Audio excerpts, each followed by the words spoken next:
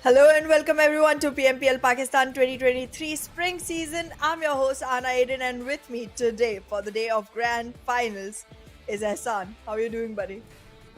I'm doing well. Thank you so much for this warm welcome again, Ayana. I'm really excited to be a part of this test with you. And guys, once again, after a long break, we are back with action of PMPL Pakistan 2023. As we promised last week, it's going to be a heck of an action coming forward. And again, Ayana, we are excited, and I'm pretty sure the guys out there are also excited to watch this. Absolutely. I mean, there was a lot of emotions going through, and I'm very glad that we got like 3 days to process all of it, considering that we did lose out on 4 teams going further from here. But it was a great run, and I'm very excited to see what these guys come up with. But let's just take a look at the overall journey that it has been. We started off on the 21st, we couldn't do anything on that day. But then 22nd, we started off again, went on for the first week, second week, and after a 4-day gap, we're back for 3 power-packed days of action in the grand finals. What are your expectations, Azan? Expectations are pretty high. I'm pretty sure the teams who got their spot in the finale, they know what kind of opportunity and what kind of responsibility they have to bear for this stage, especially these 3 days, because again, the next slide will definitely let us know what is on stake. But beside this, there's a lot on stake, like glory, your spot for the next PMPL, and at the end of the day, you want to feel good once you performed throughout these 3 days. So whatever is the outcome at the end of this week, definitely is going to change many lives. But talking about the prize pool, guys, $70,000 is total prize pool for this PMPL Pakistan season, where teams in the league stage, whoever attended league stage, gonna get $1,750 per team. MVP definitely get $1,000 as its individual prize, and rest of the prize distribution was on your screen, guys. But talking about the key points which most of these teams have aggregated for themselves throughout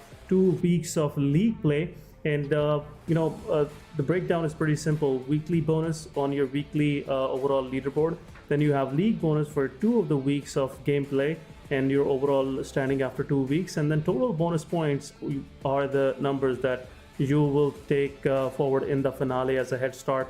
And same thing for initial points and total points are the same ones, but initial points definitely gonna be much of big role in the performance of teams, especially in the finale. Absolutely. However, the normal point structure is still going to be the same. You have 10 points for the first position, going descendingly from the second to the 8th, 6, 5, 4, 3, 2, 1, and again 1 for the 8th position. And 9th to 16th, you get nothing. Nada. So you really want to make sure you have a great position. And well, there are a point for every single elimination as well. So that's another thing you can capitalize on. But then that chicken dinner, that definitely has so much cherry on top. Chicken Absolutely, chicken dinner.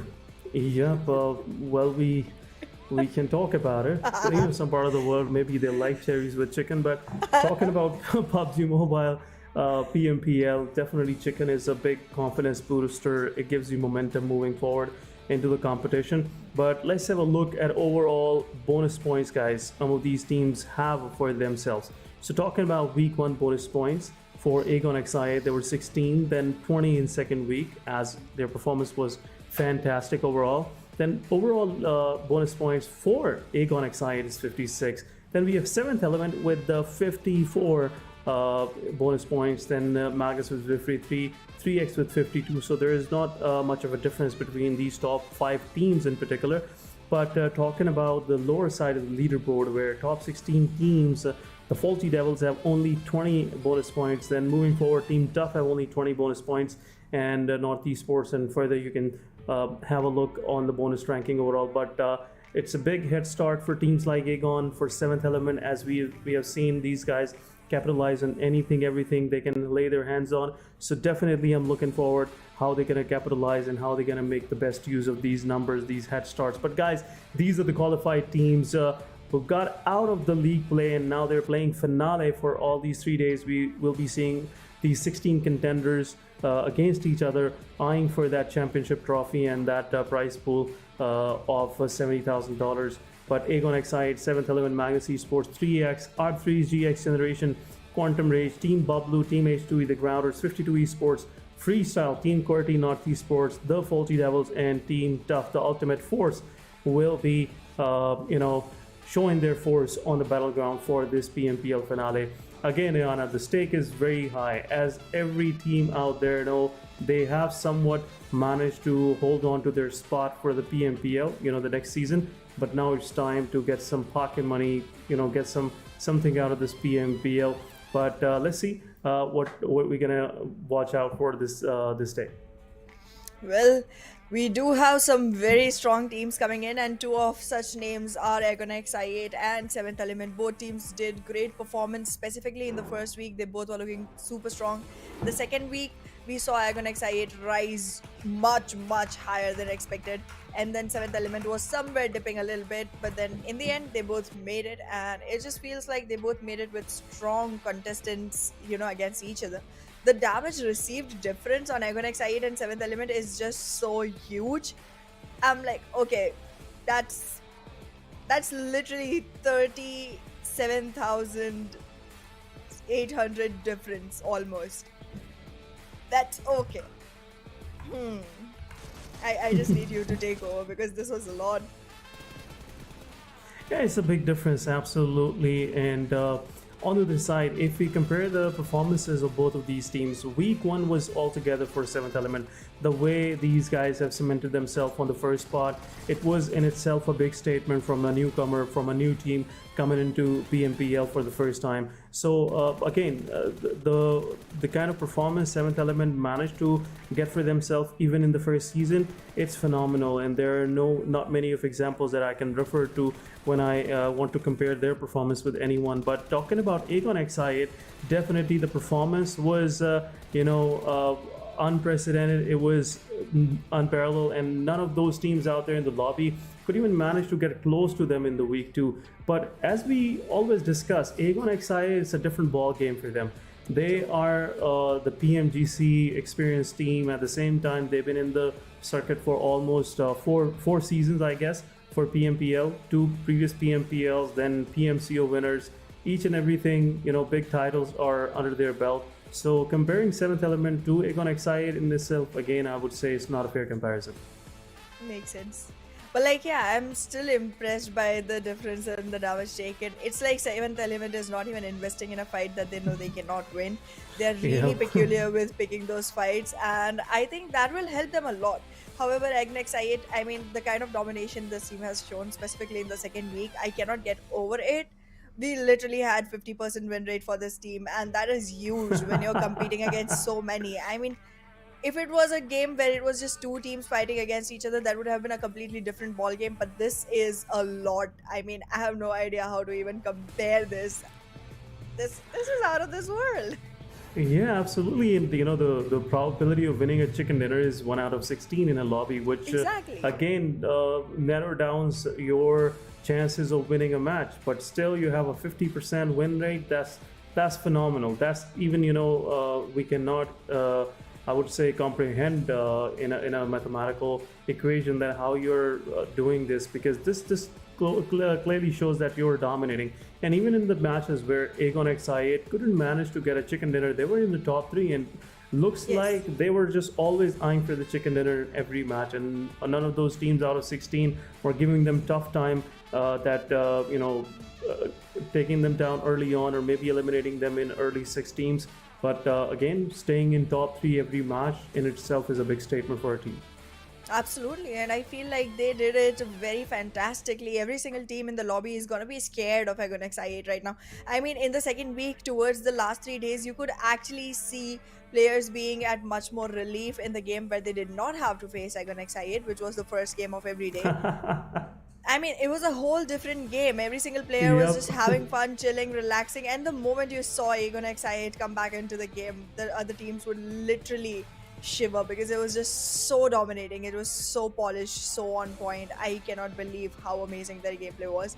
But still, I'm expecting that over the second week, there were a lot of teams that already knew that their positions in the top 16 are solidified. And the difference in bonus points isn't that much, specifically in the ones that did get selected. It's hardly a 30-point difference, and I know it's a big difference, but it's something you can still cover up for in a couple of games if you actually tried to.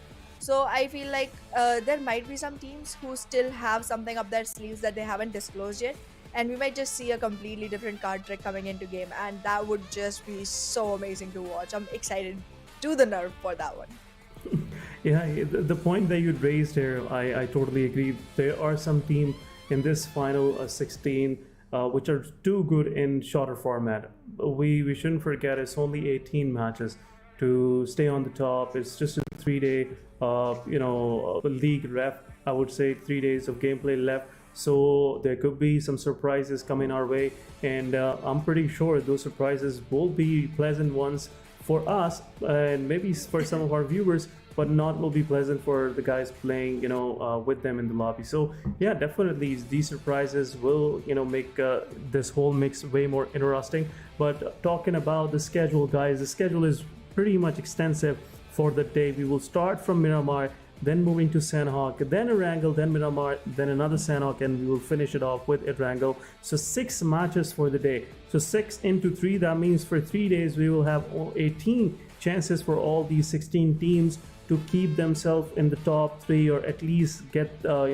maximum numbers to go ahead and win the PMPL Pakistan and get the maximum chunk out of the prize pool for themselves. And definitely these prize pool numbers will be a life-changing factor for most of these players. But talking about the first match, it's Miramar. We are starting from an extensive map, and the way most of these maps are arranged looks like the teams who will get the first match, a good performance, they might have to change their strategies in the next coming match.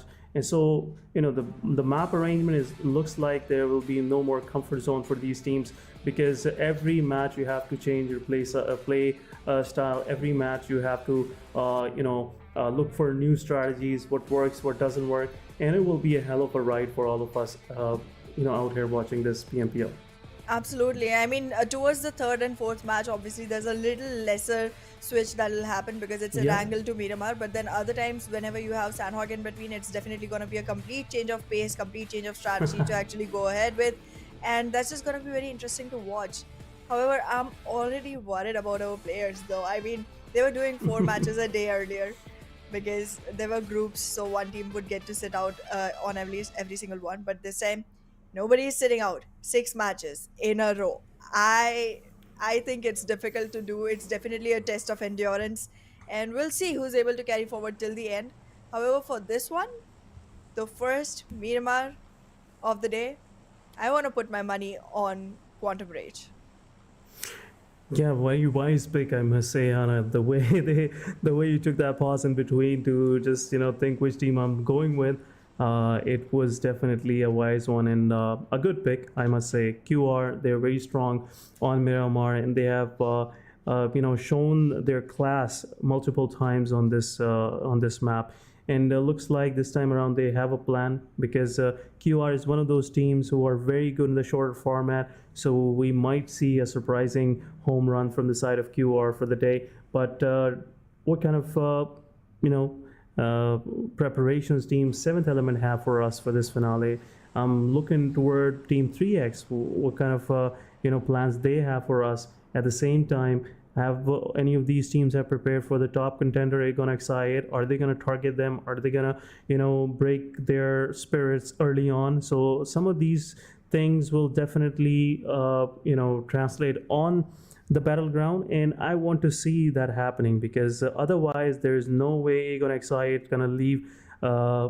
Will get themselves at least the first spot. Without first spot, they're not settling, it looks like, and you have to come up with a plan. Otherwise, it's already done for most of these teams out there.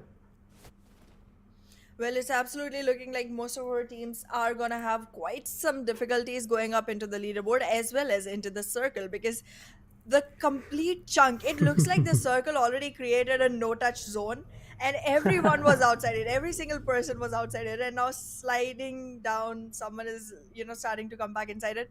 However, I feel like we are seeing the same drop coming in from the side of Seventh Element, from the side of North Esports, as well as Agonix I8. But there are some drops that are literally, initiated just for the sake of creating a ruckus all through. Like Regicide, I have seldom seen them go so close to I8, but this time they're trying to do that. Tough is in the mix as well. Generally, I8 is the only one capitalizing on Los Leones. This time, a lot of people are trying to go ahead and create, disturbances for them.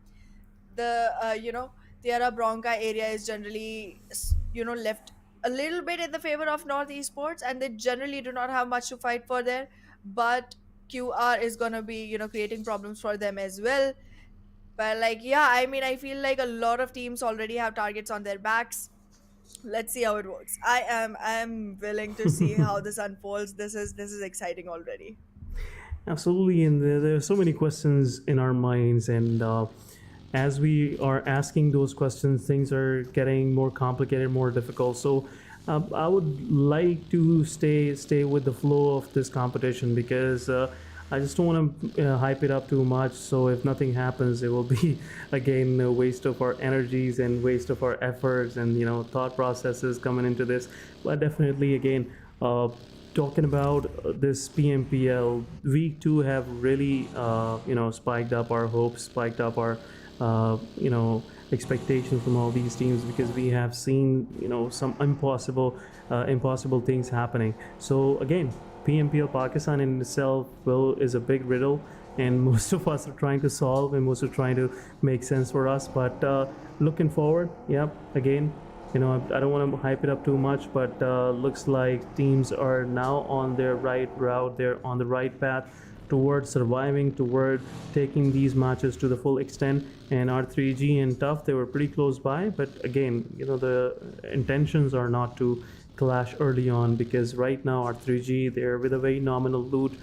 The same for Team Tough, they're trying to move to Chumasera, their drop location, and then once they are ready to take heads-on fights with these teams, definitely we're going to see a different Tough overall this week. But beside that, guys out there who are watching, guys, make sure if you have just tuned in, make sure you drop a like, make sure that your presence is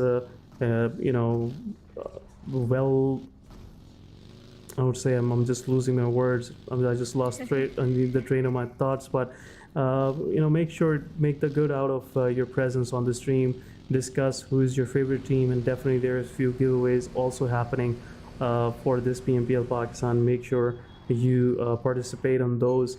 All the information is in the pinned comment on our Esports Pakistan, PUBG Mobile Esports Pakistan streams. So make sure you get the maximum out of these watch hours watching watching the action. Make sure you win something for yourself as well. But again, talking about this team on the screen, Team BABLU, veterans of the scene.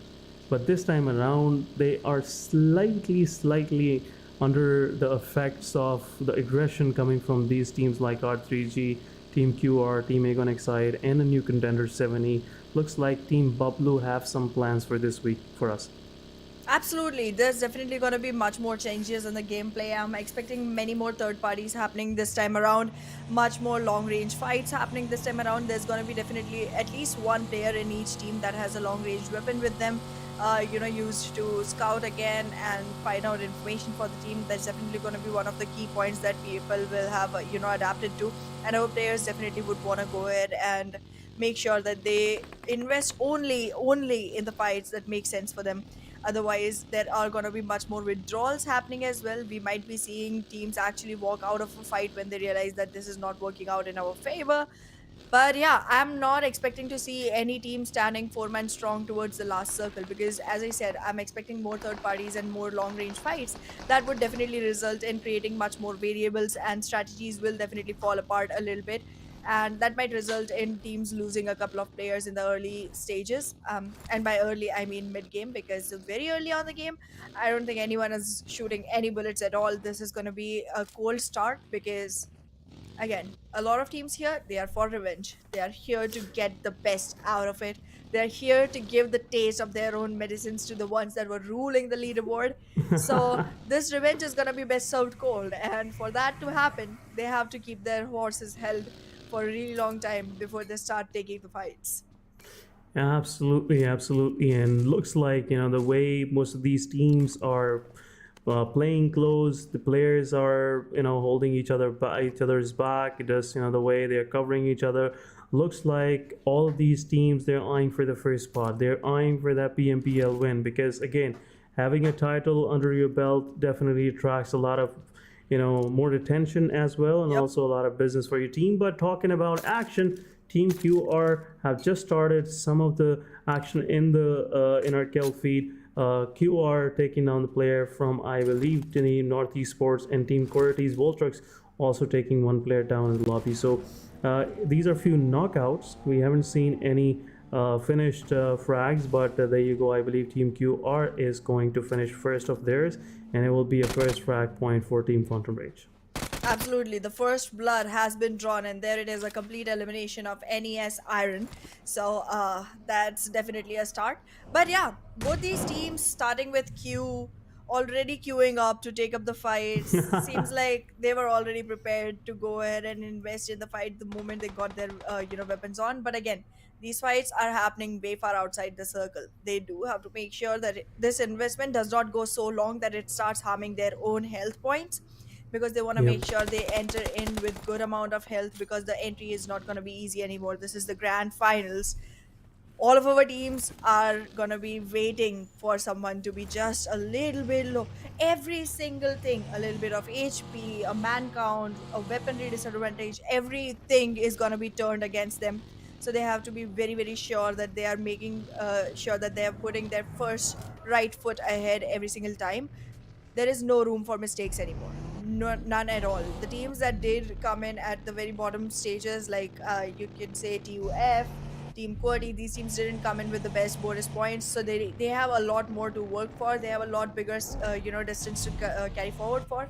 So I'm expecting these teams to actually make sure that they have everything polished, everything on point when they enter into the circle, because every single circle here is gonna be merciless. This is the time where you every single battle as the end of the war.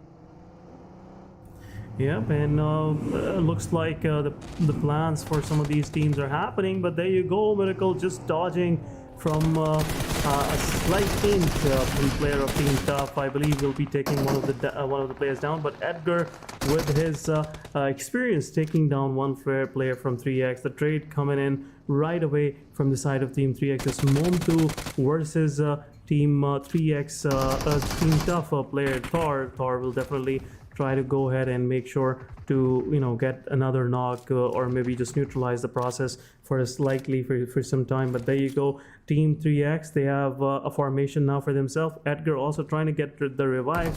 He's coming back toward his player, and so he can be revived. But Team Tough Thor taking down another player from 3X's 2 versus 2 situation, and now Thor is also knocked out. So Team Tough, they're in a pickle. Looks like Team 3X will definitely push forward, but M7's utility taking down another player from 3X. Arbaf is out. Team Tough losing 2 of their players. Miracle is also low on HP. M7 is pushing forward. Tommy in the action. Cairo coming forward, and Cairo is also down. What's going on? Team Tough right now looking really promising, and the final player from 3X is also eliminated, but there could possibly a third party. But Team TG versus 7E, it's happening. 7E, Sad Boy low on HP. Team TG, rest of the team where it is, and the Sad Boy will get eliminated. Team BABLU is also nearby. Definitely would like to be a part of this fight happening between Team TG and 7E, but 7E taking down 2 of the players from Team The Grounders and leaving them with only 2 surviving. But Aegon XI, at the very start of the game, they are just into the mix. They have started rumbling, and this time around is Team XGeneration. Shami Boy in the front taking down IQ. Psycho is also there. Team Aegon XI definitely need more support coming on, but Aegon XI IQ, he will be waiting for that revival. On the other side, XG's rest of the players, they are slightly far from their team, but I believe Team XGeneration, they'll definitely push forward and make things difficult for Team Aegon XI. Another player down from Shami. Shami taking down 2. XGeneration Psycho is also out. Shami is out. Uzum is the one taking care of the whole thing, and XGeneration Saad is right now waiting for that moment where definitely will put an end to this misery coming from the side of Team Aegon XI8. Nate from Saad taking down IQ, and this time around it's a decision-making time for Aegon XI8 Uzum to move away from this, otherwise he can also get eliminated. But Team XGeneration, they will definitely revive Psycho. Unfortunately, Shami is out of the mix, but overall XGeneration leaving with 2 players still surviving and definitely making Team Aegon X8 a way cripple to even. I don't feel like Aegon X8 will survive anymore in this game. Well, they still have one man standing, but that's just gonna be it. And I feel like, just as you said, this does not leave much room for the team to actually go ahead. This was a very, very risky fight that XGeneration invested themselves in. It's only 2 frag points so far. It is gonna convert into a 3 very soon. But yeah, for 3 frag points, losing 2 players on your team, definitely gonna be a hurtful start. Definitely gonna be a painful start for the team. But still, the team that you have literally demolished right now is Aegon X8, the one everyone had been fearing. And as I said before, there is a very clear target on the backs of the teams that have actually, started off with great frag points. So we are actually in a real game right now. It does not seem like any team is gonna be merciful or forgiving or even afraid at this moment. They have all decided, this is it. We go in and we do this. Regicide being the second team, getting picked off with no frag points whatsoever. Just puts them way far down on the leaderboard.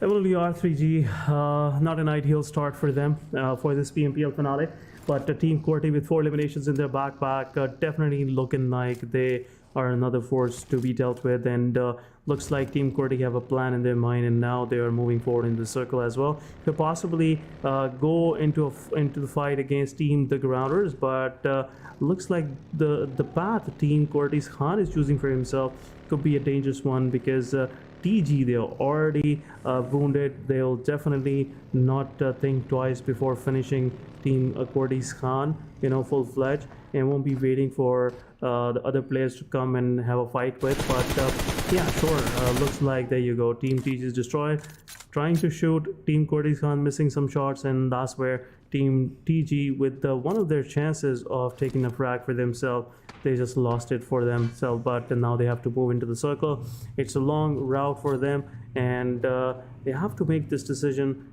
as soon as possible. Otherwise, it will be difficult for them to just find any good space into the circle. But looking at the circle is kind of more centralized toward Minas-The Valley, going way more southern than the previous 2 circles, and looks like Team Tough, they are sitting pretty nice at a very good position in the circle, but now they don't have the person advantage. They can take full-fledged fights with any of the contenders coming into the play area. But furthermore, Team Tough, they have 4 eliminations in their backpack. Team XG with 3 eliminations, and again, rightly said by Hana, they have taken down one of the best contenders out there in the lobby. They should be proud of themselves. But let's see how far they can go with this. Absolutely, they did take out one of the best contenders, as you mentioned right now, Ehsan, but it definitely does come back to the point. No matter who you frag out, it's still gonna add just 1 point per elimination. It doesn't matter who it is. So it would have been definitely a very wise choice to actually go ahead for a little different fight to start with. But look at that, the Grounders just making sure that they have every opportunity capitalized. Team QWERTY is already gonna be on a loss, and there's more players to come by, but Tokusaurus is gonna have his eyes right on the evil boy. So that's definitely gonna create quite some ruckus here. And while our teams deal with this ruckus, I do want to go back to the point that yes, XGeneration did take out one of the best contenders out here. That is a sign of relief for a lot of teams, but not as much for the one that actually went ahead and picked that off, because again, XGeneration is left with just 2 players. Shot. It's gonna be a difficult fight going forward with any team at all.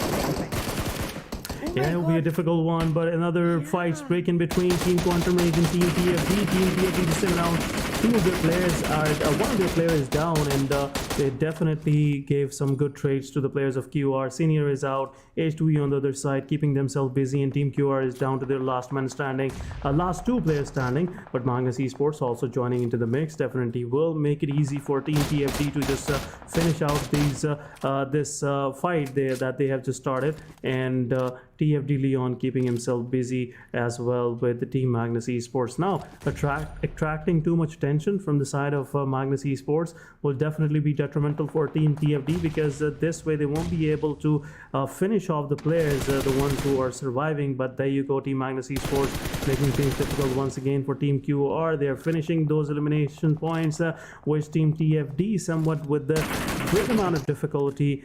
They managed to try to get for themselves, but Team Magnus Esports picking the low hanging fruit, and definitely will increase their kill tally, kill count as a team in this match. But 52 Esports also nearby. Magnus Esports can possibly go into the fights against them, but 52 Esports, after losing their players, looks like it's a 3 versus 4 again for them to deal with, and it will be a difficult fight for Team 52 Esports. But now it's 3 versus 3. Team Magnus Esports possibly gonna get some more damage from the side of 52. Joker have a big responsibility on him. He has a good angle. He can definitely punish Team 52, but I'm sorry, Team Magnus Esports. But right now he's not getting the good angle or good vision on the players of Magnus. Well, Magnus has also attracted quite some attention. There's 52 Esports, and alongside, there's also the presence of the team that did take the fight against QR, I guess it was.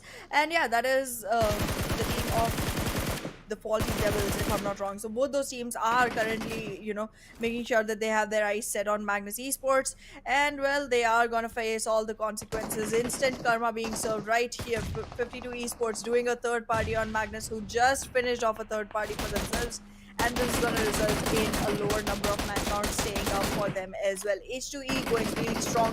Freestylers still surviving with all of their players. And 7th Element, I mean, I for a second felt like they were going to lose some players, but they did not. And that just turns out to be one of the best things that they did so far in this grand finals. But yeah, going back at the complete tally, they are the only three teams surviving with all of their players. But for how long is the question. This fight is going on getting stronger and stronger between Magnus Esports and 52 Esports. Both of these teams have to vouch for themselves, each man for himself right now, because it doesn't seem like there's any backup that can come in for anyone. Hassan right now making sure that Magnus Esports does not have any scope remaining in the game. And that's a goodbye on 12th position for Magnus Esports with only 4 points in pocket. So, okay, be satisfied with that for now.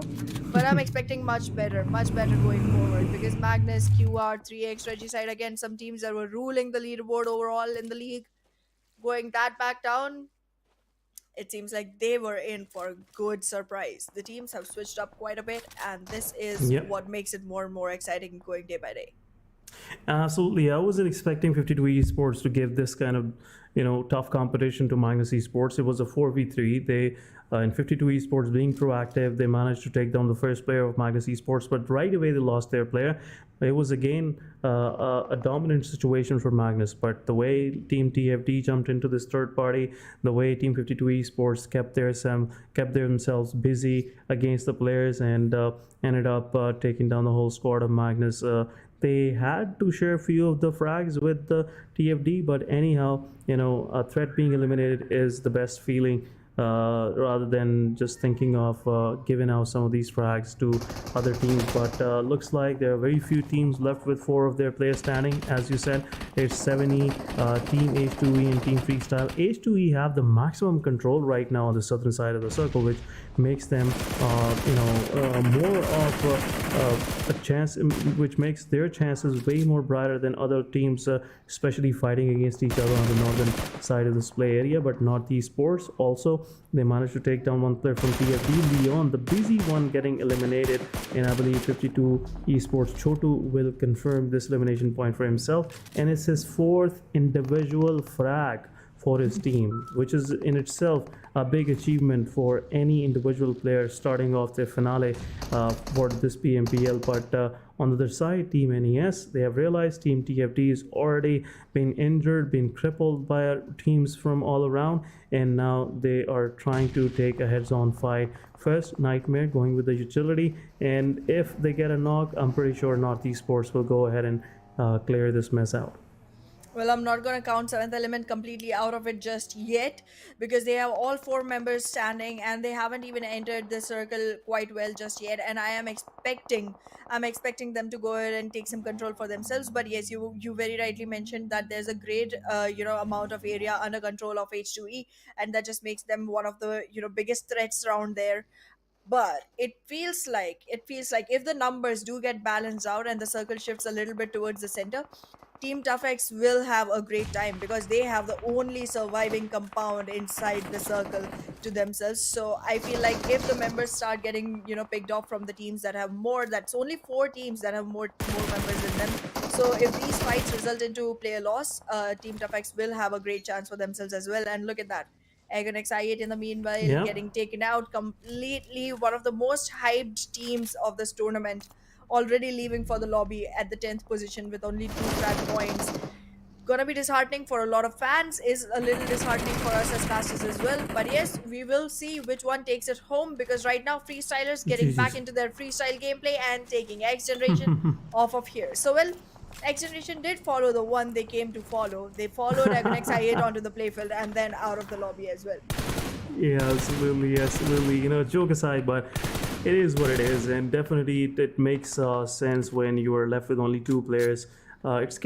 Gets very hard for you to survive in a situation where most of the contenders out there have a clear-cut player advantage on you, and even if you take 1 or 2 players down, still without even a clutch moment, you won't be able to survive for long. But BABLU reviews, he is eyeing on the players of Team 7E, could possibly punish them, but look at the way proactively 7E players just dodging all these bullets coming from the side of reviews, and now they have an idea where the player could possibly be, and 7E could definitely go in and confirm that elimination. But H2E Vengeance, he is looking in that direction and can possibly help 7E to eliminate this backstab for themselves, and Play Zone will confirm BABLU reviews. Team 7E and Team H2E, they both tried their best, but BABLU Play Zone was more contagious than their bullets going forward toward Team BABLU's reviews. But seeing 7 teams alive looks like the space for these teams are getting way shorter, way compact to just hold on to, because now they have to go head to head to take a fight, to get the control of the map. Otherwise they have to leave for the lobby, and looks like this is the same script happening on the northern side of the circle, where Team NES and Team Freestyle both are trying to find any opportunity to just spot one player and take them down. Ehsan, tell me this. On a field this open, how do you feel claustrophobic? It's when you play that's exactly when you play PMPL Pakistan Spring Season 2023. Yep. That's the only time this happens. It's such an open field, but there's literally no room to breathe. Every single player is just rushed out of their area. It's no opportunity for any mistakes whatsoever. I think NES is going to be in a lot of trouble as well. Snow is trying to mend himself, and he does. But then there's still 2 teams surviving that are trying to fight him off. It's just 2 single players. But again, when they come together, it is going to be difficult for NES to survive out of here. ToughX is also right in front of them, so that's going to be another one that can take joy in this pie cutting ceremony. So it just seems like NES has attracted way too much attention. 3 teams on their backs constantly, gonna be quite a disheartening fight for them. But in the same time, the other 3 right now enjoying quite some cherishing, fruitful, leisure time for themselves. 17 not investing much in any fights at all. H2E also chilling around, waiting for the right ones to come against them. And well, freestylers, with all 4 men standing, only 2 frag points, but still in a great position inside the circle nonetheless. All these 3 teams, they have acquired the southern side of the circle, so it seems like the northern edge is going to be the one where the fights begin as of now. But the southern edge is going to be a bloodshed in no time at all. H2E already picking shots. T24 OP is going to be in a grave dangerous situation. But H2E needs to be wary that their own players are not also on the best position as far. This is getting more and more tricky. The nades are going to come in. The shots are going to come in. Everything is going on, being traded off. Whatever is coming in from the side of 7th Element is being traded off again from the side of H2E. This is the kind of fight that we're waiting for. But look at the third party advantage that everyone is so hungrily waiting in for. Freestylers just goes ahead, capitalizes onto that situation, puts H2E in a grave danger. But in the meanwhile, they are still going to be able to survive with all force on all these teams, while freestylers, being the third party, still gets injured.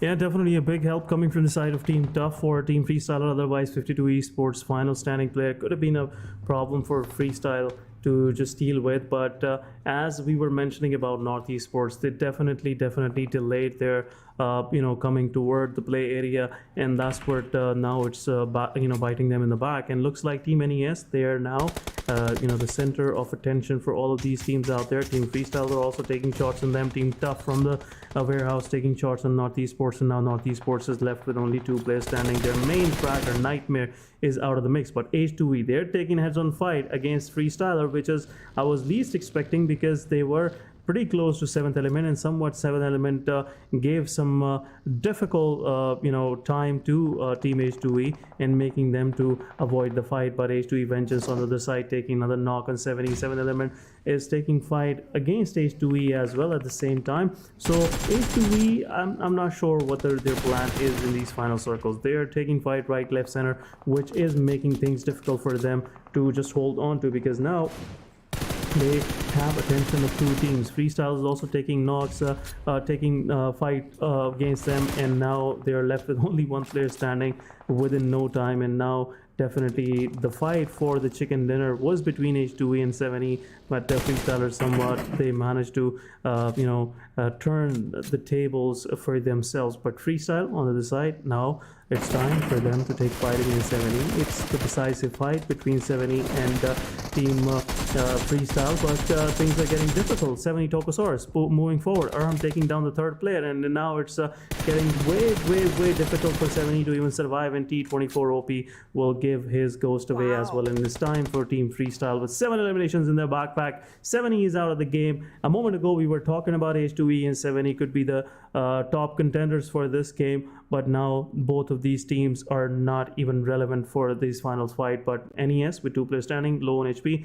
Team Tough also have a centralized position in the circle, and we have just started into the 9th phase of the game. So looks like it's all about who is in the center and who is gonna survive from the blue zone. And the kind of position Team Tough is holding on to, looks like Team Tough have a fair chance to make the best out of this. Well, definitely Team Tough has the best situation for themselves. They have a great positioning. They have great cover for themselves as well. But the man count advantage still rolls on the side of Freestylers. There is no chance that we're going to see Northeast Sports surviving for any time longer. Maxi is already picked off, and so is No. That is Tata bye-bye to the team of Northeast Sports. Now it's 2 teams surviving. It's a 4v2. The center of the circle is already acquired from the side of Tough. Oh my god, there comes a knock and there comes another. They've already equalized the man count. Team Tough, are you going to be the one taking away this chicken dinner? This is just the start of the day. You haven't even started at the top, and it's looking like you're going for it right now. As I said earlier, the revenge is being served. There has come a counter knock from the side of Black, but it's going to be a 1v1 situation as of now. Oh no, Freestylers is go ahead and capitalize on this one. There comes a victory from the side of Freestylers. They had all the advantage. They lost all of it and still won the game nonetheless. That's the kind of performance that you're trying to look for when you come this far into PMPL Pakistan, because I mean, you have everything in your hands, you start losing grip of everything one after the other, and then you just rise up like the kings that you always were meant to be. That's what we're here for. That's exactly what we're here for. GG's, what a performance from Team Freestyle. And but this performance will definitely put them, I believe, on the top 3 positions on the chart. Let's have a look, and they're on the first spot with this 21 points jump overall. But seeing the kind of performance they managed to get for themselves from this match, definitely hands down great performance from Freestyle, and a big GG's to the whole team. I wasn't expecting Black to play this kind of role in that situation, because he was the one with the most pressure on. But guys, we'll discuss this after a short break. Don't go anywhere. We will be right back.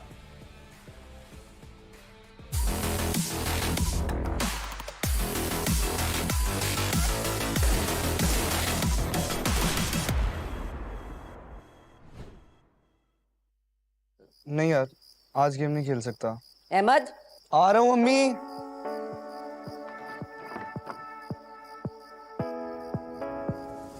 हाथ बढ़ाने से, साथ निभाने से, उम्मीद बांटने से खुशियाँ घटती नहीं बस बढ़ती है।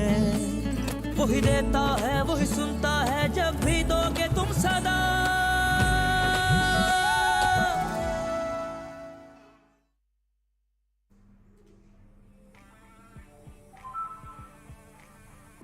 And once again, guys, we are back with PMPL Pakistan, and it's the first season of 2023. This is your host Hassan. Alongside me, it's Sehana once again, and we are back with our post-match one segment. What a great performance from Freestyle. There are not many words left for this kind of performance. It was very unexpected. It was something, Freestyle battling themselves through all that mess which was stacked upon them on the northern side of the circle, and rising from that mess as a king of Miramar, winning the chicken dinner for themselves. So again, Ayana, what a wonderful performance and what a comprehensive performance coming from this team.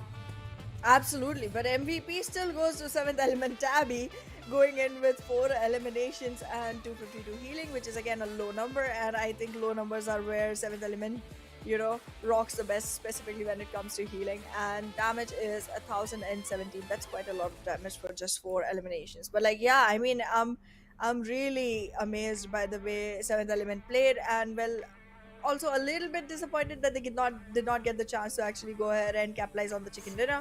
But freestylers, they're one of the teams that I always felt like they have 0 fights in the beginning. There's no standing at all. Even after getting the chicken dinner, they do not have as many points for themselves. But this time they just changed my mind.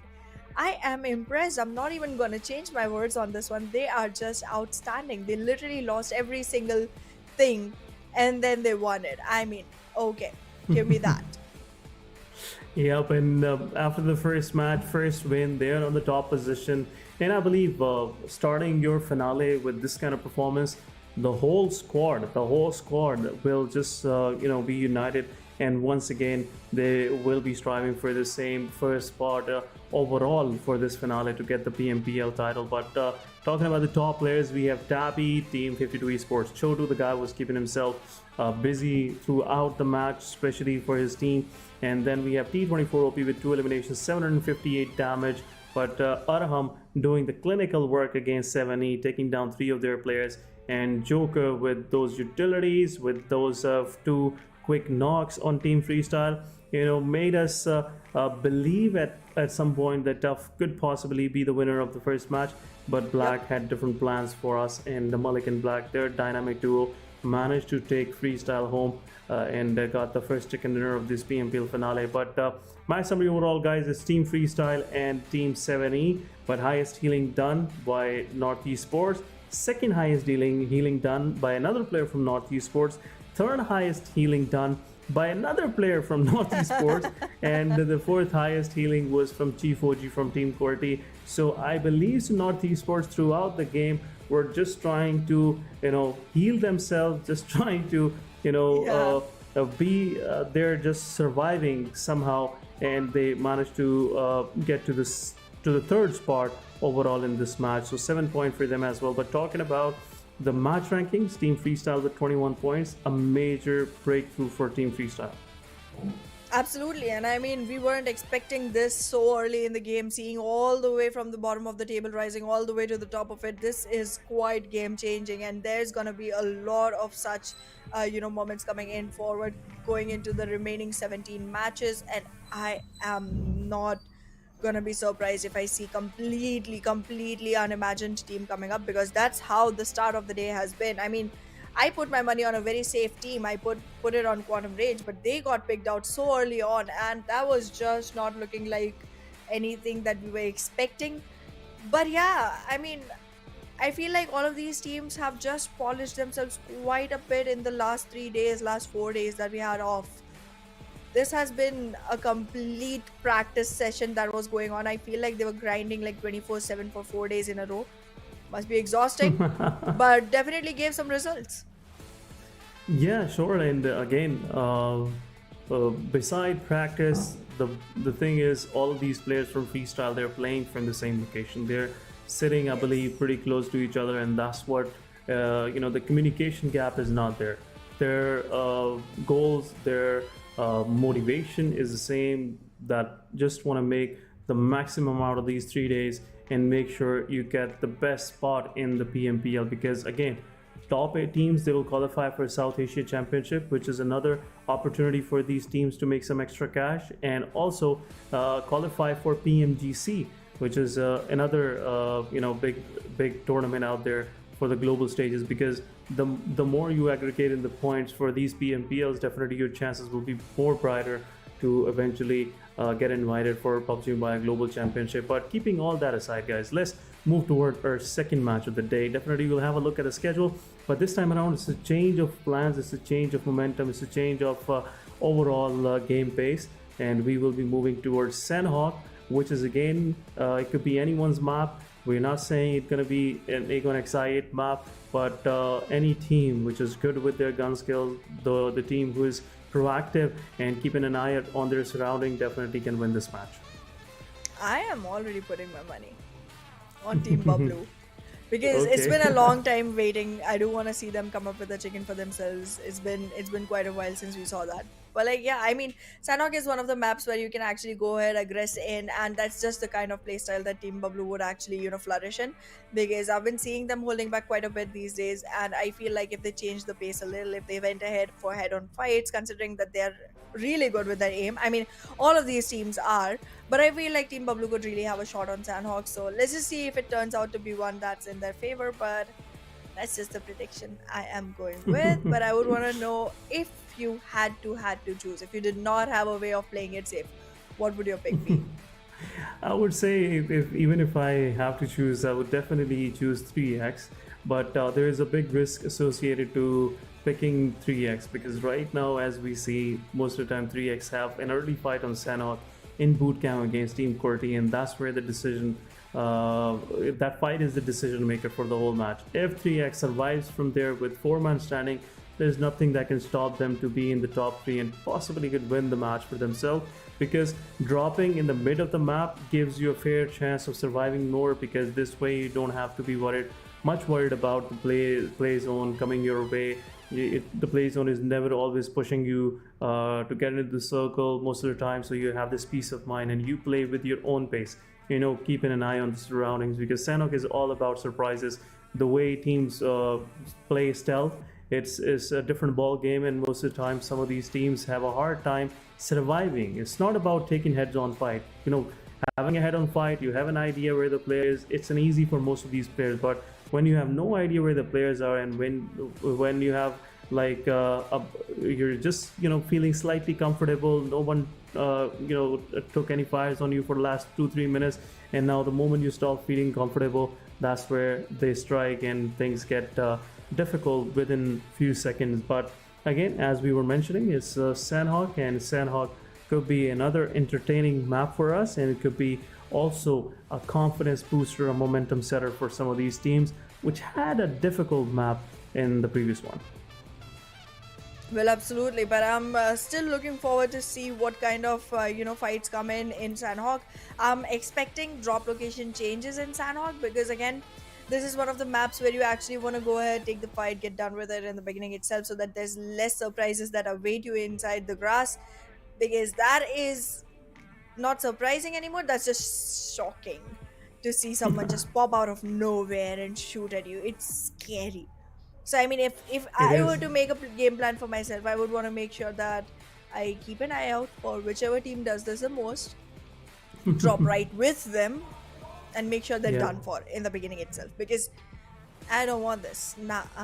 I'm not good at surprises. I'm not good at receiving surprises. If you brought me anything for my birthday, I'd be like, oh, nice, thanks, but like, you could have gone for that. That's just so much better. Sometimes it's difficult. Sometimes it's difficult. You're always guessing, what should I pick from all these Exactly. great gifts, but it's a difficult thing to please a person like you, definitely, with these surprises. So I'm not gonna take the chance, and definitely whoever is taking chance, tell him to be cautious with whatever you pick. Try to ask, try to get some hints. Otherwise, it will be not a good experience overall for you as well. But yeah, guys, it's time to move into Sanhok. All of that personal talk, chit chat is set aside now, and now we are ready for the action. We are ready for all the surprises that definitely will come our way in this match. And looks like the playing path is kind of more toward the eastern side, trying to go for western side, trying to focus more on Painan, Ruins. Then we have it's pointing out toward Bantai. Camp Charlie is in reach, but it's Sanhok. It's no big deal. You can glide to any part of the map. Right now, with this kind of playing path, it'll be slightly difficult. We might see some clashes early on, but again, it's part of Sanhok, and we are definitely looking forward to it. Well, there it is. There it is. The team's already trying to accommodate themselves with the play area. Magnus still going for the same exact spot, that is Paradise Resort. They generally do have a fight coming in for them at that spot. Not happening just yet today, so a, an easy loot time for them. But again, I do have this complaint with Paradise Resort. They do not have enough healing, so Magnus will have to go ahead, scatter a bit, and find out enough, first aids to go further. 3x already in the area of boot camp as you expected, but there's nobody this time to try and contest them, specifically not Team QWERTY. I feel like they are way too far away. The Grounders and 7th Element still going for the same exact spot that they always do. 52 Esports is gonna be on Hatton. If they move towards the circle. Okay, now here's the thing, complete eastern circle, right? So the eastern island is completely in it, but there is going to Yeah. be a move that needs to happen from the other two islands. And that is not going to be an easy one. 52 Esports is going to be in the crosshair of everyone that is watching the bridge and the teams that try to cross it alongside. It's going to be the Grounders and 7th Element that are going to be pushing 52 Esports in a very sandwiched situation. Does not look like the most optimal place. Same goes for freestylers because they're again going to be in the crosshairs of quite a few teams that try to go towards the circle. And well, the circle also being unforgiving has almost like 30% or 35% of it inside water, making it a very difficult one for teams to go to. Like Sanhok is already a tiny place, and then you're making the area even smaller by making it mostly water. So these teams, they have a lot to fight for. Agonex I8 might have an easy entry. Quantum Rage might have an easy entry as well if they go from cave to quarry and then in. But for any teams that are going from the side of Painan or from the side of Hatton, this is not looking good for you. Yeah, and the problem is it's the bridge. Being Yeah. the bridge in the mix is a difficult thing to deal with. But Northeast Sports, the way they have placed themselves, looks like they could be the team. Might be taking some frags on 52 Esports, but somewhat 52 Esports, they just managed to start swimming towards the main island early on, which raises their chances of at least surviving for quite some time. But Team TG on the other side, they definitely spotted one of the players from Team 7E. T24 OP could be that guy getting eliminated early on. And Team TG, let's see what sort of plan they have for Team 7 Element. 7 Element, they had a good match previous one, and getting eliminated this early won't be this won't be a good thing for them because they want that momentum moving forward into the competition. But let's see how 7E T24 OP can survive, because 7E rest of the players are also somewhere close by, and Team TG and 7E going heads on like this will definitely be a problem for two of the players of Team TG right now in the mix, because they have no idea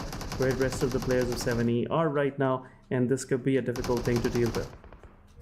Well, absolutely. TG has taken a fight that they weren't prepared for because, again, 7th Element does have players that are going to be coming up and taking up the fight to avenge T24 OB. However, the rest of the players from the side of the Grounders are very far off, so that's just going to be a difficult situation for the team. But as of now, they have definitely secured themselves a frag point, and that too on 7th Element. That makes the team already a little bit on the deficit of man count. If the rest of the team from the side of the Grounders is able to make their way back in and close to the rest, to the players that just took off on T24, they might have a great start. But wait a second, 7th Element is withdrawing from the fight already. I felt like T24 had enough time to actually convey the message that these are just two players, the rest of the team is nowhere to be seen.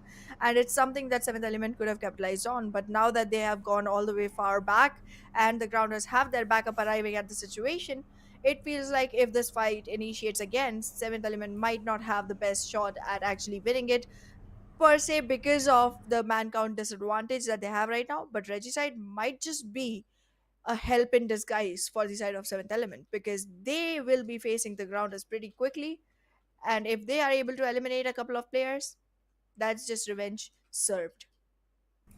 Yeah, and the reason why 7E is just retreating from the situation is because T24 OP, before getting eliminated, couldn't give out the proper intel. He saw two of the players from Team TG. That's what possibly he has already relayed to the players. But that makes decision a little more difficult because this time around, two players are in the picture. Don't know where the rest of the two players are, so it's a risky situation from Team 70 to deal with. But Team R3G taking a heads-on fight against Team TG. Shapater is down, and Team TG also managed to take one of the players down. But Erangel with that long-range shots, taking down two players within no time, and this is getting difficult. Sad Boy is also there, but let's see, Team R3G would be able to confirm all these elimination points on them. But Sad Boy is coming forward, he's pushing forward, and he will definitely try to confirm those elimination points on Team TG. Team TG Sad Boy will definitely go ahead and try to confirm the final one. But look at this. There's been a road dash rumble for throughout this PMPL for most of these teams. When you cannot take fight with guns, go ahead and take your vehicles out and take them for a quick run, and that's what we've been seeing throughout. But XGeneration on the side in the kill feed, they're keeping themselves busy as well on the northern side of the circle. But as we can see, the things are getting difficult for teams trying to move into the circle. As we were saying, teams moving from Painan, Haten, and possibly Camp Charlie, they will have a difficult time for themselves, and that's where Team XGeneration is dishing out to freestyle, and Team BABLU is somewhere close by as well. But there you go, Malik taking down BABLU Pikachu will confirm that elimination point. Team freestyle, as they're losing their players, they're trying to get everything that they can manage to take for themselves before leaving for the lobby. Look at the formation Team XGeneration have. They have a clear-cut view of the whole area from the south. Any team, as we said, moving from Painan will be having a difficult time dealing with XGeneration because the kind of spread out Team XGeneration is in right now. It's making difficult for team to just even probably predict where the player could be and cover themselves from there. But right now the spread is been a big pain in the back of most of these teams. Well.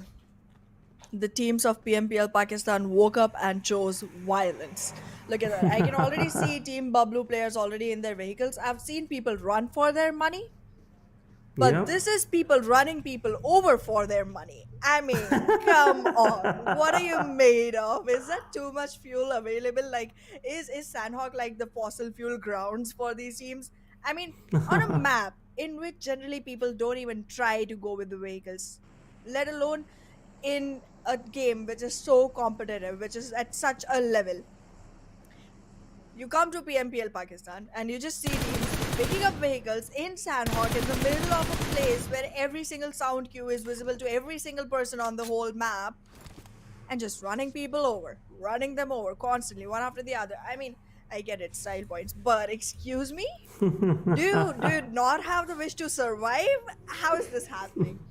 I mean, this is dangerous.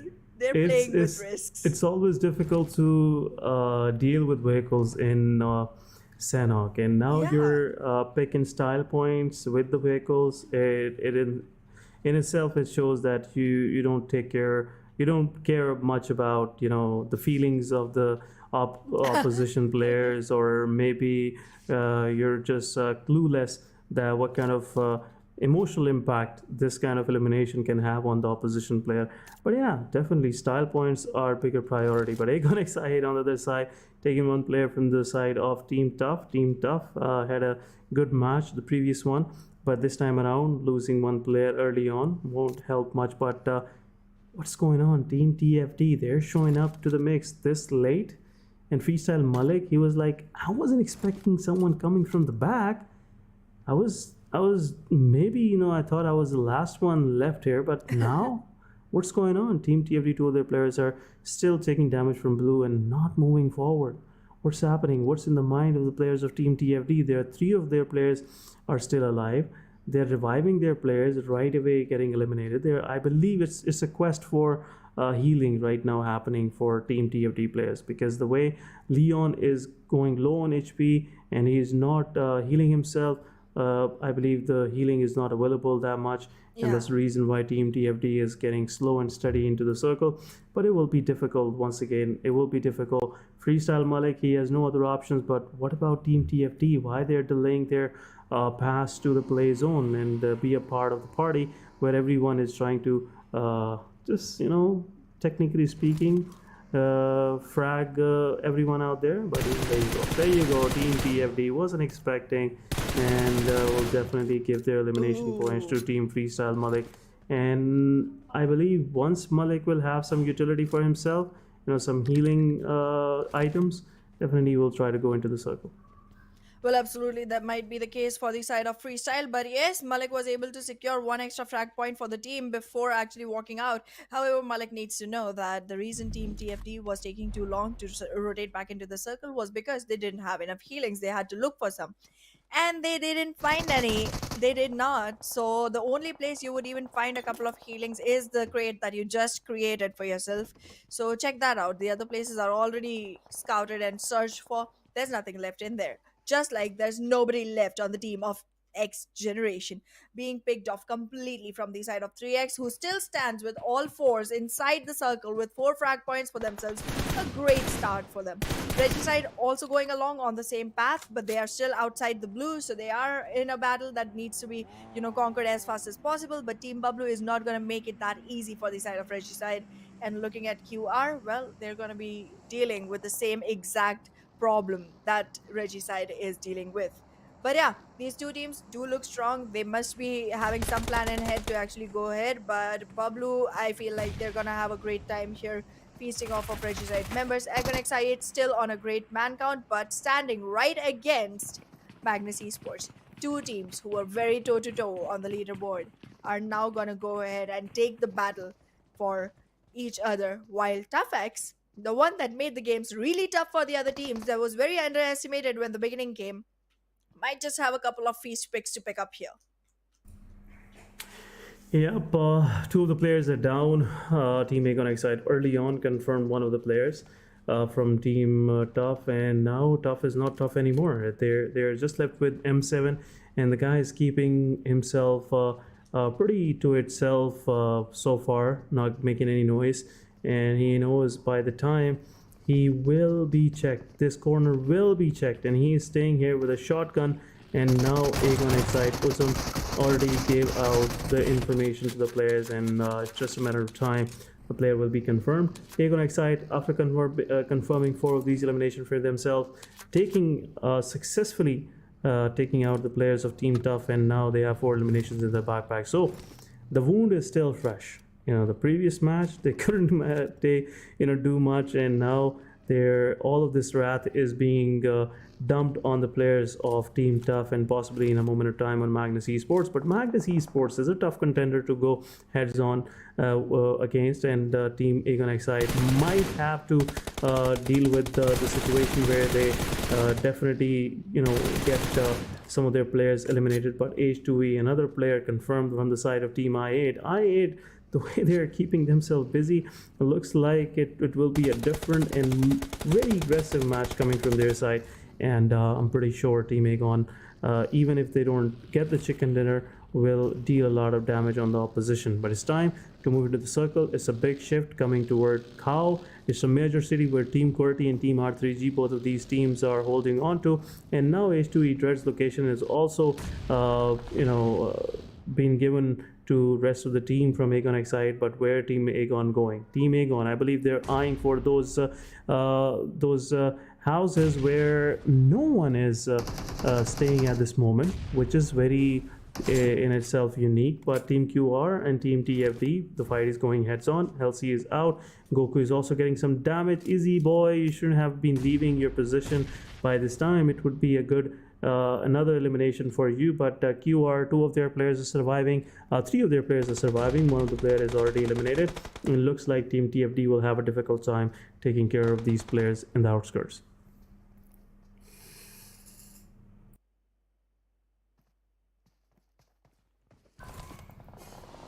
But looks like Team TFD on the other side. Now it's time to move. There are two of the players surviving with this vehicle, with this bike. It's a risky one, but anything that moves will really help them to get into the circle is most welcome from the side of Team TFD. But Team TFD, they're moving toward the players of 52 Esports. They already, taking some shots on them, and looks like Izzy Boy and Awazar, they have already left their vehicle out, and now it's just a matter of time where QR will confirm the final players from TFD, taking them out on the rank 13 for this match. But we are left with top 12 team QR losing another player. Flanky is out. Team 52 Esports, they're waiting with open arms for team QR to come this way and serve them with their elimination points. But 52 Esports Shotu, he have to change his position, just have to get out of the grenading range. Looks like Senior already spotted him, and now Team QR have to push forward because there is no other way to go, because blue zone is already pressuring Team QR players to move forward, and in a while it will also make it difficult for Team 52 Esports player because he have to move as well. And there you go, damage being served. 52 Esports Chotu getting knocked out. Senior will go ahead and confirm the elimination. He already have 3 elimination points for himself, and this is the 4th one. But I believe it's just a matter of time where QR will be eliminated from the match. Goku and Senior, 2 remaining players, denying their elimination points and giving it to the play zone. No points for 52 Esports after all. But now 52 Esports, they're on the edge of the circle, and it's time where they have to decide whether they want to move slightly down south and go in open, or just wait for all of those teams to be in the center. And it's getting again very difficult for teams on the south side, where Freestyle Malik still surviving, solo survivor. He managed to put himself in the top 9 for his team, and there is a fair chance where Freestyle Malik will be in top 5 possibly. But 70 Divine getting eliminated. 7th element is out of this match on the 9th spot. Not a good one, not a good reflection of the previous performance. But it's Sanhok, anything can happen, anything is possible. But Team QWERTY, they've been holding on to this position for quite some time, and now looks like that Team QWERTY have a very fair chance of picking some frag for themselves. But Team BABLU, they're pushing forward. NES, 2 of their players are surviving in front. One of the player from Team BABLU is out. That's where Pan have to go in and make sure that NES player is being punished. But oh my goodness, a very good formation from the side of NES. That's what made them confirm both of the elimination points on Team BABLU. Now Iron with his TPP holding on to the door, and it will be a difficult situation for NES Maxi to move out of that shack. Looks like Magnus Esports, they are eyeing for that location where rest of the player of Team NES is holding on to, the final player of NES is holding on to, and within few minutes I believe Magnus Esports will definitely push that way. But Magnus Esports and Aegon Excite is happening. It's a long range fight, Finisher taking down one of the players, but on the other side Magnus and confirming Iron and North Esports is out of the game, and as well BABLU, Teen Wolf denying his elimination point. 2 plays on, and BABLU is out of the mix as well.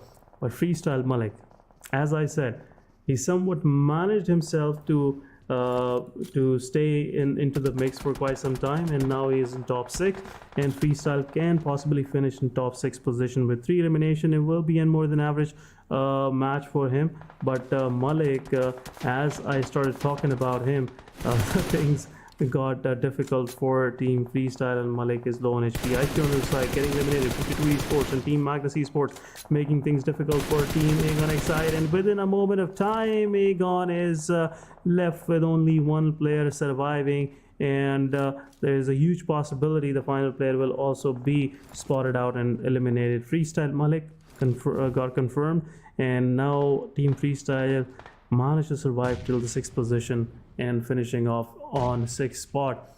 Left with 5 top teams. Aegon Excite with only 1 player surviving. Team QWERTY, Team R3G with 3 of their players surviving, each holding on to Cow. It's just a matter of time where circle will shift, and it will be a full-fledged fight breaking down between Team QWERTY and Team R3G, because Team QWERTY have to move into the circle. Blue zone is pressuring them, and that's where the problem starts.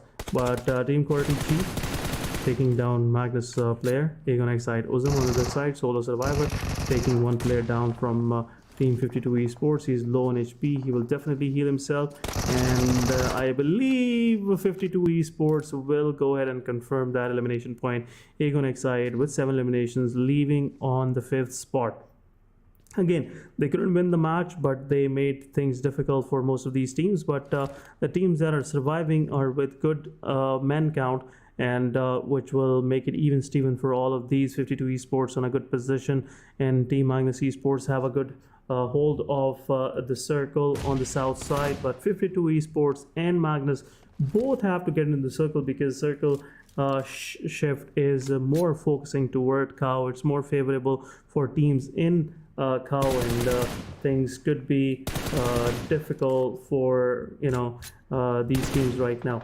But looks like Magnus Esports versus Team QWERTY, it's happening. Team R3G, they are also waiting for the chances, for the moment where Team Magnus Esports will try to get into the circle, and things will get difficult for them, and that's where Voltrix is trying to do. But Magnus Esports, somewhat they are now at the edge of the circle, which I would say Team QWERTY shouldn't have allowed overall. But everything is welcome, and Team QWERTY looks like they will be picking some kills on Team Magnus Esports. One of the players is down.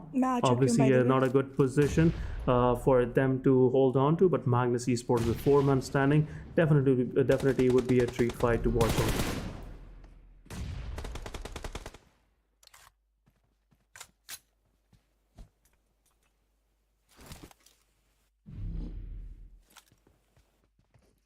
मेरे में on करा हुआ है मैंने बीमिक्स पे.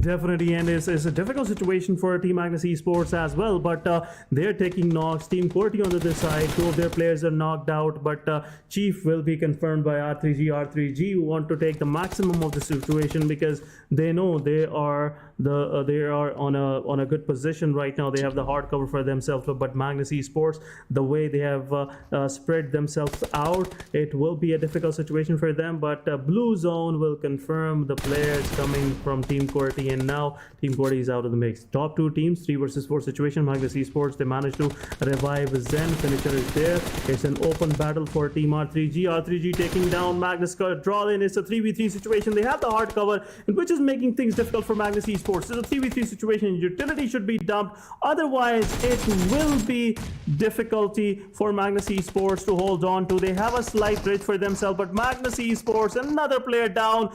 Team R3G, 2 of their players down. It's a 1v1 between Zibian and Team R3G players, and there you go. R3G winning that match. Somewhat Zibian giving too much damage to the players of R3G, but still couldn't confirm the final elimination points, and R3G confirming that chicken dinner for themselves in the second match of the day. Sanhok it is, and the winners for this match are Team Regicide. They're a difficult contender to deal with, as we were saying early on, but now the way they cemented themselves on the first position, it's in itself a statement from them, and I'm looking forward the way R3G will carry forward this momentum throughout this competition for themselves. But another great performance coming from another well-deserving team, I must say. A very coordinated effort coming from the side of Team R3G. They lost 2 of their players within no time, but I wasn't expecting that R3G will come back like this, and again making things difficult for Magnus Esports. They had a lower side overall. They had a men deficit, but even all of these problems couldn't hold them back, and they managed to get the chicken dinner for themselves. But guys, we'll definitely have a good breakdown of this whole situation for Sanhok after the short break. Don't go anywhere, we will be right back.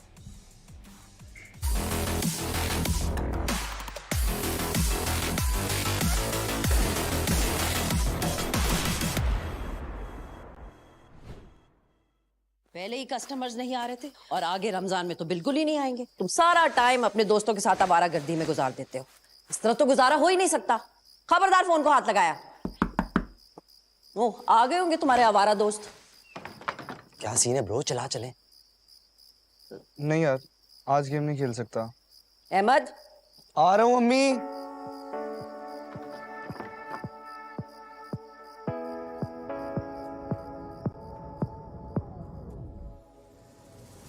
हाथ बढ़ाने से, साथ निभाने से, उम्मीद बांटने से खुशियाँ घटती नहीं बस बढ़ती है। वही देता है वही सुनता है जब भी दोगे तुम सदा।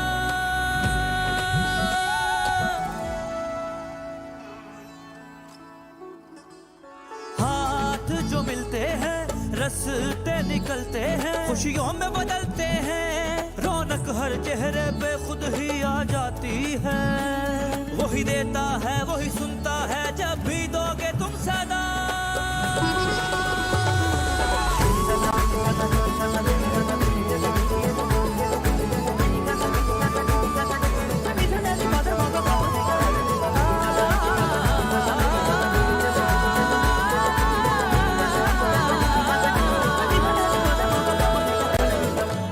क्या बात है बच्चों, दिल जीतने वाली गेम खेल गए।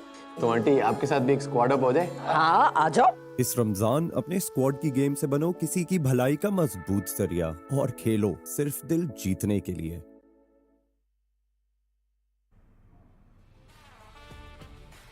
Welcome back, guys. Welcome back to PMPL Pakistan 2023. This is your host, Essen. And guys, this Ramzan, make sure to squad up with your friends and play to win hearts.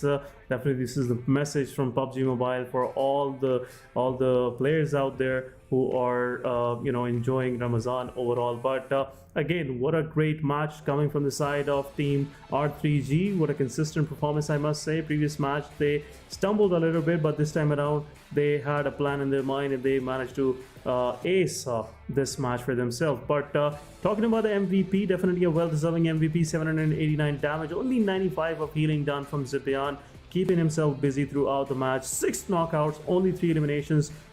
His team or he personally could convert, but 22 minutes of survival. So another good match coming from Magnus Esports. Magnus, previous match we can't say it was a good match, it was an average match, but this time around the way they survived, especially in the final circles where they had no way to go, there was no solid cover available for them. They managed to take down the players from QWERTY. They had a good fight against Team 52 Esports, Team NES, and unfortunately R3G had different plans for themselves.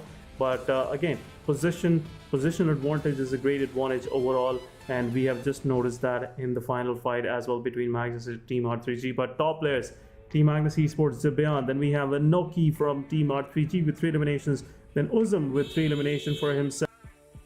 And Team Quantum Ray Senior with 4 eliminations. And Vaz with 5 eliminations. But damage is, giving out the whole story. It's just 333 damage, but 5 elimination for himself. Looking like he was just finishing off the players for his team. But let's have a quick look at the match summary, where it's Team R3G was with most eliminations, highest damage going to Magnus Esports Zipian. Then we have highest assist coming from the side of Avenger, and especially how can we forget that fight against Team TG coming from Avenger, 3 assists. Then we have highest healing done coming from the side of Team Quantum Rage Flanky, second highest healing from Dread from H2E, then QR Goku and 7E Divine. So throughout this match, we saw 7E early on, going against Team TG, the Grounders, but further throughout the match, we couldn't see 7E players popping off, maybe, taking few frags or a full-fledged fight against any team. And throughout that chaos, we saw Divine somewhat trying to get into the circle and got eliminated in the outskirts of Tatmok. But overall, it was a balanced match, especially in terms of the kind of aggression coming from the side of all these teams. Looks like we are, down for a great competition overall throughout this PMPL, throughout this week, 3 of these days coming forward. But match summary in itself gives out the story. We are looking at top players from these teams, and this time around, it's not week 2. It's not the same story. In the week 2, we've been mostly seeing team players popping up from the side of Team Agon side, but this time around it's a different situation and there are different players coming from different teams. But have a look at match ranking. It's Regicide with the 10 elimination points, 20 overall points for themselves. Then we have Magnus Esports with 12 points. Then we have Agon side with the an early elimination on 5th spot, but still with this kind of elimination points they have a 10 total point from themselves. Same goes for Team QWERTY, got eliminated on the 3rd spot, but they kept themselves busy for a while. They were in the center of the circle early on, starting of the match. They dropped pretty close to Tatmok and they rotated toward Cow early on, and since then till the last moment they hold on to that position. That's the reason why again they managed to survive for this long. But second page is a different story. Team Tough 0 points, H2E 0 points, Team The Grounders with only 1 point, the Faulty Devils with 1 point, 7 Element, not a good match for them, 1 point, North Esports with 3 points overall. They somewhat still, 2 of these elimination points that they have on the chart are from Team BABLU. They fought back in some situation, but still it was not enough. XGeneration on the other side, 3 points for them, and they're all elimination points. Same story for Quantum Rage with 4 points in total. But let's have a look at overall ranking. Definitely these numbers have the bonus points as well in them, and looks like Team R3G, after winning their first match, they're sitting on top with the 69 points. Right next to them it's Magnus Esports with 69 points as well, Agon side with 68 points, and definitely the reason why they're in top 3 is a good performance from them. But after 2 matches their bonus points are keeping themselves in the top 3. 7th Element as well, the same story, 65 points for them. 3x with 58 points, XGeneration with 54, and rest of the distribution is on our screens. But after 2 matches it's a huge difference.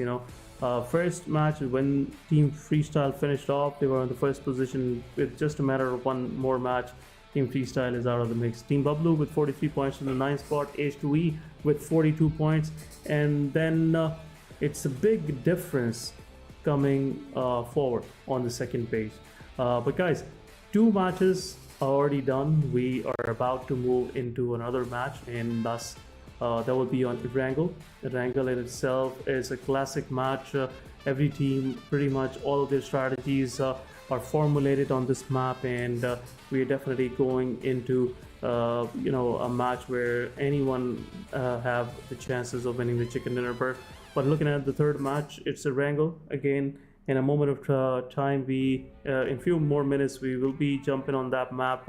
But again, it could be a match for Magnus Esports, could be a match for Team 3X, and it could be a comeback match for Agon side, because Agon side, they need those early on successes, because otherwise it will be difficult for them to catch up with, because once we are left with only 6 or maybe 8 matches overall in this competition, it will be difficult to hold on to the first spot, or maybe even eyeing for the first spot, because it will be too late. But Erangel is the 3rd match of the day, and first 2 matches in itself were great surprises. There were some new names coming into the mix, because as week 2 was pointing out, that it could be Team Agon side every time popping up. The way their success rate on the maps were phenomenal. We were expecting Team Agon to be on the first spot, but this time around it's a different ball game. It's new teams coming in, which is making this whole competition way more exciting for all of us out there, and it is making again, I would say, making it more interesting for us to watch, because we cannot say who is eventually going to win this match, because that's the beauty of Battle Royale, that's the beauty of PUBG Mobile competitive esports. But again, it's the 3rd match, and in my opinion it could be anyone's match, and as rightfully so, teams are ready, players are ready. We are seeing in the player cams there are a few smiles on their faces, and now it's time. We are jumping onto our 3rd match of the day.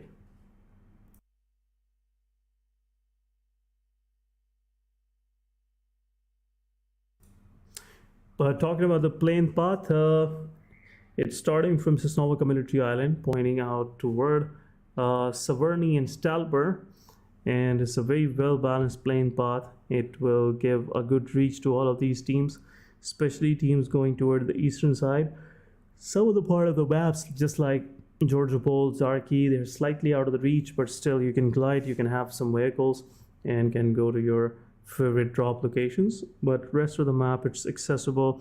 Any team can go forward and can have a good loot at their drop locations. But Aegon XI8 ejecting from the plane for Sesonova Community Island, H2E could possibly be the neighbors for a while for Team Aegon XI8. H2E, the change in their strategy, especially for Novo Ripnoi, it's a good adaptation. Otherwise, most of the time we see H2E in Pochinki, which is now under the controls of Magnus Esports. So it's a wise move from the side of H2E not to go heads on against any team early on, but because it takes your chances of winning the match, down to 50%. Because if you lose any of your player in early skirmishes, you're losing your probability of winning the match. But talking about the circle, again, in an orthodox circle, looks like it's more of a southern side circle and could possibly finish around Quarry and Primorsk area. Team Freestyle, they are right in dead center. Team 3X, this time around, slightly a change of plan. They're looting in Gatka. Team Tough on the northern side of the circle, definitely go for the south, Georgia Bowl, and that's where we mostly see them. But rest of the teams, they're going toward the eastern side. Team XGeneration will definitely loot around Shelter. Team QWERTY will surely be spreading out around Mansion, Prison, and Lipovka area. Team QR not going for Milta City. They are going for Yasnaya Polyana, which in itself, it's a very strong area for them. But what happened with North Esports? North Esports, somewhat they over-predicted, or I must say early predicted, that circle might go for Severny the way the plane path was, but it's not the case. And now circle is more south, so it's a long rotation for Team North Esports to start from the northern side of the map. But anyhow, let's see what happens on the other side. Team 70, they have some close pass-bys happening, and R3G could be the squad, might have lost any of their players in this mix, in this early skirmish. Not a good sight to see, but it's part of the game. This is how you start early on. But Team 7E, they're picking up vehicles for themselves. Team 7E T24 OP going for those vehicles. There are a few Darcy's available as well, but Buggy, again being the fast vehicle, is the most favorite pick from most of these players, because it's very maneuverable, it's easy to control, and also it gives you that necessary speed that you need to just pass by your enemies. But 7E overall, they're sitting pretty nice on the overall leaderboard on the top 4, and they could possibly be dethroned if they don't show up early to this competition. If they don't show up with a good performance overall, it will be just a matter of time and they will be dethroned from those top positions as well. But 7E, their formation in itself is a mystery for most of these teams out there. The way these guys loot, the way these guys spread out, it's a very targetable formation. But again, teams are not taking their risk, because if someone is studying 7E, it's a very easy early on clash with them. But the way these players play from each other back definitely makes things difficult for any other teams to just breach their defenses, breach their formations. But R3G is still surviving. They did get some damage, but overall no losses, which is a good thing. R3G want these kind of matches going forward. They just had a chicken dinner in Sanhok, and now if they could get a good match in Erangel, there'll be a good momentum moving forward. But it's a heads-on fight between Team Freestyle and Team The Grounders. Sad Boy is down. Team TG taking some damage early on. Freestyle definitely are someone you least expect around Fairy Pair, because they mostly like to drop near Curry. But I believe Team TG will lose their player. Shaparter is not going to take the chances, because he already knows most of the players from Team Freestyle are pretty close by. Look at this. Oh, another damage, chip damage going to the side of Team TG Chapada. And Sad Boys confirmed. M4 Glacier confirming the final elimination on the players of Team TG. And now it's Freestyle with the first success of the match for themselves. First blood drawn from the side of Team Freestyle. Freestyle overall, after the win of the first match, now they're in a different touch, they're in a sublime touch, and looks like Team Freestyle, the way they're planning their drops, the way they're planning their early on fights, looks like Team Freestyle is another team could possibly emerge out of these top 16 for this final top spot. So Team TG previous match they had an early elimination by the hands of Team R3G, and this time around losing one of their players, one of their key players, I must say. It's again it's offsetting their momentum overall.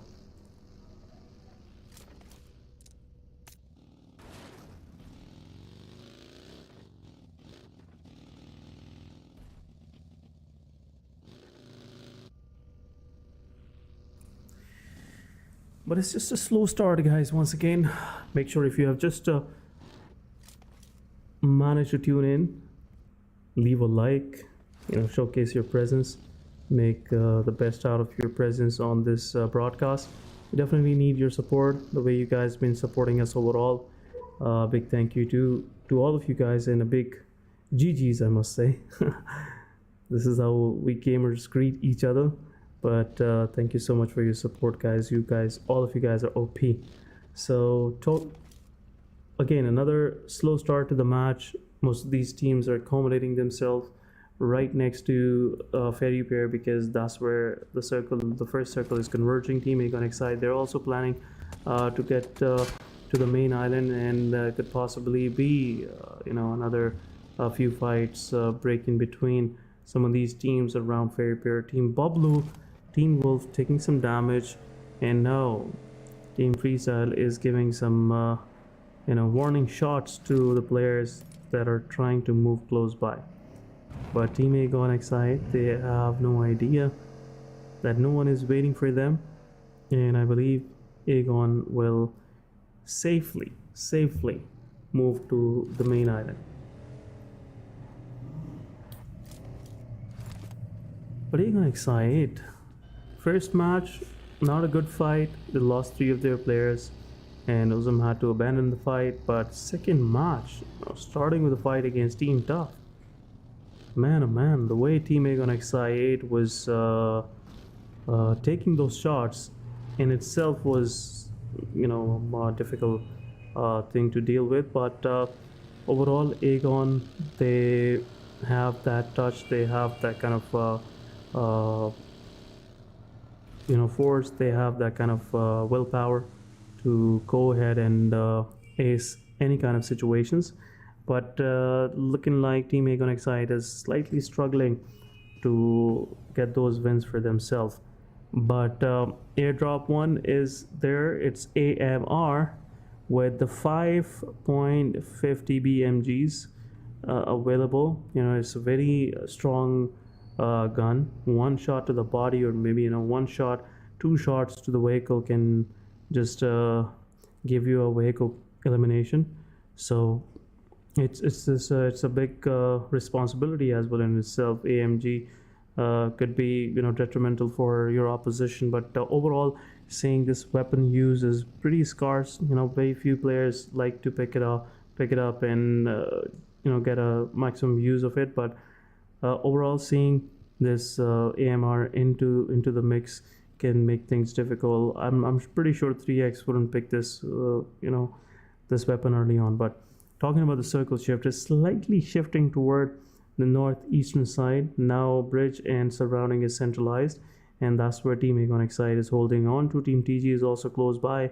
There are 3 players surviving from the side of Team TG, could possibly go into a fight against Team BABLU or maybe Team Agon XI. They're trying to find a place for themselves into the circle, which is another difficult task, because I can see a big horde of teams migrating from the eastern side, and the moment most of these teams will try to get a position for themselves, it will be a difficult situation to deal with for most of these teams already holding inside the circle. Look at this. This could be a possible knock coming to this from the side of Team XGeneration, and XGeneration now with those early successes throughout the league play. It's been the same script for them as well in this finale. First two matches they had some early successes. They wiped out a few of those teams. XGeneration is very strong in 4 versus 4 fights, and again most of these teams have a difficult time managing to take a fight against them. But R3G versus Team XGeneration, Naniala taking some shots and possibly will get knocked out. Psycho will give a good cover to the players of Team R3G. R3G is taking shots from far away as well. Saad this time around joining into the mix. R3G is there. He's trying to give some shots to Naniala, but Naniala will get knocked out from far away. Team QWERTY is getting into this fight. They're third party, and this time around XGeneration losing one player from their squad. So 3 eliminations for themselves, but they also lost one of their players. Saad was slightly far away, which makes things difficult for XGeneration if Team QWERTY decides to push forward. But on the other side, final player of R3G getting eliminated. So after a good match, Team R3G off to a bad start, and now R3G is out of the mix and without even confirming a single point. So not a good visual for all the R3G fans out there, but it is what it is. XGeneration, they managed to wipe another squad out, and early on successes, the script is repeating itself once again. But Team Thor is somewhat managed to close in, but Team R3G, Team 3X, they just gave out some warning shots, and now Team Tough player is away from the situation. But in the elimination feat, we have Aegon XI8 taking some shots on H2E. H2E on the side. One of their players is knocked out, but I believe so they will be able to revive their player, and it will be a full-fledged squad of H2E moving forward into the game. 3X at the same time, 4 of their players standing. 3X is a good pick overall for this match because the way they are in a centralized position, it makes their chances pretty bright to get the chicken dinner. But some of these circle shifts can be difficult for 3X because I can see some trends moving toward them, but how far these trends will be favoring them, because the time will come that their position, the circle, will be out of the circle, and it will make things difficult for them to move out because they already harnessed a lot of attention from their surrounding. Looks like they took some shots on Team Tough, they took some shots on Team TFT. Also, they have attention from Freestyle as well, so 3X will have a hard time leaving that compound. But Team QWERTY on the other side, 4 of their players are standing. Looks like Team QWERTY is moving close by. They want to take a full-fledged fight against Team XGeneration. XGeneration, Shami is out, Psycho is there. Psycho's position is also revealed. Saad will confirm. 2 of the players down, is just down to the final standing player of Team QWERTY, Chief OG, and is confirmed. And the Team XGeneration will wipe out another team in this mix. It was just few more moments, and Team XGeneration, they managed to take down the whole squad. And I believe XGeneration should go for the revivals. It's not that late, and I believe Team XGeneration will be able to revive their players. But 70 on the side, taking down one player from Aegon XI8. Tokusaurus confirming Ghost, and Aegon XI8 is left with 2 of their players standing. But 52 Esports versus H2E, it's also happening. Tabby confirming some more eliminations on Team Aegon XI8, leaving them to 2 of the 2 players for themselves. But Team Tough versus NES lost another player, and they're left with only 1 player surviving. But Magnus Esports taking the most out of the mix and confirming another player from H2E, and I believe it's possibly H2E has nothing left in themselves to even proceed into the match. They are left with only 1 player, and it's very difficult for any of the teams surviving with 1 player to carry forward in a match where most of these teams have their 4-man standing. But Tough On the other side, one of their players is knocked out. Team Tough have 3 elimination points in their backpack, 2 for M7, 1 for Joker Sir. But Team BABLU versus 7E is happening. Divine is knocked out. I believe BABLU Pikachu will go ahead and confirm that elimination. But where is rest of the 7E? There's much need of some smokes to be deployed. Otherwise, 7E Divine will be flushed out, and that's what we saw. X7E losing one of their important players. But Tabby, Tokusaurus, T24 OP, they're still surviving. Team BABLU, 3 of their players are surviving. I believe that's where Team BABLU might get some damage, and now Tokusaurus have a very good position for himself. But 7E, they're not going too aggressive, and looks like Team 7E will have to retreat from this position. But during this whole fight, guys, I would like to welcome back Ehana. There's been some technical difficulties. We apologize for that. But welcome back, Ehana. You're back in the mix, and looks like your favorite team, 7E, is having a difficult time out here. Well, I and 7E are on the same page. We both had difficulties, but both are going to emerge out of it, I guess. And I too would like to apologize to everyone, specifically to you, Ehsan, for leaving you hanging in the middle of everything. Oh, it's okay. But I'm back again, and I hope back for good. I hope my coming back is not a sad news for anyone. But yeah, going back into the mix. 3X is already trying to capitalize onto the whole fight that is initiating right here, but they are losing their members as well on the same go. I mean, 2 members remaining from the side of 3X does not look like they're off to a great start either, because it's coming in to a very closed circle. Ehsan, tell me, how did this happen? I mean, we're back into a tiny circle squeezed all the way between 3 different places, QWERTY, Gatka and Pochinki. But we've only seen 2 complete eliminations. What's going on? It's an open circle. Most of these players out there are solos and duos surviving. But talking about this particular situation with Team Freestyle, they weren't expecting Team 3X to be holding on to this position for this long.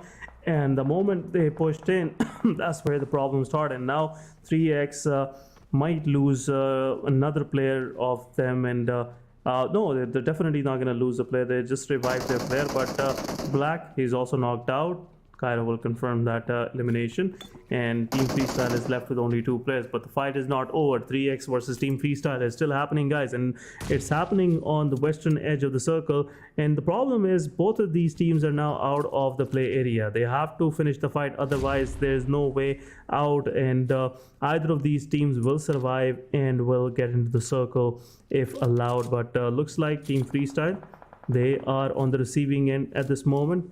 They are the one where Blue Zone will touch them first, but 3X, they're holding on strong. And if one of the players from 3X falls to utility, it will be a difficult situation for them. But Cairo, look at Cairo with that suppressed SKS. It is,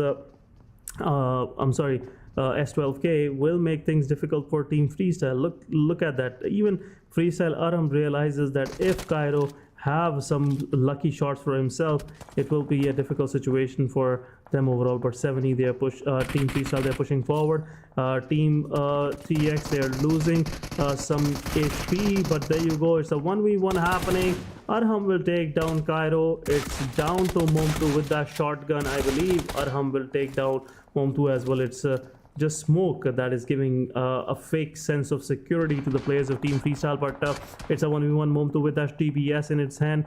Team Tough is also taking some shots on the players of Team Freestyle, and I believe it will be a 1v1 happening between both of these players. There's no more smoke left, and in this situation I believe Arham have to go ahead and take the fight. And there you go, shotgun, 1 shot and game over. 3X will confirm the final 2 players of Team Freestyle, and 3X will survive for another day, but not much time left, I believe so. Undoubtedly. They have taken up a fight that they were able to put to a result, but they themselves are not going to be happy with the results that following are the blue circle. I mean, this chase is going to be difficult, specifically considering that you're on the edge of the circle as of now, and the circle is going to be pushing in hard and fast in no time at all. 3X is going to be lost to nothing as well. There's literally no chances of the team surviving. They have only 1 player remaining anyways, and they have just 4 frag points, which is a little amount for a team like 3X that does go ahead and dominate from the start and go ahead itself. It seems like QR is gonna be in a little bit of trouble as well. Look at that, the style points being acquired, constant push. Oh my god. Are you trying to push off the buggy here? Okay, okay. These vehicles are literally in a fight with each other of their own, while the players take one on their opponents in the same time. And as I said earlier, I mean, looks like 70 is coming up stronger, even though they have a man loss. We both are rising up back, and I'm happy for that because that just gives me hope that I might just survive for the next few matches. Because this wasn't the most optimal situation that I was in, and same goes for 70. But with the man count loss, right now, it's surprising to notice that the only team that has all players alive is 52 Esports. They did not have a great run in the first week or the second week. They did do a little better in the games that were to follow towards the finals. But well, this one looks like they are the strongest at the moment. And that just is a ray of hope that goes really far and long for a team like this, specifically in a circle like this. Look at that. 52 Esports is all the way in the north. They have literally nobody trying to bother them. All the fights are initiating towards the southern sides and the eastern and western. They are literally in the same zone. They need to move out of the compound though, but Oh, that's not going to GG's. be an easy run. Oh, definitely it won't be an easy run for them. But Team Tough on the other side, confirming the final two surviving players of Team TFT. But as you said, 52 Esports surprisingly is the only squad surviving with 4 of their players standing, and they are also picking some numbers for themselves through third parties, and looks like 52 Esports have the maximum successes for themselves as a full squad. 70 on the other side, 6 elimination points. Team Tough as well with the 7 elimination points, but they lost 2 of their players as well. Joker and M7, the only 2 surviving players right now, but looks like the circle is gonna give us some good open area fights. Looks like it will be difficult for most of these teams to survive, and I believe this is where the whole thing get more interesting and more entertaining for all of our viewers out there. Team Agon Excite, they're stuck in a shack. Team North Esports Iron is also close by, and he has to go into the circle, which is another difficult task for Team NES Iron. NES is not having a good time overall, but look at this. This is some real life poking happening between Magnus Esports.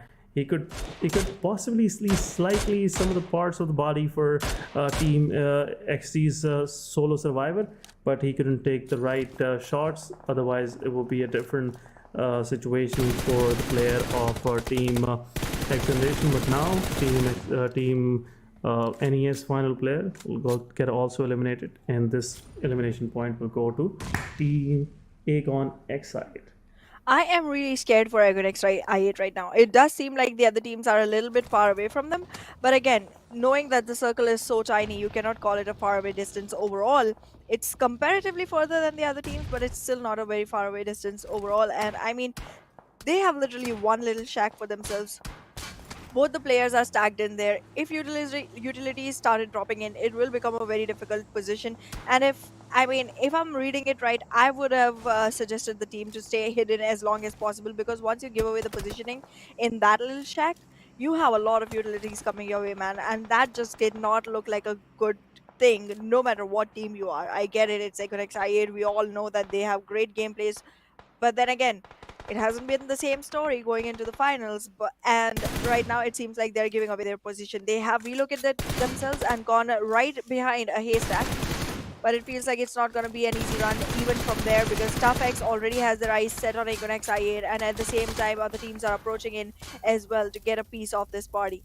In the meanwhile, 7th Element just going on capitalizing their number of frags one after the other, and 52 Esports does not look as strong anymore going further, because they did pick up fights that weren't meant for them and lost a couple of players. 2 are knocked, 1 is already eliminated, 1 single survivor trying to keep it together. How far will they be able? There is definitely support coming in from the side of the blue zone. Oh, Jesus. But that's the only one that they have. Now that's the only one they have, and now things are getting difficult for Team Agon Excite, and at the same time for Team Tough as well. And Team Tough will be the first one getting eliminated, melting under the pressure, and Team Tough is out on the 7th spot. Same for Agon XI8, they will leave right away. H2E will confirm the final 2 eliminations, but H2E with only 1 player surviving, how far that player can go. XGeneration Shami also taking some damage in the mid, where he was surviving for quite some time, and now he is becoming more of a target for most of these teams. Magnus Esports have somewhat an idea where the player is. Now 52 Esports will also be looking into the same direction, but Team 70 versus Magnus Esports. This is the fight for chicken dinner and could possibly be the decider for chicken dinner, because Magnus Esports and 70 are the only one with the highest number of players surviving in each squad. But 70, with the kind of spree that they are on, looks like it will be a difficult fight for Magnus Esports to take on to. Otherwise, Magnus Esports can keep themselves busy into the battlefield while picking up those solos which are surviving. Absolutely. And I believe it's time where Team Magnus Esports have to focus more on the solos rather than going full-fledged with 70. Undoubtedly, because it seems like 70 has kept their heads high whenever it comes to Erangel specifically, because this team has just been magnificent when it comes to Erangel fights. And today is going to be the day when we find out if 70 is going to maintain their throne, or if Magnus Esports is just going to come in and establish their own domination for a change. Right now, it seems like this is the one fight that is going to decide the fate of this game, because it does not seem like any other team has the mettle to actually stick along. XGeneration already getting eliminated, and at the same time, it becomes a 4v3v2. Oh, sorry, 3v3v2. Okay. 7th Element lost one as well. But it still seems like 52 Esports might have very, very little opportunity to actually make a head in this game. And this is going to be a final fight between 7E and Magnus Esports. However, even though 7th Element has had a capitalization on this map for a really long time, it does not seem like Magnus is going to be falling behind at all, because they have maximum control over the map as of now.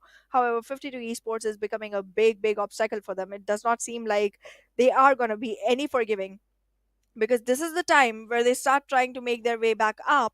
And if in the crossfire they're able to equalize the numbers, they might still stand a chance. And I mean, it hasn't been unexpected since the finals began. We are seeing some completely new teams actually go ahead and put a shine on their own names, put a badge on their own arms. And I mean, 52 Esports is in for the run for the money.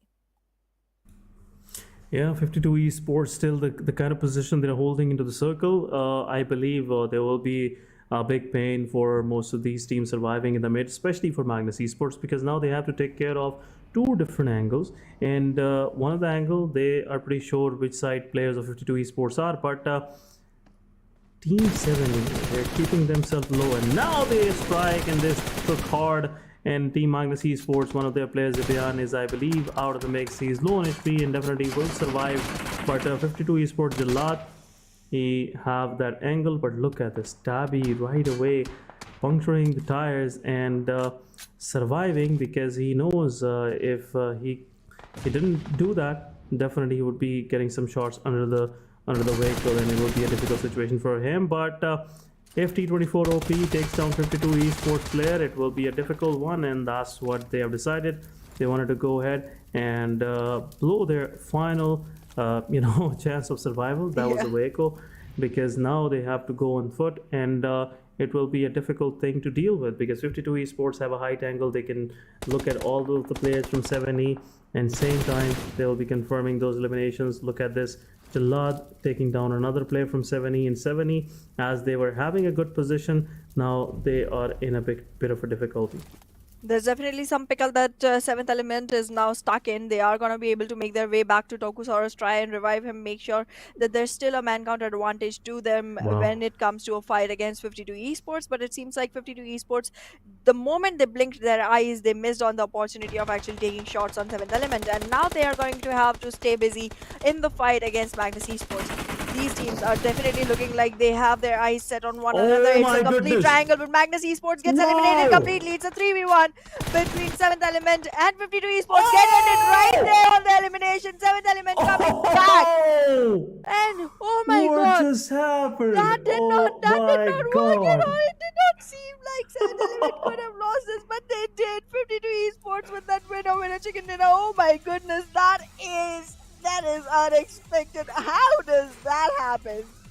Oh my god, that was something I was least expecting, and the blue zone definitely played a massive role in that, and winner chicken dinner goes to Team 52 Esports. By the way, Team 70 confirmed the final two players from Magnus Esports.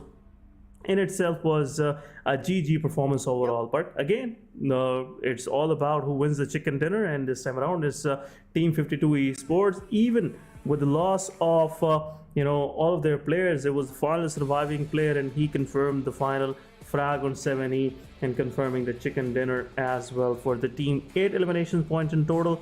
Very clinical performance overall. 18 total points, and now they are on the 7th spot overall. Looks like they have managed to breach the first page, and this is where the journey starts for Team 52 Esports for the top position. And I'm pretty sure 52 Esports got everything in the bag that can take them to their destination. But guys, we'll be back after a short break. Don't go anywhere. We'll be back.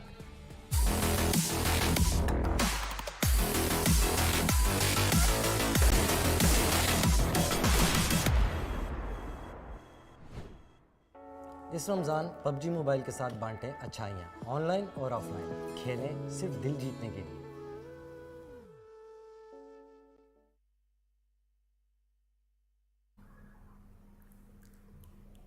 Welcome back, guys, and we are back with our post segment for match 3, and this time around it's another new team, and it's another unexpected team, I would say. Clear cut 7E had the man advantage against Team 52 Esports. It was a 1v3, but play zone, whatever play zone favors, it's their chicken dinner, and Team 52 Esports were the one being favored this time around. But 52 Esports, GG's, man.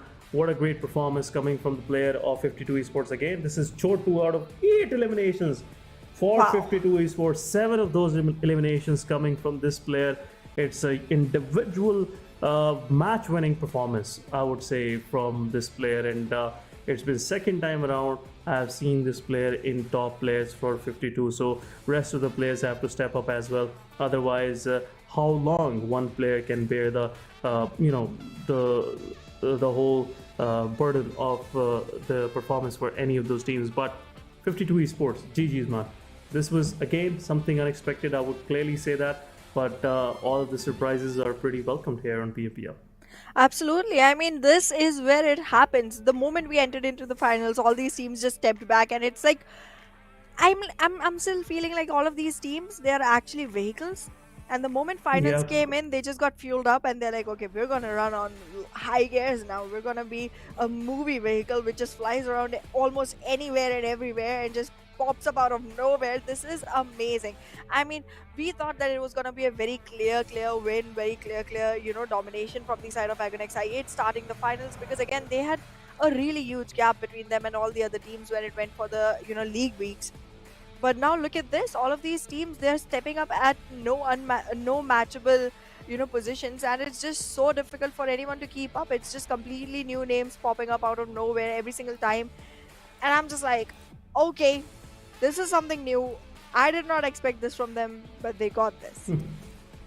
Yeah, they got this, guys. They got this. And these surprises, as we were discussing, in our pre-match segment as well at the start of the day, these surprises definitely gonna come our way, because it's, after all, the finals of PMPL Pakistan 2023, and all of these teams are eyeing for that first spot. All of these teams are eyeing for that PMPL title for themselves. We're talking about the match summary. It's more of a summary coming from 52 Esports. Chotu with highest eliminations, highest damage coming from 7E Tabby. 7 element looks very clinical with their shots, with their decision making on the battlefield. Looks like 7 element have got all of it to be a best team, but the only thing that they're lacking is experience, which definitely they will gain a lot throughout this PMPL. We're talking about match ranking in 52 Esports with 18 points overall total on the first spot. Then we have 7th element with 11 eliminations, the only team to get double-digit performance for themselves. Then we have Magnus Esports, another promising team, another consistent performance from them, 12 points for themselves. XGeneration, Shami managed to survive his team to top 5, which is in itself a good performance. But XGeneration, they have to be more consistent. I know your strength is more of an early fights and early skirmishes, but definitely pay some more attention towards surviving throughout the match, which will again enlighten your chances of getting the chicken dinner as well. But second page, it's a different story. There are some unexpected names here. Team QWERTY, Team BABLU, Team Freestyle, again a good start overall initially, but couldn't take it further. Then we have Team TG with 0 points, Quantum Rage and Regicide with 0 points. Regicide, after winning the chicken dinner in the second match, this was something we were least expecting from them. Absolutely. I mean, I am seeing a very, very wide, range in between the performances of the teams. Some are just going ahead, capitalizing so well in one map and then just getting eliminated immediately in the second one. It's just very different. And I'm expecting to keep continuing to see this for the couple of days that are to come. But on the final day, I want to see things getting more and more solidified, only and only for the sake, because I want to be able to predict things, guys. I don't want to be the person who has no knowledge of what's happening. So yeah, that's my only reason to actually hope for that. But yeah, that's a great start. Seventh Element has gone all the way to the first position with the performance on this map, and there isn't much gap between them and Magnus Esports. But there is definitely some consistency that's making sure that even without any chickens, they are able to survive on the third position. But yeah, I'm still looking forward to some great gameplay coming in from the side of Quantum Rage, from the side of Team BABLU. I mean, these teams are some that I expect on the first page overall, but they aren't yet. But we still have a long way to go. We're only down 3 maps so far. There's about 15 remaining. That's a huge number, and anything can happen. Anything at all. I mean, if nothing, these first 3 matches have made me believe in that. It's not one team dominating, and that's the Exactly. beauty of this whole competition. And first 3 matches pretty much opened up the whole picture, opened up the whole scenario in front of the audiences, in front of us. And now, guys, no more predictions coming from our side, because Yeah, we we can't can't do say this. to be very precisely who of these teams is gonna eventually win this match, because now the stakes are high, the competition is tough. Most of these unexpected fights are going the way where you least expect them to go. And you have seen a moment ago an example in case of 70 versus 52 esports. But now we are moving toward another extensive map that will be Miramar. Again, it's a big shift of momentum. It's a different terrain, but it's an extensive map, so you will have plenty of time to take it easy slightly initially, and then improvise and get the win for yourself. Absolutely.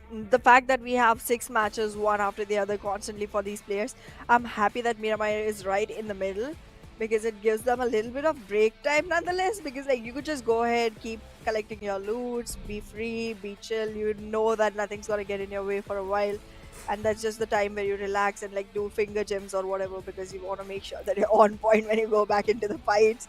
I don't know what these players do. I've never done finger gems, and I guess that's the reason I'm not so good at the game. But yeah, this is Yeah, it's definitely gonna be a free time for them.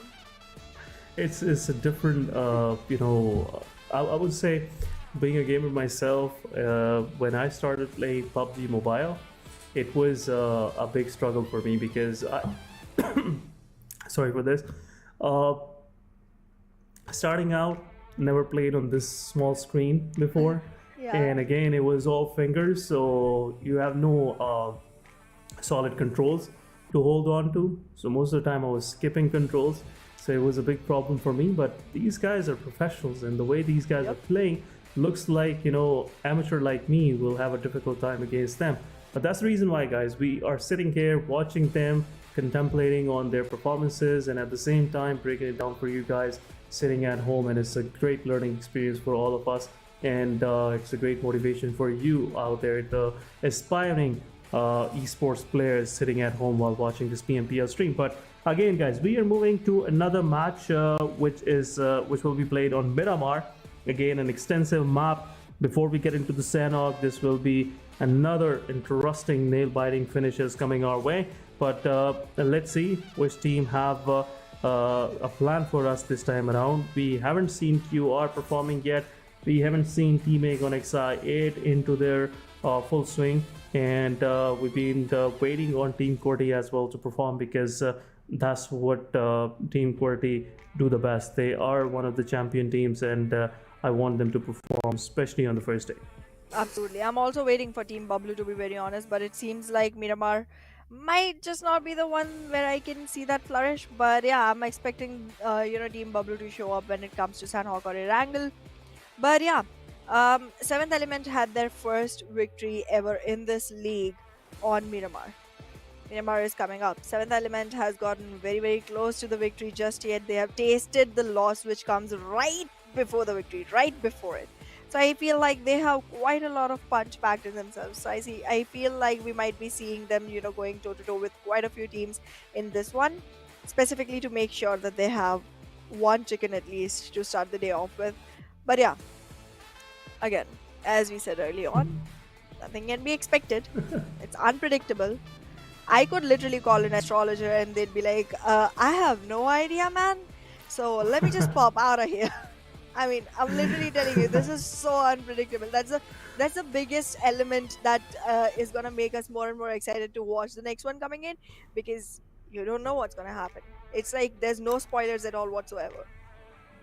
Yeah, because there is no consistent performances coming from any of these teams out there. Because again, the predictions most of the time, guys, as an analyst, as a caster, you do those predictions based on a sequence, based on a consistent set of performances coming from any of these teams, and the kind of track record some of these teams had on these maps previously looks like that track record is irrelevant now, because it's a Exactly. different kind of heat out there. It's different kind of momentum out there, and now it seems like some of these teams have started improvising in a very irregular way, which is making it difficult for us as well to even predict who will make to the top five, because there's no consistent performances coming from any of those teams. One match, one team is winning the chicken dinner. Second match around, they are the one leaving for the lobby. First one to leaving for the lobby. So again, this disparity is making difficult for us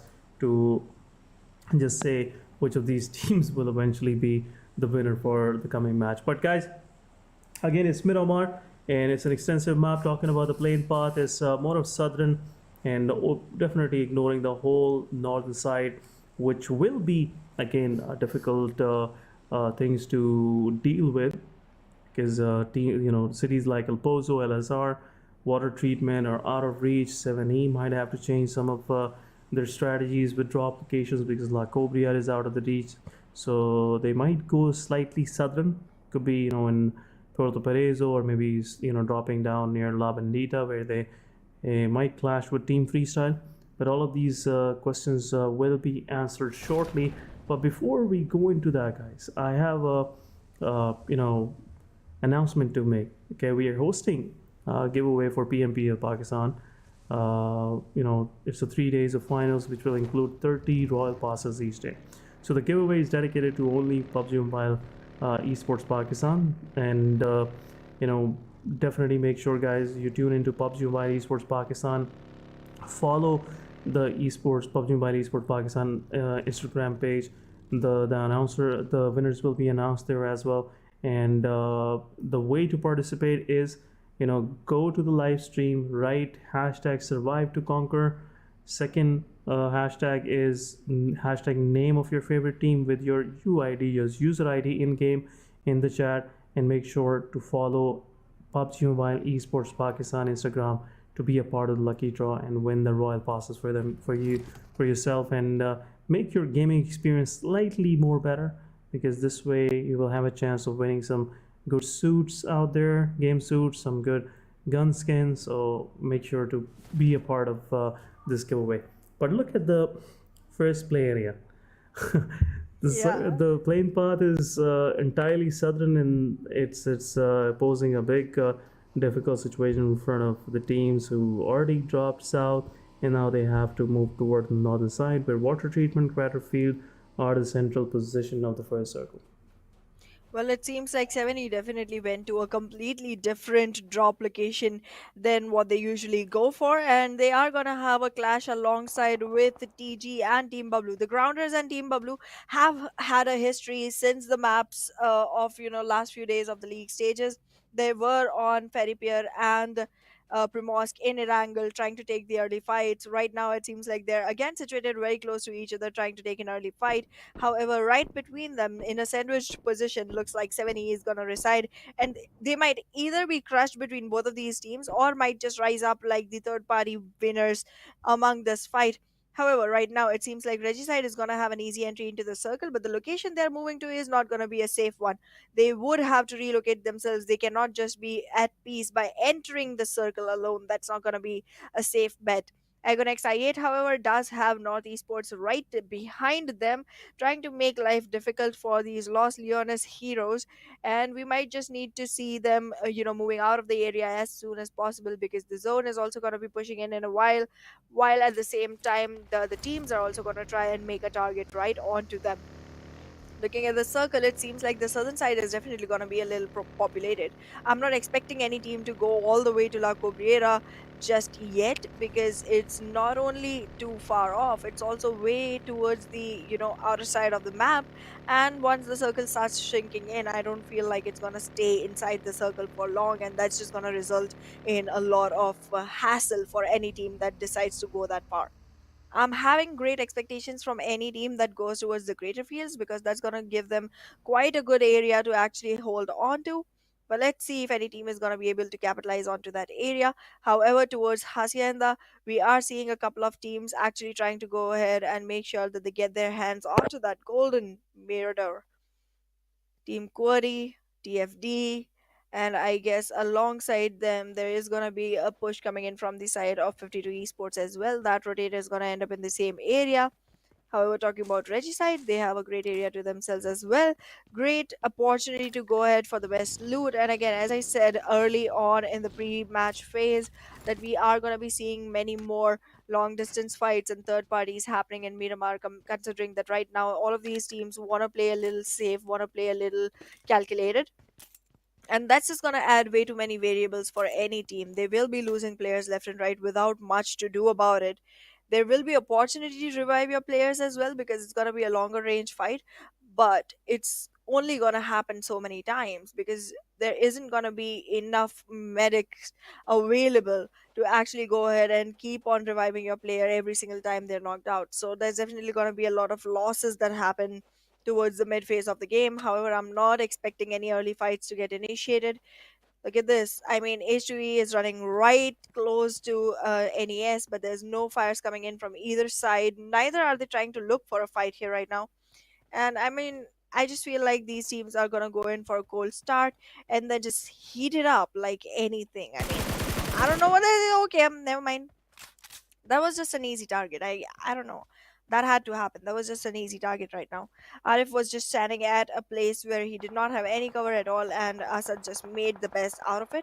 But now it's a fight that he has invested in without any backup available to himself. He will have to confirm the frag point that he did, but now he has to walk back, try to find his teams, try to have backup, because alone this is not going to be a fight that is fruitful enough. You are starting well. You have the first blood drawn to your name, but how many more drops you can collect in your jar is going to be the question. There's still players coming in from the side of H2E, still chasing the blue. They're already not going to be at the best HP advantage, and this just does not look like a fight that there is going to be any backup for. So Asad really needs to go ahead, make sure that he escapes out of here as quickly as possible. Is going to pick up Dread, obviously, because that's just the way to actually make sure that you have all fours on your vehicle. But yeah, I mean, first blood drawn, but not much created in that opportunity zone, because again, the team being together is really important in a team game. Yeah, and especially the level of competition that we are witnessing right now. Seems like most of these teams will have a hard time if they don't have 4 of their players standing. But Team Freestyle Black right now is in a bit of a pickle. Azar will take those shots. Freestyle Black is knocked out, and Freestyle will confirm that elimination point for his team. Now, is the second blood drawn of the lobby, and now Freestyle Aram doing a lot of damage to the players of Team TFT, but unfortunately couldn't go ahead and confirm those elimination points. But Team TFT, they're looking very promising right now. They might go into that full-fledged fight against Team Freestyle, but Team Freestyle looks like they are not in a mood, and they will retreat out of the situation. But Team TG on the other side, taking one player from the side of 7E. 7E is also down to 3 men standing, but looks like it's just the slow start. We're gonna see these frags coming in, but again, not much of things happening in between, not full-fledged fights happening right now. But on the side, Team R3G confirming the player of Team BABLU, which is right now happening, especially in the close proximity of El Pozo, where surprisingly Team BABLU was least expecting R3G to be gatekeeping them, and now they have to change their rotation route and have to head toward the circle. But it's a big shift. It's a big shift, Hannah, and I was expecting it to go slightly more northern, but this time around it's more focusing toward Craterfield and El Pozo area.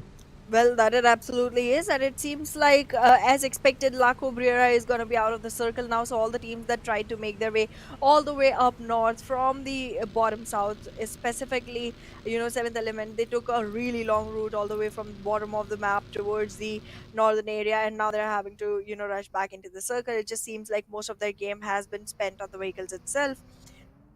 The grounders, however, are going to add value to this whole thing. But wait a second, did they just take it away? Oh my god, that positioning on Sad Boy has been so great and so useful for the side of the grounders. It seems like they literally lured T24 OP into that area and actually made him stay there longer, trying to maintain his trigger discipline, trying to keep a look completely onto one player of the team, while the other from the other angle actually went ahead and capitalized on that pick. I mean, this is what I'm talking about. Unexpected things happening all across the map. And I was so wrong to actually go ahead and be like, okay, you know what? The first win was on Miramar. This can again be an opportunity. Whatever we say is not working. Whatever we think is not working. Whatever we know from the facts, from the statistics, from the personal history of these players on these maps, from the maps before, none of it is working anymore, Ehsan. I mean, it seems like we're seeing completely different people actually going ahead and playing this game. They have completely changed their strategies, their aggression, their holding back, their decisions. Everything looks like it's not even being made by the same person, because, I mean, overnight, in 4 days, how do you transform from a team that gets picked off instantly to a team that goes ahead, gets the chicken dinner, and actually cherishes it through the other maps? Yeah, looks like we are dealing with altogether, same, not same, opposite teams, Yeah. obviously. And everything we witnessed over the last 2 weeks, I feel like it was a lie. It Yeah. was some sort of, a trickery that have been, given out to us as something we should believe on. But now these teams are coming up with some real deals, and looks like we are going to see some more surprises coming our way. But overall, yeah, it's a good thing, because now if something is unpredictable, that makes it more interesting, makes it more curious for all the viewers out there. But yeah, surely not going into not gonna discuss more of this moving forward, but it's time where most of these fights are going to happen, because now circle shift is more toward El Pozo and Crater Fields. It's an open area.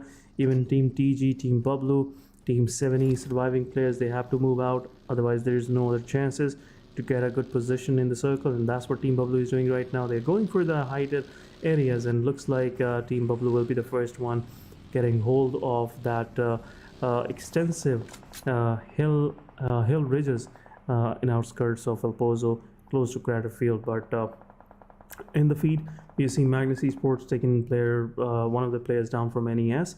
NES Maxi is already flushed, and the elimination is confirmed. NES is left with 2 of their players standing, but Team 3X, they are already sitting up top. But Team QR versus Team TFD, Senior low on HP, Leon will push forward. Spark giving some support to his players. Rest of the TFD is slightly far away, and it will give Team QR a greater chance of taking 2 of the players out from the squad of Team TFD. Easy Boy and I believe Team TFD's freestyler are the ones surviving, but utility will go in, will confirm the player, and it's just a matter of time where Team QR will spot the final player, Easy Boy, and they will confirm the final player, and TFD will be the first one getting eliminated. So it was a good full-fledged fight taken from the side of Team QR, but Senior, man, this guy is just, invincible. Nobody can take him out. Even he was low HP, still managed to knock out one of the players from TFT. Absolutely, but there are shots coming in towards the side of Quantum Rage as well. 52 Esports is ready for the fight, but the circle is also pushing in, so Quantum Rage needs to make their way back in before they participate into the fight, but shots are gonna keep on getting taken on them left and right. I mean, this is gonna get more and more interesting as the fight goes forward, because these two teams, completely on different sides of the spectrum towards the league phases, are generally trying not to take the fight, but now they are. And well, at the same time, XGeneration trying to fight it off with QWERTY, and on a very equalized front, to be very honest. Both teams have 2 players down. One team has 1 player completely eliminated, so there's no revival opportunity there either, but there is a rush in that is going to happen. Voltrex is knocked. He might get eliminated, but before that, there is another thing to tend to, so there's definitely going to be a revival coming in while Psycho takes care of G4G. Shots are coming in, but connections are not yet to be found. And in the meanwhile, Magnus will walk into the mix, and taking that opportunity while XGeneration was busy trying to revive their players, goes ahead and confirms the frag point for themselves. Like, this is how you have hawk eyes all across the map, making sure no matter who does the damage, no matter who turns the knock, you just find the time when nobody's looking and pick the frag point. Make sure your position isn't revealed while you also get the frag points for yourself. I mean, eliminations, they are carrying 1 point each, and they are adding to your final total. So Magnus, good job there. Sure, a good job coming from the side of Magnus Esports, but XGeneration, they're on the hunt. Definitely will, pick Quantum Rage. Team QWERTY's Khan, and the final player G4G is also in the crosshairs, and his position is revealed. Seems like it's just another difficult task for G4G to survive, where all of his team members are already eliminated. Team XGeneration will go ahead and confirm that elimination point on that player as well. But Psycho getting knocked out. G4G, he is fighting back, and Naniwala was low on HP, got revived, but it's a 3 versus 1 situation. Let's see how long this guy can survive, because Team XGeneration, they have to get into the circle through him, and he's the only player who's fighting back at this moment. Otherwise, it would be difficult for him. But now G4G decides to retreat from this situation, and driving monster truck on this kind of terrain is in itself a big challenge for any of the players. But XGeneration, they are moving forward. They're going for that final elimination. But 52 Esports, they're in a close by mix against Team QWERTY, Team QR, which it's again is a difficult situation to deal with for 52 Esports. Absolutely, Quantum Rage has all the benefits going on in their favor in that fight, because they not only have 3 players rushing in onto the 52 Esports surviving players, they also have 1 player allocated at a different height angle that can have a clear look at the player when he tries to aggress. At the same time, 7th Element is gonna be in a head-to-head with Tough X. Tough X doing great since the final started in the last 3 maps. Great performance, but are they going to be able to carry it forward against 7th Element is going to be the question. I mean, it's not a big challenge anymore, because all of these teams, they're stepping up in a way that you do not expect them to, and 7th Element is already 2-man down, so it's a 2v4 battle that is initiating. And Tough X, if they are conserved enough, if they are calculated enough, they are going to be able to make the best of this fight. They can actually go ahead and sandwich 7th Element inside the compound from both the angles. But let's see if they're going to be going ahead with that plan, or they're going to wait outside, make 7th Element believe that nobody is outside anymore, and make them come out of the compound and then shoot at them. I mean, both of the ways are going to be beneficial, but in the meanwhile, 52 Hassan has definitely made sure that he gets a knock, but in exchange, he is going to be knocked down himself by another player coming in from the side of Quantum Rage, making it possible for Quantum Rage to go ahead for the revival and also take a fight with the last remaining player of 52 Esports. In the meanwhile, however, 3X is going to take care of H2E, making sure that every single person from the team is back in the lobby. Yeah, page 2E also leading the party, and on the side, Team Magnus Esports, they were dealing for XGeneration for quite some time, and now XGeneration, their players are out.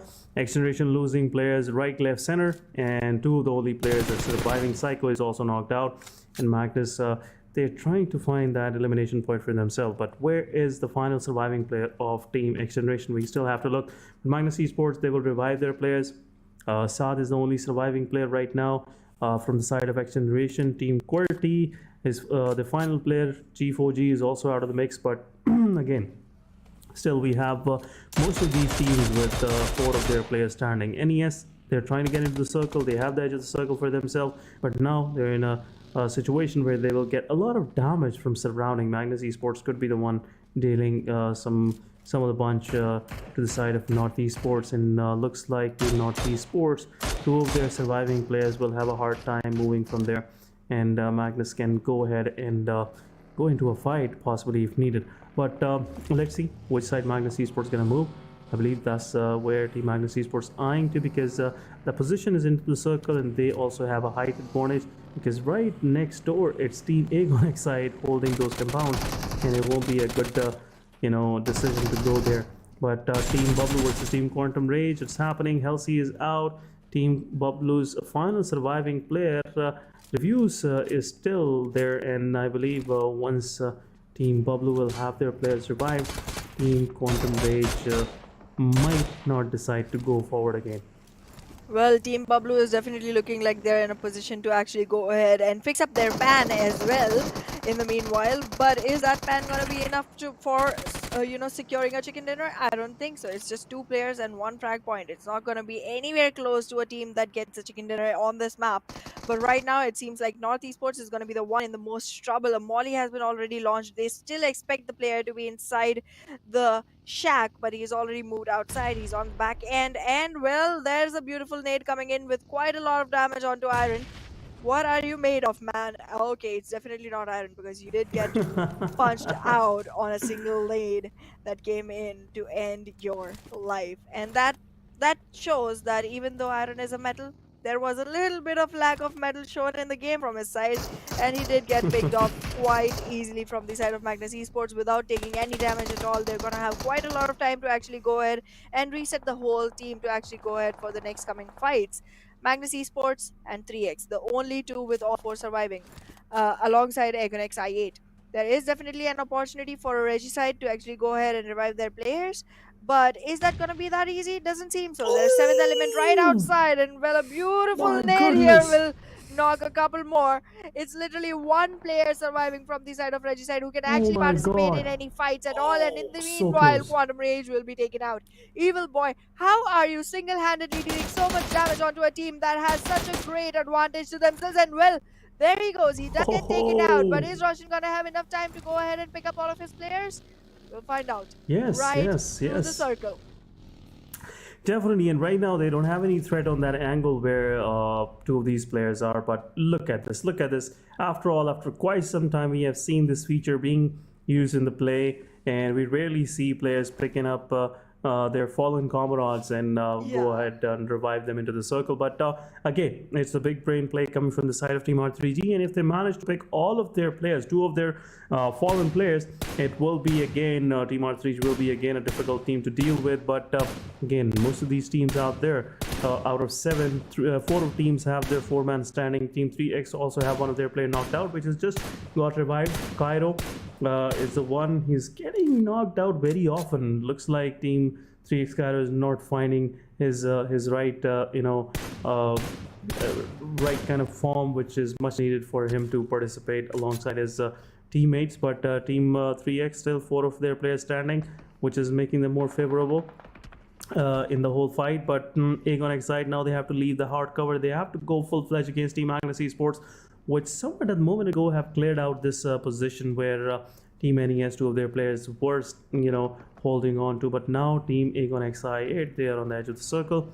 They have to go for the fight, otherwise there's no way they're surviving on this side of the map. Well, it seems like the fight between 3x and ToughX is gonna be very, very tough for the side of 3x as well, because right now, as you said, the shots aren't connecting. Even though all the advantage rolls in the favor of 3x, it seems like they are gonna have to divert their attention to a different team as of now, because for ToughX, it's not looking like they are getting any shots put onto them from the side of 3x. In the meanwhile, 11xi8 is gonna make sure that they deal enough damage to put 3x in a position where their 4s have someone who has to get down on all 4s. I mean, that's a knock coming in from the side of 3x. In the meanwhile, R3G is gonna make life difficult for the side of 7th Element. This just does not look like the best opportunity for 7th Element. They are gonna be out of the lobby quite soon. While BABLU, with no problem at all, has secured 4 elimination points. They had only one when they literally turned into two-man standing, and they have gone ahead and capitalized on their domination so far. Agonix 8, is this a bye-bye? Hey, it looks like one. It looks like one. There's definitely quite a lot of damage onto the team. A couple of players still surviving, but is that going to be enough? I don't think so. They are already sandwiched between 3x and Magnus, both amazing teams actually going ahead and capitalizing onto Agon XI8. They are retaliating. Oh Magnus is wow. gonna be able to go ahead and capitalize on the situation, while 3x is already suffering from the damage that Agon XI8 is causing. Whew, this is getting more and Oh, it more was. difficult for every single team on the board. The moment these Yep. numbers get balanced, every single team will stand a chance to actually go ahead and capitalize. But 3x, they have the best position as long as the circle supports. Yeah, they have a best position definitely, and let's see which way this next circle is going to go, especially with this coming shift. But Excite final players is still surviving, and will be confirmed from the side of 3x. 3x with 9 eliminations in their back, looking really promising. But the problem with this area is they have already brought a lot of attention toward themselves, and which is again very detrimental for their existence. But Magnus Esports on the other side, while they were trying to get a hold of the footstool of this hillside, they're still struggling a lot to just hold on to the position, because teams slightly away from there are giving them a lot of damage, and that's what Magnus Esports is right now dealing with. But Team BABLU, two of their players are still surviving. Reviews again healing himself up, and now he has a clear vision on the players of Team R3G, and also on the other side, Team 3X is eyeing on the players of Team Tough, which can also be another easy target for Team 3X from this much from this position, especially from this height. Absolutely. A couple of players were literally not in any cover at all, and if they were spotted easily, Momtu could have acquired a couple of frag points for the team. I'm still seeing a couple of players from the side of a Team Tough that are not exactly in a position that can be safe for them. However, it seems like Momto is not willing to fire any shots just yet. He's just looking at the players, and there he goes. Drolin is picked off. Drolin's blood is drawing out of his body completely. In the meanwhile, backup will arrive, but will the backup survive? It's not. It's not possible. Cairo has his eyes set on that revival. He is gonna try and make sure that he moves in slowly and steadily towards the fight. He goes ahead, commits to it, does not make much out of it just yet, but very, very little HP on to finisher. Finisher will get finished right here, right now, and along with him, Drawling will be completely eliminated as well. Magnus Esports surviving with only one on foot and the other on knees. Ooh, they need a lot of help. Oh my goodness. Actually, they need to walk back. Yeah, this was the help they were needing. This was the help right away they were needing when they were just, being a victim of their misery. But looks like Team 3X, they're picking those eliminations. They have that height advantage, and they are cashing it out, pretty big right now. And Team Tough, only surviving player is. Will try to revive his teammate, but how far he can go, because Team BABLU will be waiting for them right next door. And now look at the position. Look at this position. M7 definitely will get confirmed, and Team Tough, both of these elimination points will go for Team 3X as well. But now 3X have the control on the lower side. They have the control on the height, and now they're picking elimination points, just like picking some corn from the plate. And that's what Team R3G is doing, is being the victim of it. But Team BABLU still surviving. Reviews is also getting eliminated, and within no time, two of the teams got eliminated, and now Team 3X is already set for the chicken dinner. Only one player they just have to eliminate now. Absolutely. It's Roshan versus 3x, and every single player on the side of 3x is still surviving. They already have 17 eliminations to their name.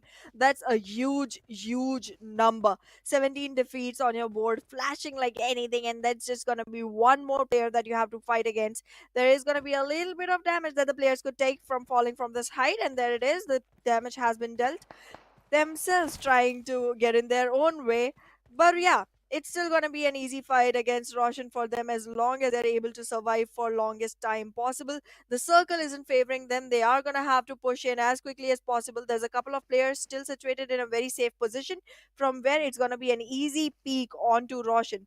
But again, we know Reggie's side. Roshan has been a frontier from the side of Regicide, and he might be able to go ahead and do a 1v2. However, a 1v4 does not look a very possible game to play. The revival might just happen, and if that happens, it's gonna get more and more difficult for the side of Roshan. The fight is already initiated. He has spotted Zarbaf, but Zarbaf will spot him back. The position has been revealed. Wow. Zarbaf gets knocked, but at the Wow. same time, there's a couple Wow. of players coming in. Oh my god, is he gonna make it possible? He's literally come back to a point where it has become a 1v2 instead of a 1v4. He is getting quite a damage being placed onto him, but the utilities are gonna be difficult to fight against. Momtu is still surviving on a very fractional HP on himself. Oh my god, there it is. It's Miracle a is 1v2 out. right now. Miracle has already been picked. Momtu has revived himself, and Cairo is going to be going to go ahead and revive Zarbaf as well. It's going to turn into a 1v3 again. Roshan, he has repositioned himself. Nobody has any Wow. idea where he is. He's going to take up a few pillies, pump up his nerves, and go ahead into the fight one more time. It's a 3v1. It's a 3 from 3x versus Roshan. Roshan, do you got this? The utilities are coming in. They have an idea of where Roshan is. The Molly has been spotted very close to him. Not going to be easy to go ahead close Oh to them. wow, what was But that Molly? they are going to be covering him up from every single position. He is not going to have any opportunity to walk out, but he can definitely still jiggle and take some shots. Momtu gets knocked down one wow. more time into the game. Zarbaf and Cairo, only two surviving. There's rock support for both of these players, but Momtu's frag will be confirmed from the side of Roshan. Not enough HP, no more healing, only one energy drink available. Oh my god, is this one that you can take on? Cairo does get a lot of damage onto him, but he's not going to get completely eliminated. The fake support from the side of Smoke will work miracles, but well, Miracle is already out. So is Cairo going to be able to survive with miracles? Not for long. Oh, Roshan wow. goes and takes some peeks. Oh, He's very my clever with goodness. this Oh, my control. God. It's been a 1v1 now. Zarbaf versus Roshan. Roshan loses at the so last close. moment. And Zarbaf will capitalize this for 3x. Oh my god. Look at the players of Team 3X. Oh my god. This was Oh my difficult god. one. What was that? What was that? Those Ferrari peaks coming from the side of Team R3G's Roshan. Oh my man, it would be a clutch. It would be a clutch of lifetime in this PMPL Pakistan. And it will be something we will be worth remembering, man. Definitely. What a play. What a play coming from the side of Team R3G Roshan. And anyone out there who is looking at this player, man, just beware when he is around. Just be careful. The way this guy just managed to take the fight against all four of these players. And at one point, Team 3X, look at the faces of their players. They thought they just lost it. They just lost it. The moment where Team 3X final player Zarbaf was in open, oh my god, if there would be some healing left with Roshan, it would be another chicken dinner coming from R3G. But GG Sehana, thank you for entertaining us in those final moments. But guys, we will carry it forward after this short break, so don't go anywhere. We will be right back.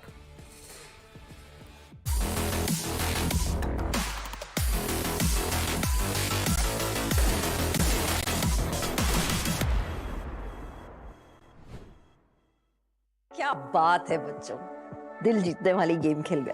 तो aunty आपके साथ भी एक squad up हो जाए। हाँ आ जाओ। इस रमजान अपने स्क्वाड की गेम से बनो किसी की भलाई का मजबूत जरिया और खेलो सिर्फ दिल जीतने के लिए।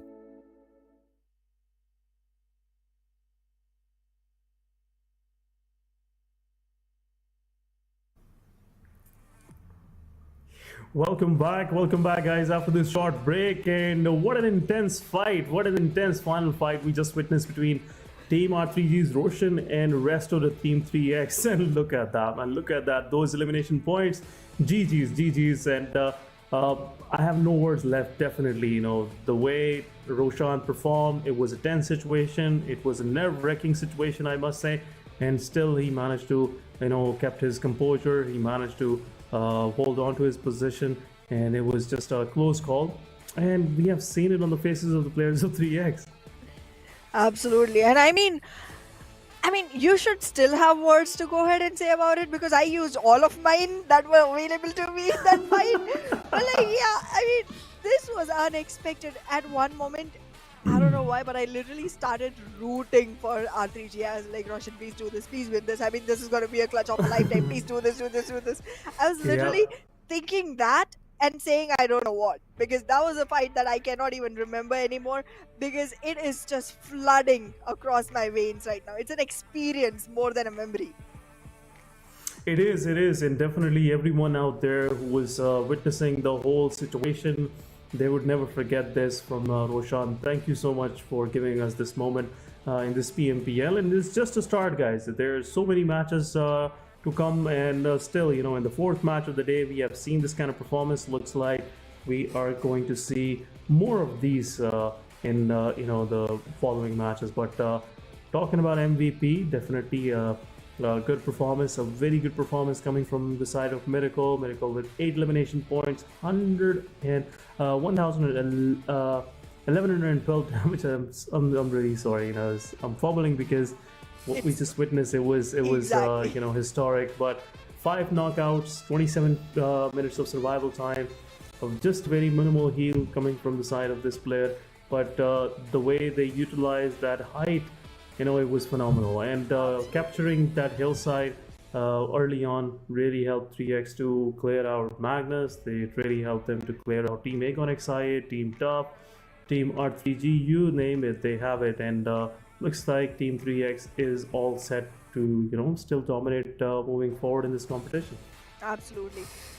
But yeah, I mean, again, whenever you talk about that last fight, it doesn't matter who won it, it's always gonna be the name of Roshan written all over it. And look at that. If he was able to take that last frag off, he might have been the one actually going ahead as the MVP as well, because the elimination number is the only thing that took him behind. Everything else, he's actually running ahead of Miracle as of now. So yeah, I mean, really disappointing for the side of Roshan. He must be heartbroken right now.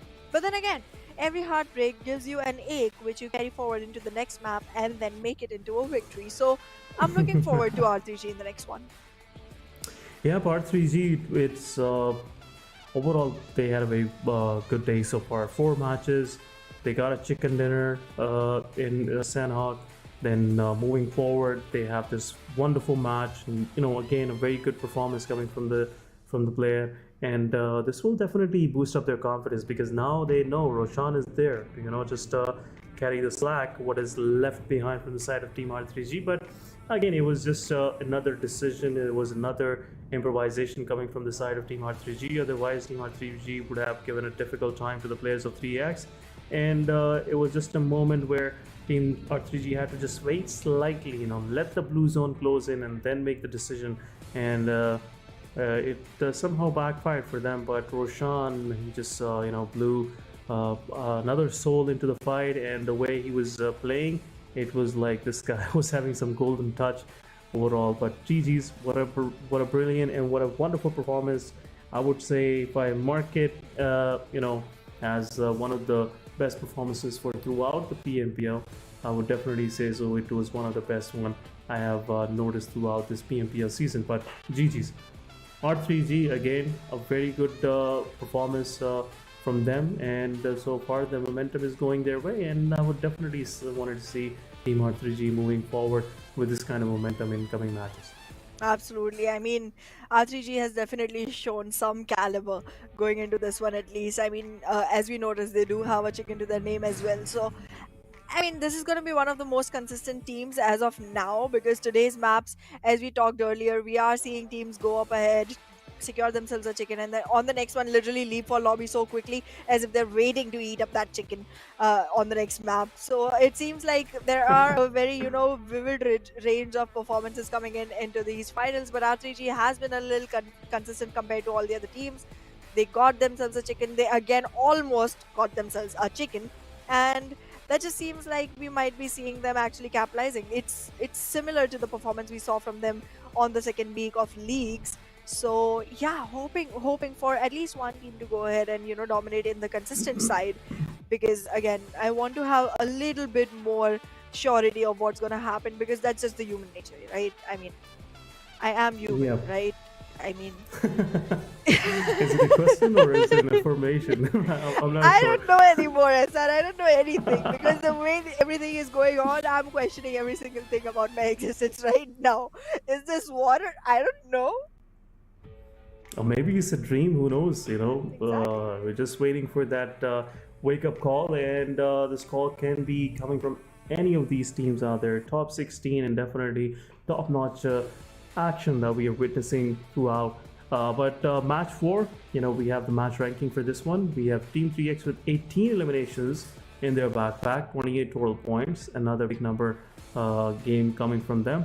Then R3G with 14 elimination points, and big thanks to the final 2 coming from the side of Roshan as well. So it's a great performance seeing teams like R3G, Team 3X just shining bright on this battlefield. But on the second page, there's nothing much left for these teams, especially for Freestyle, for QWERTY Esports, Team QWERTY, Team Esports, no success at all. Then Team 7th Element with the 0 elimination points, only 2 placement points.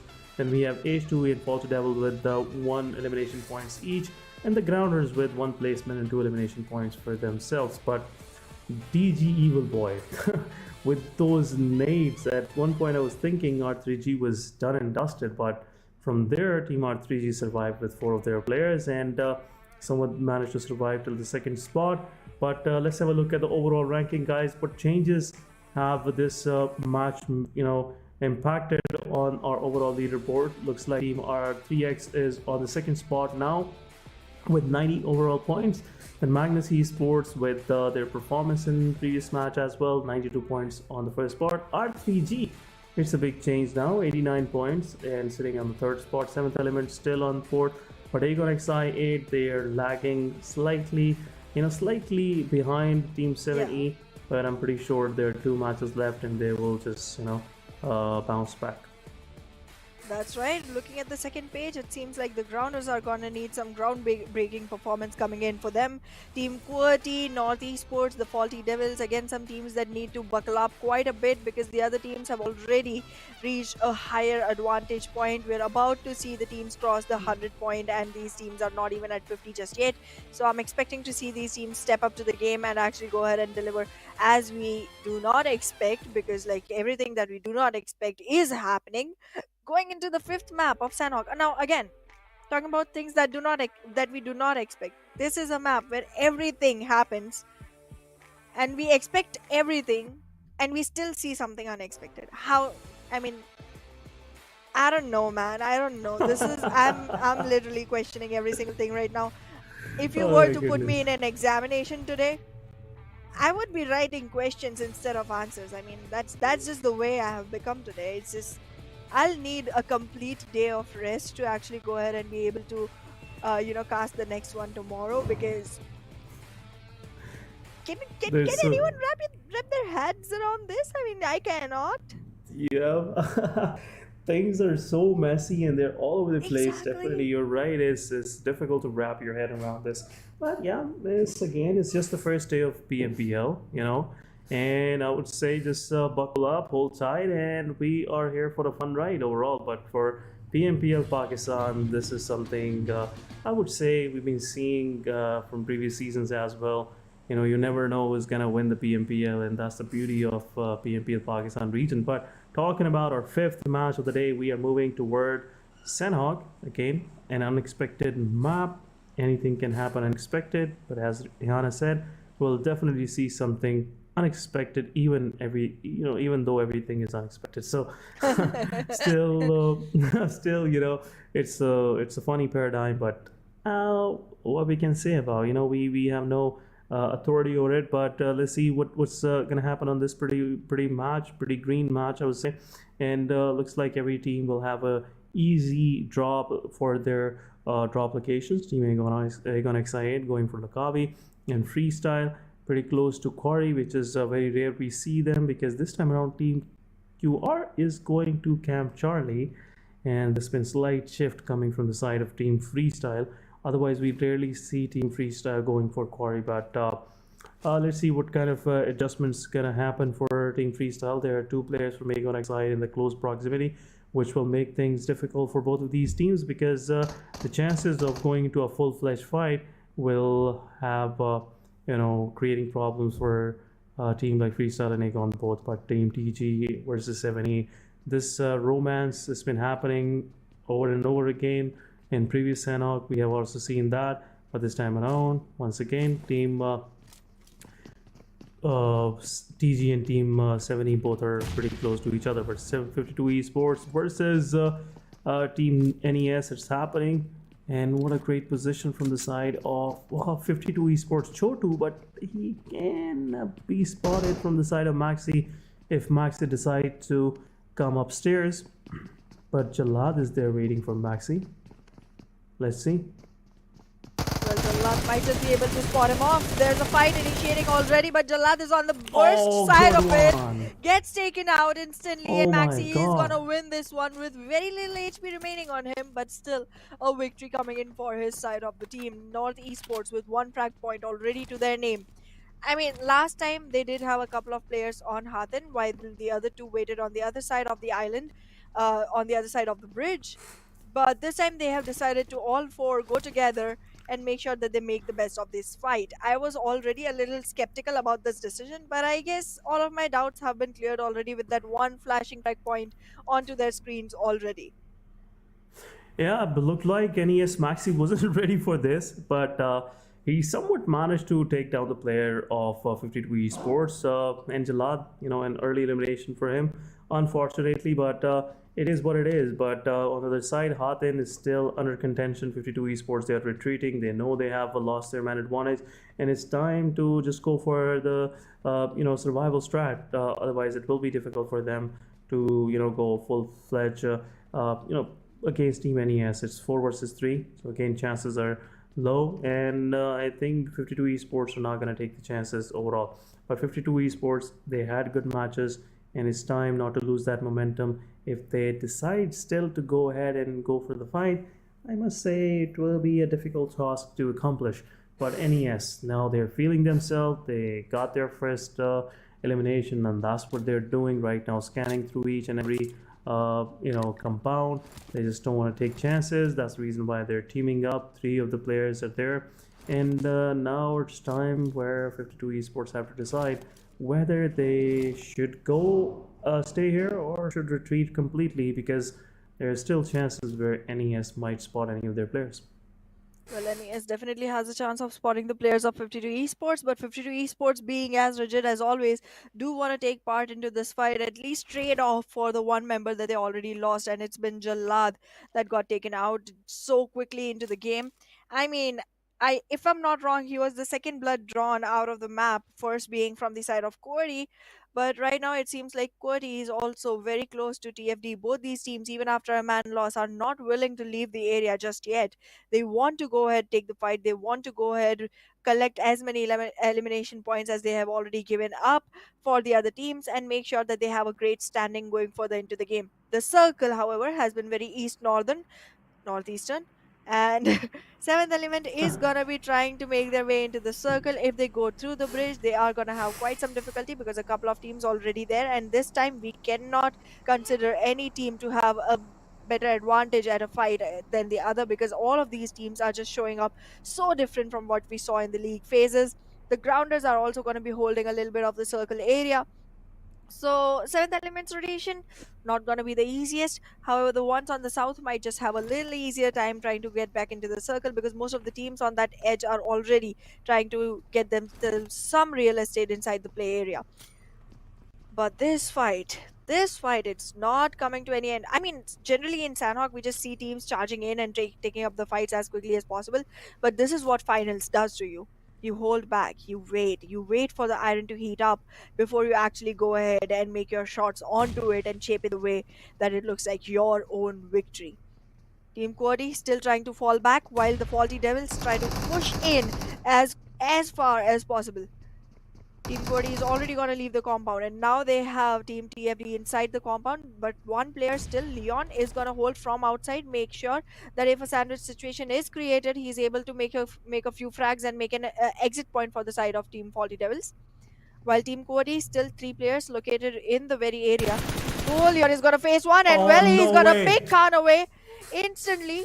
That was great awareness. He was running without any weapons in his hand, and then suddenly he goes ahead, picks off the player, but then there's a retaliation coming in from the side of Bulwari as well. Bulwari, you are going to be a topic of worry for the side of TFD, but they are going to charge in. Not going to capitalize just yet. Need a player to be revived. But in the meantime, In the meantime, Wolverine, you have your hands free. Go ahead, pick up Khan, or pick up a fight. Up to you, buddy. You have the better judgment here. TFD all on feet. Avazar very far away from the rest of the team, not gonna be able to support at all.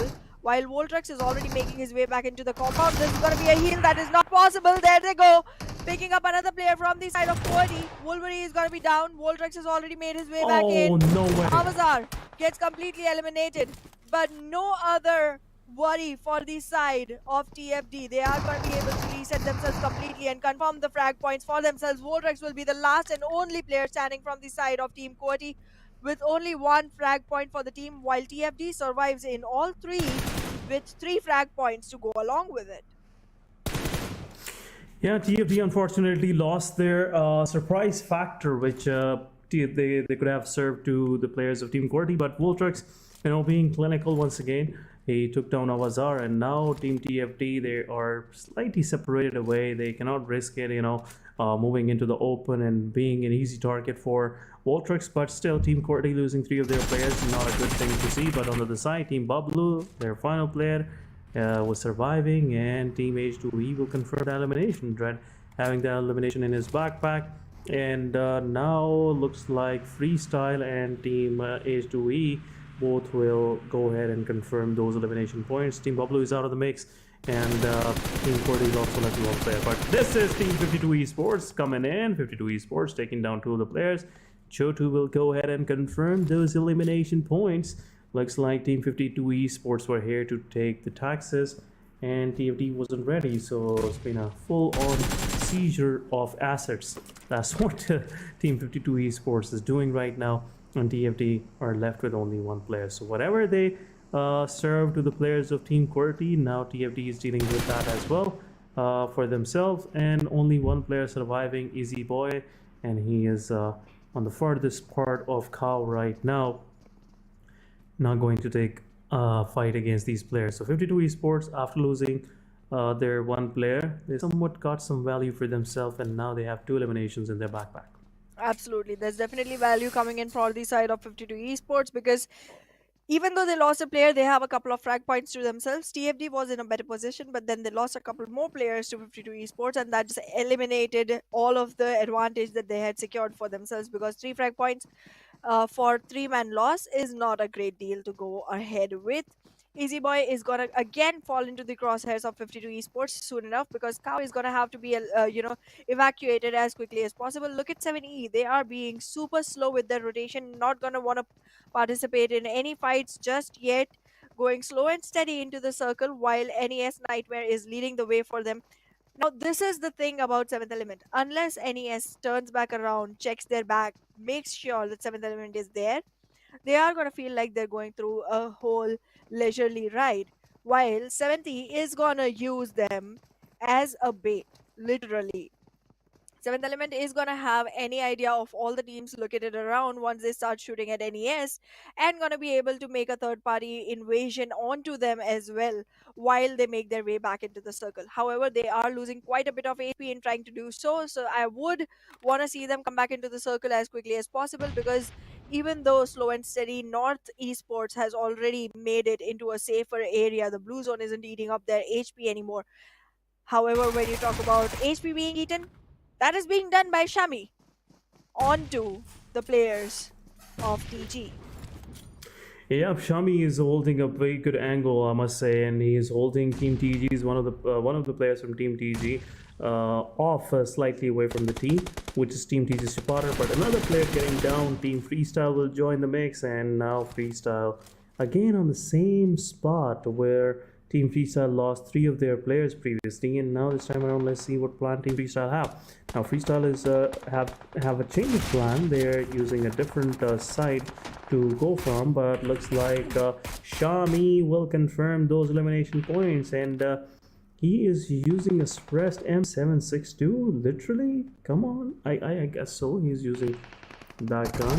Yeah, no, he's using a QBZ for long ranges, and still, he's managing to get that much damage. And now Team XGeneration is pushing forward. Sad Boy is there. Sad Boy taking 3 of their players down. What's happening? Team TG wasn't expecting this kind of loose push coming from the side of XGeneration, and Sad Boy rightfully punished the whole squad of Team TG, but his Shami Boy left alone now. Freestyle on the other side, they're moving forward, and look at this utility usage coming from the side of Shami Boy. Shami Boy was low on HP, and Black confirmed that elimination. And it's a good save for Sad Boy coming from the side of Team Freestyle.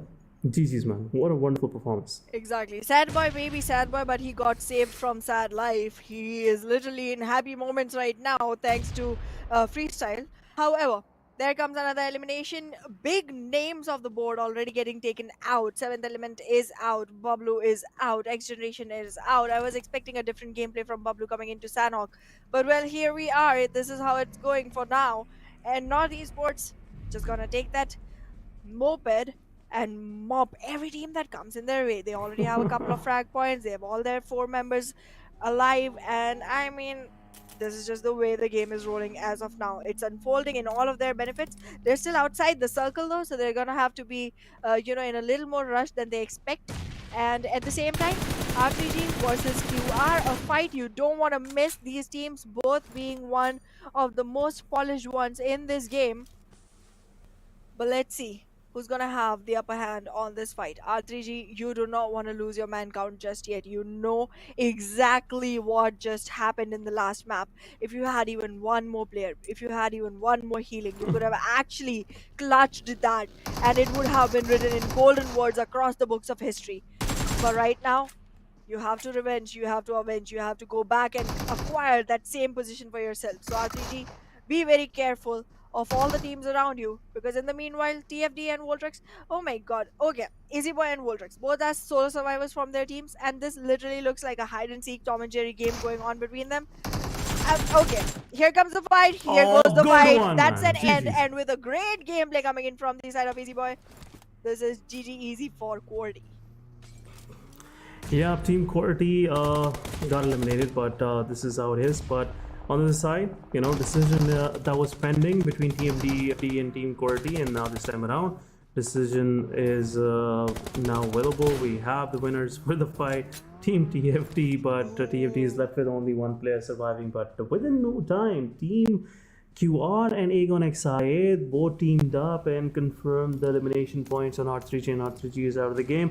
One of the players being picked from the side of Team QR, and rest were dealt by Team Aegon XIA. But seeing the situation, looks like Team Aegon XIA, they might repeat the same script, in the previous Sanhok, where they were having good start, but they couldn't even get to the top 3, I guess. They finished at top 5, but now let's see what plan is in the minds of these players, because they need that kind of momentum setting game, which they were, I'm pretty sure they've been waiting for. But now Team Aegon XI8, Falak is playing once again. 2 days ago, I guess last week, there's been some social media posting happening where someone said Aegon XI8, Falak is no more with the team. He decided to change his path, but someone was a April Fool joke. So yeah. Damn it. Joke on the community, but that's a heartbreaking joke. That's a heartbreaking joke. I can imagine what the fans must have gone through during that scenario. But yeah, right now the one going through difficulties is not Aegon XI8, it's QR. Senior is gonna hold up the flag for the team, but is that gonna be enough? Because there's already a knock. There's already a player who's not going to be able to participate into the fight, and it's going to be a 4v3 going forward from here. So it just seems like Aegon XI8 might have the upper hand as of now. Another knock. There you go. Keeps getting more and more difficult. Yes, there's a third party coming in as well, and that's a complete elimination onto Senior. QR in a lot of difficulty. Spark is so close. So close to Helsi. Both of these players are going to be able to team up, but if utilities come in, both of them are going to suffer at the same time. Helsi is knocked. One more time, needs revival, but Aegon XI8 just going to charge in. Spark, do you have the spark left in you to continue this fight? Are you going to be able to go ahead and stand up against the whole team of Aegon XI8? This is a We won, Oh, resulting in an beautiful. elimination onto Spark, and that just eliminates the whole team of Quantum Rage with no more Rage left to fight with. While Agonex I8 Definitely. still stands with all fours. Yep, Aegon once again rising from the fights, and Team Quantum Rage. Unfortunately, the side they were holding on to was a risky one. They were having some pressure coming from the side of 52 Esports, which somewhat delayed the process of Team Quantum Rage going into a full-fledged fight, because Team 52 Esports confirmed 2 of their elimination points from the side of Team QR. But now Circle is shifting forward, and this time around it's a Western shift. Team Magnus Esports with 4 of their players standing there in the center. Team 3X once again 4 players standing on the Western side. They might go ahead and confirm 2 eliminations on NES as well, but overall I'm not seeing anyone threatening 3X on the western edge of the circle. On the other side, we are seeing 52 Esports now. They're trying to close in toward Team Magnus. It will be a difficult breach into the compounds of Team Magnus Esports, because Zabian is the one holding the side from where 52 Esports is trying to move into the circle. Also, Magnus Esports have a good eye on the players of Aegon, who are trying to get into the circle as they just finished another fight with Team QR. But seeing the situation, I believe Magnus Esports and 52 Esports is the fight which is going to happen now.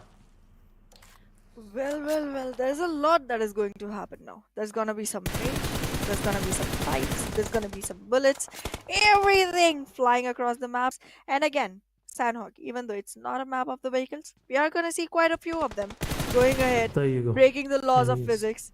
And with that, NES gets eliminated. Whew, that's just 7 teams remaining. Agonex I8 looking pretty strong as of now, but how long they sustain is gonna be a question. TG and H2E definitely not the ones that can make their way back in. 52 Esports losing players left and right as well. There's surge pressure coming in as well. 52 Esports is gonna have quite a little bit good of try. rut going on here, and with that comes the elimination, knocking on their doors, sending them back to the lobby alongside H2E. Oh Top my god. 5. Agonex I8 also losing a member. At the same time, Magnus also has one knocked. The circle keeps getting smaller and smaller. The teams keep losing hope a little bit with every single bullet coming their way. 3X had a great game the last map. The pace is completely different, but they still look like the strongest one in the lobby as of now. Is this gonna be a double chicken for a team in 2 maps back to back, which were so different in pace, going all the way from Miramar to Sanhok? Is this gonna be the moment where we see a team take all of the patience from the first one and turn it into an aggression for the next one, and both times come up with a chicken? Yep, and this time around, I believe Team 3X have a very fair chance, because Magnus Esports, look at their attention. Their whole attention is invested toward the players of Aegon XI8, and now Blade is also down. Team Tough was close more than Team Aegon was expecting, and I8 Blade is down now. But it's time where Team Aegon XI have to decide whether they want to go ahead and get in the circle, because Blue Zone have just started. Falak is the one only who's taking fight right now, but Thor will definitely, I believe, confirm those elimination points. Blade is up on his feet once again, but it's a very less time left, and Blade have his vehicle there. He is just healing himself. Our team Tough giving a difficult time to the players of Team Aegon. IQ trying to roll his vehicle in front, but Playzone will take down Falak as well. And the final player, I believe, Blade, will get confirmed from the side of Team Magnus Esports. Now, Team Tough. The thing that they were trying to serve to Aegon XI8 is being served to them now. The Sarpaf will confirm the elimination on Team Tough's M7. 3X still 4-man standing. Looks like 3X is the one who will be going for that chicken dinner, because looks like, okay, once again, another close call for Team 3X. They have to revive their player. The 3X rest of the team is trying to get into the circle, which is in itself a unique thing to see, because right now there is 30 seconds left. They can revive their players, but Team Tough, what just happened? 4 of their players were standing a moment ago, and now they're left with only Joker. Joker have a big responsibility on him, and looks like Team Magnus is going to take that responsibility away from him and will serve him good elimination right away. There you go. Oh, Well, Joker he's does still waiting. revive. Exactly. He literally revived himself, walked back into the fight, but then that's all the breath that he's gonna Oh, have for himself. Magnus Esports gonna revive themselves, gonna reset all of the players and walk back into the fight. Zen is up to the mark, Drolin is up to the mark. They can walk back in, but at the same time, no. 3x has more control onto the area. However, Mom2 gets knocked in no time at all, making it difficult for 3x. But in the return, Zibian is gonna be knocked as well. It's gonna turn into a 3v3 right now. All the Oh, players are walking in, but utility. look at that utility. Exactly, that is gonna shut down 3 players from the side of Magnus Esports. Drolin standing along, trying to take a fight, but that does not result in Oh, any benefit at all. 3x for the second chicken dinner back to back, and there it is. Two oh for my God, they can't believe 3x, themselves. one after the other. Oh my God. Looks like Team 3X, they have definitely a plan in their mind, and now they are acting on that plan. And so far, everything is dropping in place. And 3X with another chicken dinner, they will have, I believe, the first spot, and as well as they will have the lead against all of these teams out there. But yeah, sure, another winner chicken dinner, and a good one once again. 10 elimination points for them, 20 points, where most of the teams that were keeping themselves busy couldn't even get these kind of eliminations. But still, another GG. Overall rank is number 1, 1400 damage, all 4 players standing, and just winning another one for themselves. But guys, discussion will continue after a short break, so don't go anywhere. We will be right back.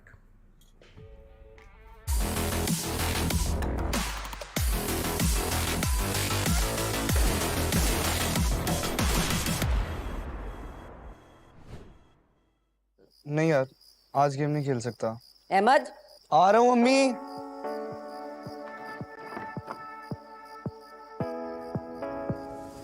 हाथ बढ़ाने से, साथ निभाने से, उम्मीद बांटने से खुशियाँ घटती नहीं बस बढ़ती है। वही देता है वही सुनता है जब भी दोगे तुम सदा।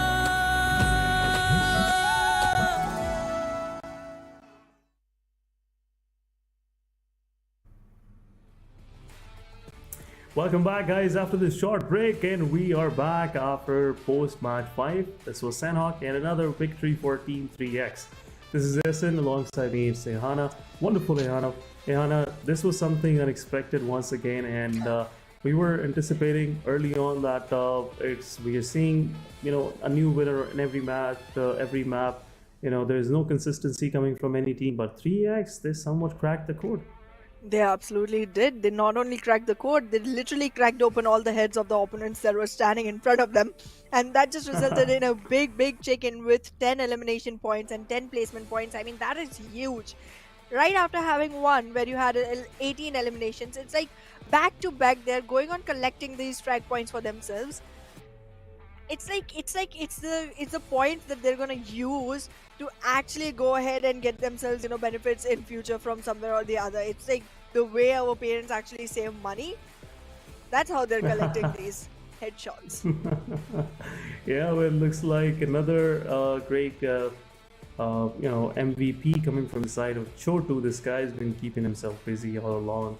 No matter what result rest of the team of 52 Esports bring to the table, Chotu is bringing in some MVPs for himself. 4 eliminations this match as well, and 183 healing, 4 knockouts, 17 minutes of survival, and tons and tons of damage, 800 plus damage with 4 eliminations to his name. But 52 Esports again, rest of the team playing GG. The Erangel, they aced one of the matches today, but still they have to be consistent. They have to be clinical, otherwise 52 Esports won't be able to maintain their position. They're on 7th spot right now, but let's see how far they can go by the end of this day. But again, a consistent performance coming from 3X. Let's have a look at the top players of this previous match, and I'm pretty sure we'll be seeing most of these players from different teams. There you go, no 2 players coming from same team, and looks like it's been a very well spread kill numbers coming to all these players. Mr. Kala with 4 eliminations, sad boy, definitely he confirmed 3 of those eliminations on XGeneration. Then we have Zibian, with 3 eliminations to his name. Team 3x Miracle with 3 eliminations, 523. Miracle, again, he is eyeing for that first spot, for that MVP. And we have IQ from Aegon XI8 with 572 damage, and Chotu once again with 4 elimination points, 811 damage. So MVP again, guys. MVP is on the stake, and looks like 52 Esports, Chotu, IQ, Miracle, all of these guys are striving for that $1,000. Absolutely, and look at the damage difference between Choto and Mr. Kala. It's literally 163 points. That's a huge damage difference coming in at top players. However, the elimination points are literally equal for both of these players. It seems like there was definitely a little bit of lagging behind when it came to converting those, damages into actual knocks and frag points. But yeah, still maintaining the first spot for himself. Choto does look like he's doing great for himself. But it will definitely have to be a contribution coming in from every single player of the team to make this team actually rise up and shine like a bright, bright star onto this map. But yeah, going into the third map, you know what worries me, Ehsan? Yep. If 3x takes this one too, they will have won every single map at least once. Yeah, but it will be one heck of a day for Team 3x. Yeah. And, you will see a different 3x tomorrow, because this kind of confidence being pumped into them, definitely there will be nothing, I would say, will be stopping them.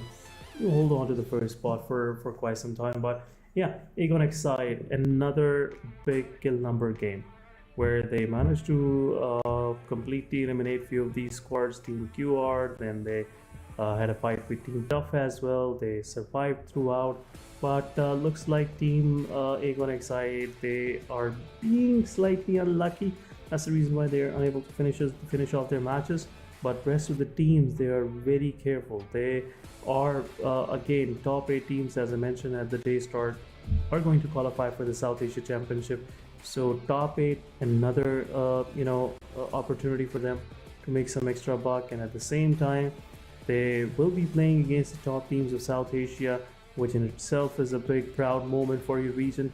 And at the same time, you will be the one being remembered in the book of history that you were the one that qualified for the PMPL South Asia Championship. But talking about match ranking, guys, 3x, once again, another consistent performance, 20 total points for them.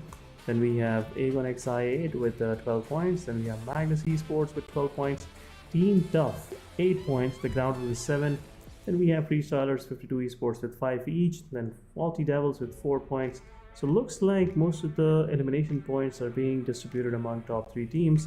And most of these were taken especially from Magnus Esports, Aegon, and Team 3x. Absolutely, and these teams, they are so ruthless. They just go ahead, pick off all of these heads, pick off all of these elimination points, and leave the ones on the lower branches with nothing at all. No placement points for them, no elimination points for them, literally nothing at all for the teams on the lower sides. Look at Regicide, look at 7th Element, look at BABLU. Again, big names with no points at all whatsoever. It does not look like it's gonna be something that you can predict. It does not look like it's gonna be some matches that you can just, run on the basis of statistics, because all of these players, they had so many tricks up their sleeves and they were not revealing any of it. And suddenly you walk into the finals and it's a barrage of handkerchiefs colored in different colors and just knotted one after the other coming out of the pockets of each of these players. I mean, what am I watching? PMPL, or is it a magic show? Definitely, it's some of its kind, but again, the show is still going on, guys. There's one more match left, and people go on Erangel after this one. But yeah, sure. Again, there's a very good chances of Team 3x maybe going for the third chicken of the day, which rarely happens. Which hasn't happened throughout this PMPL. We have seen two chicken dinners in a day, not consecutive ones, but this time around, 2 consecutive chickens coming from the side of 3x. It's somewhat pointing out maybe 3x will try to go for their third one. But let's have a look at the schedule, guys. As we already said, it's gonna be Erangel final match of the day, match number 6 of the day, and it's been a long day for all these players, for us as well, for you guys. But the action that we are witnessing is unparalleled. We haven't seen this kind of action throughout this league stages, but still, one more to go. Erangel it is.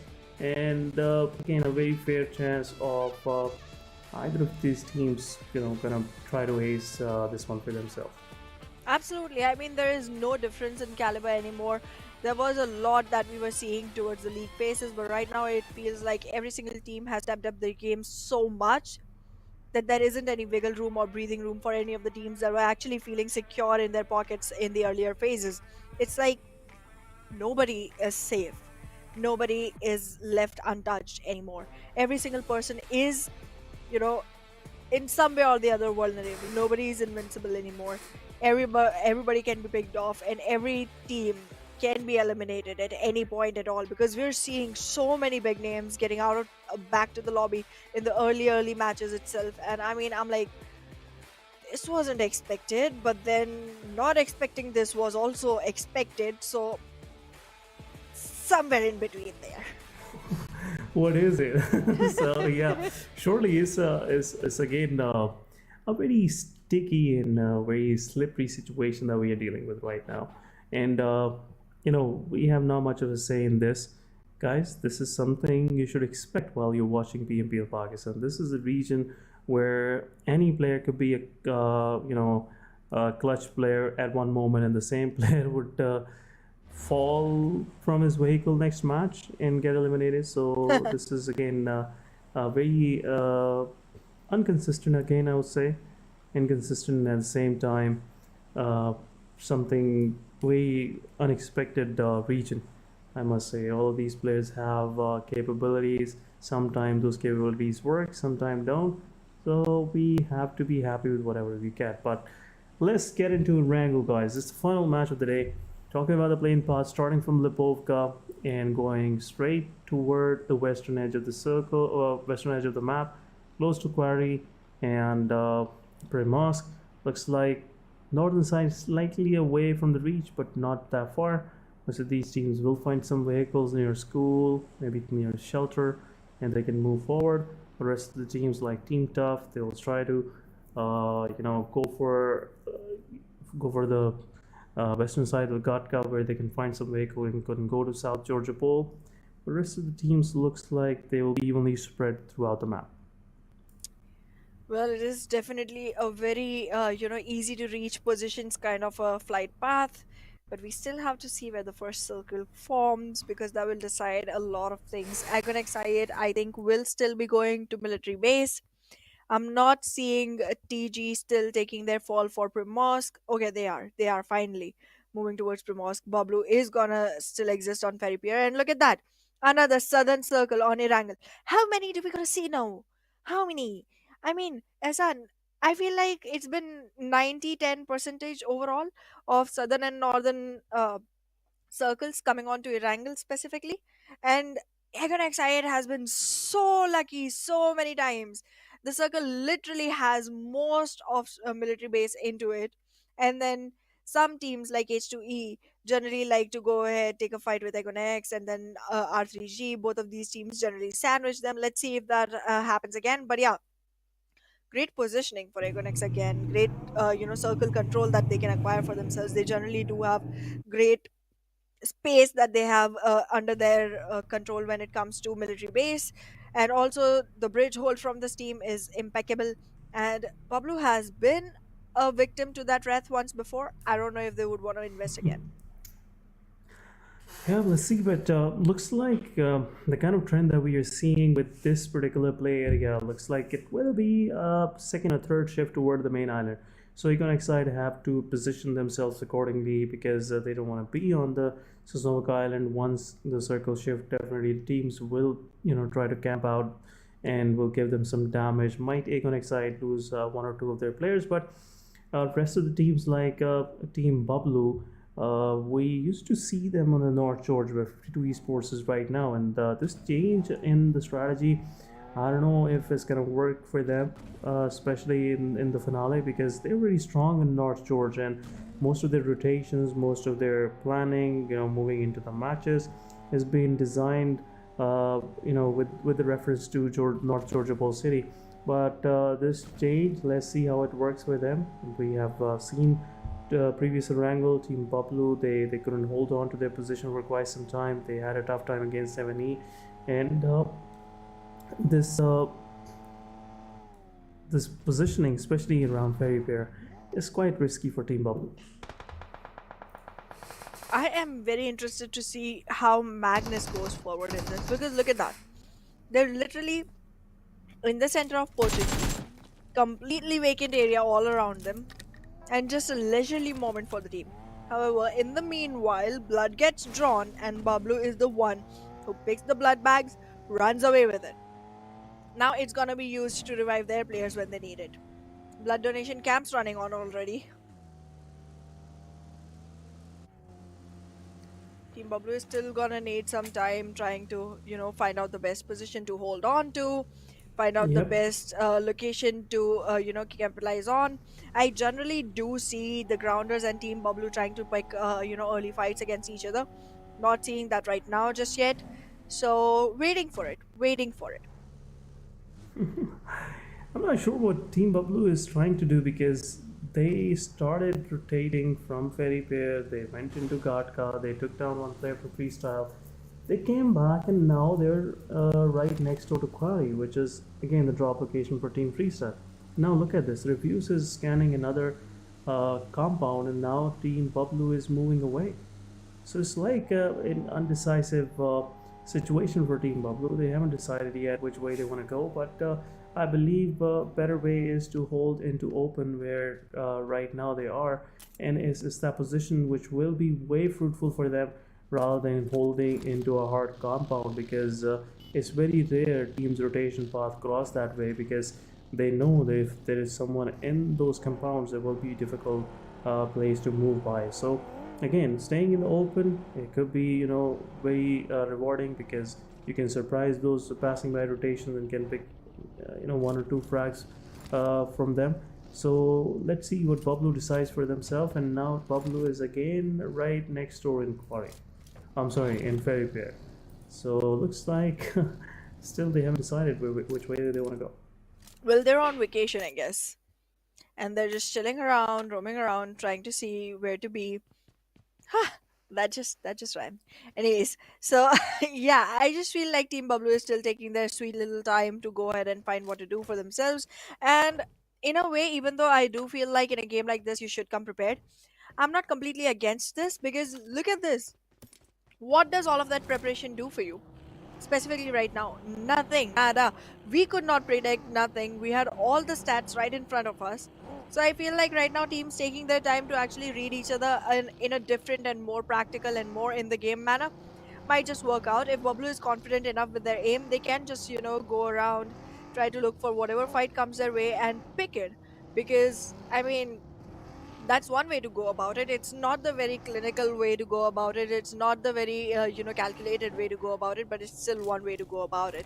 So we'll see if that one works out for Bablu. But right now it seems like freestylers are gonna be on a man loss, so they are gonna wanna cover up for that by trying to get themselves some frag points, some eliminations, some defeats. All of them mean the same thing, but I just wanted to be versatile.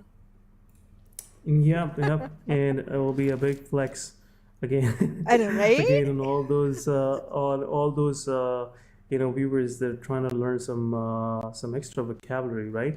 So yeah, it'll be like, yeah, it's an easy thing for me, no problem. It could be your tough deal, but for me it's just an array of words that I use it like every now and then. But joke aside, but yeah, it's again. Right now is getting slightly slower down, and looks like, as we were talking about Team Bubble, some of other teams are still not able to decide which way they want to go. Team Freestyle, very good position for them. They lost one of their players early on, but the position they're holding on to right now, they will be able to get some frags, especially if the circle goes slightly south or near the bridge. It will be again a feast for Team Freestyle, because Team Tough, Team 3X, Team TG, they might have to cross through that location, and it will be some easy eliminations for them. But here we go, it's about to pop up the next phase of the game, and I feel like it will be more of centralized toward Team Bablu, pretty close to the bridge, but no, it's more toward Katka, and when there's a Katka circle, I'm pretty sure it's gonna be a chaotic one because there is not much of the hard cover available for these teams. Well, there's a great disadvantage for our teams right now, which is so far, Ehsan, take a look, only one player has been eliminated. One player.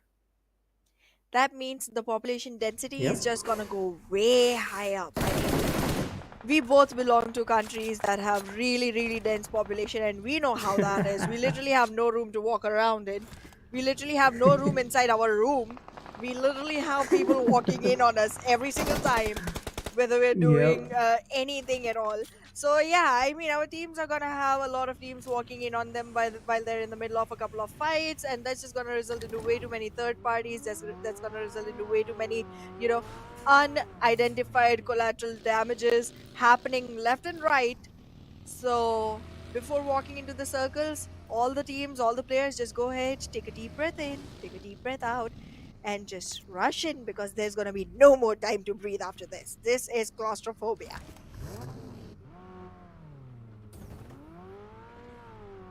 Freestyle. No more style points for you, buddy. It's gonna be a 0 point. Like the first team to get eliminated after I call out the one single player that was taken out, it's gonna be them. And and a 50-50 contribution from BABLU and TG onto that. Team TG, yeah, sure. I was expecting maybe Team TG lose some of those players because they will be on the rotation, but yeah, they stopped in the right time and now they have some successes in the backpack. So yeah, good start for TG, good start for Team BABLU. Both of these teams are in a much of need of these kind of these points. But talking about 52 Esports, yeah, 52 Esports, a good spray coming from the side of Magnus Esports and taking down Chotu, the guy who has been the real difference maker for 52 Esports. But yeah, let's see what 52 Esports have to offer for us. But on the other side, in the kill feed, Team BABLU Pen taking down TG. Sad boy, sad boy. It's not a happy moment for him. But yeah, sure, Team TG and Team BABLU, they have extensive distances between each other. And I believe it will be an easy revive for Team The Grounders. But Team Quantum Rage on the other side, they are right next door I believe school. But Team TG versus Team BABLU is happening. Pichaku coming in and taking down two of the players within no time, and I believe style points going to Team BABLU this time around. The final player from Team TG has had to retreat, and I believe Team BABLU is feeling themselves. That's not even Pichaku anymore, it's Pichku. He's literally crushing people under his vehicle like we try to squeeze toothpaste out of the toothpaste tubes in the early morning. That's how he's squeezing blood out of all of these players. I mean, all right, buddy, I get it. Style points for you. Definitely style points for you. But Team BABLU, they have been off to an aggressive start. That's exactly what I've been wanting from them, because I think that playstyle just works for them a little more. Because I did not see much colors spraying their way when they were trying to be a little more preservative, a little more conserved. But at the same time, XGeneration, they already have a member to pick back up. They are going to be successfully able to do that. But the fights have not just ended yet. There's a couple of teams around them. Team QR now knows the position of Psycho. And this is going to be another battle that starts while the other one that has already been in play hasn't ended just yet. Team QWERTY is also going to be trying to make their standing against Team XGeneration once they start figuring out the frag points coming in for other teams onto XGeneration, because then they'll be more clear that there's a man count disadvantage onto the team that they've been behind. But at the same time, great utility use coming in from the side of 3X, trying to acclaim their heads high already, while two members of Tough still struggle to survive.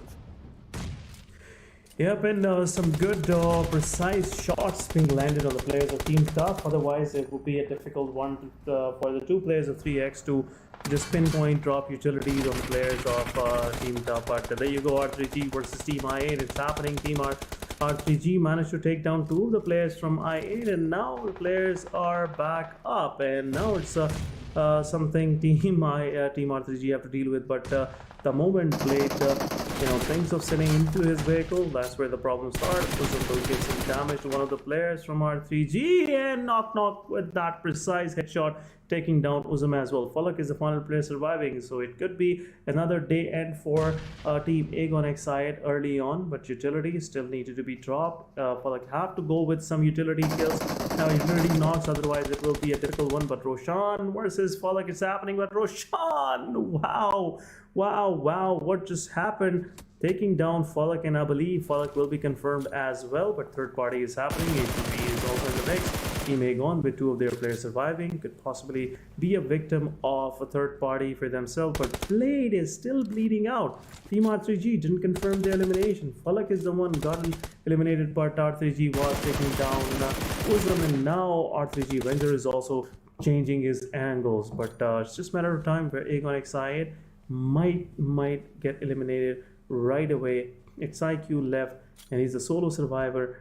Uzum is also bleeding out. Blade is probably bleeding out as well. And now let's see if a 1 versus 3 situation can be handled by I8 IQ. Well, he has definitely relocated himself at a much advantageous position, but there's still going to be a push coming in from the side of the circle that is going to push him into the crosshair of R3G. R3G trying to sandwich him, a couple of players sliding down the hill, trying to get him from the back, while a couple still try to get him from the top. This is still going to be a very, very difficult situation, not only because of the man count, but because of the strat that R3G is using to go ahead and invest into this fight. The players have come out of the vehicle.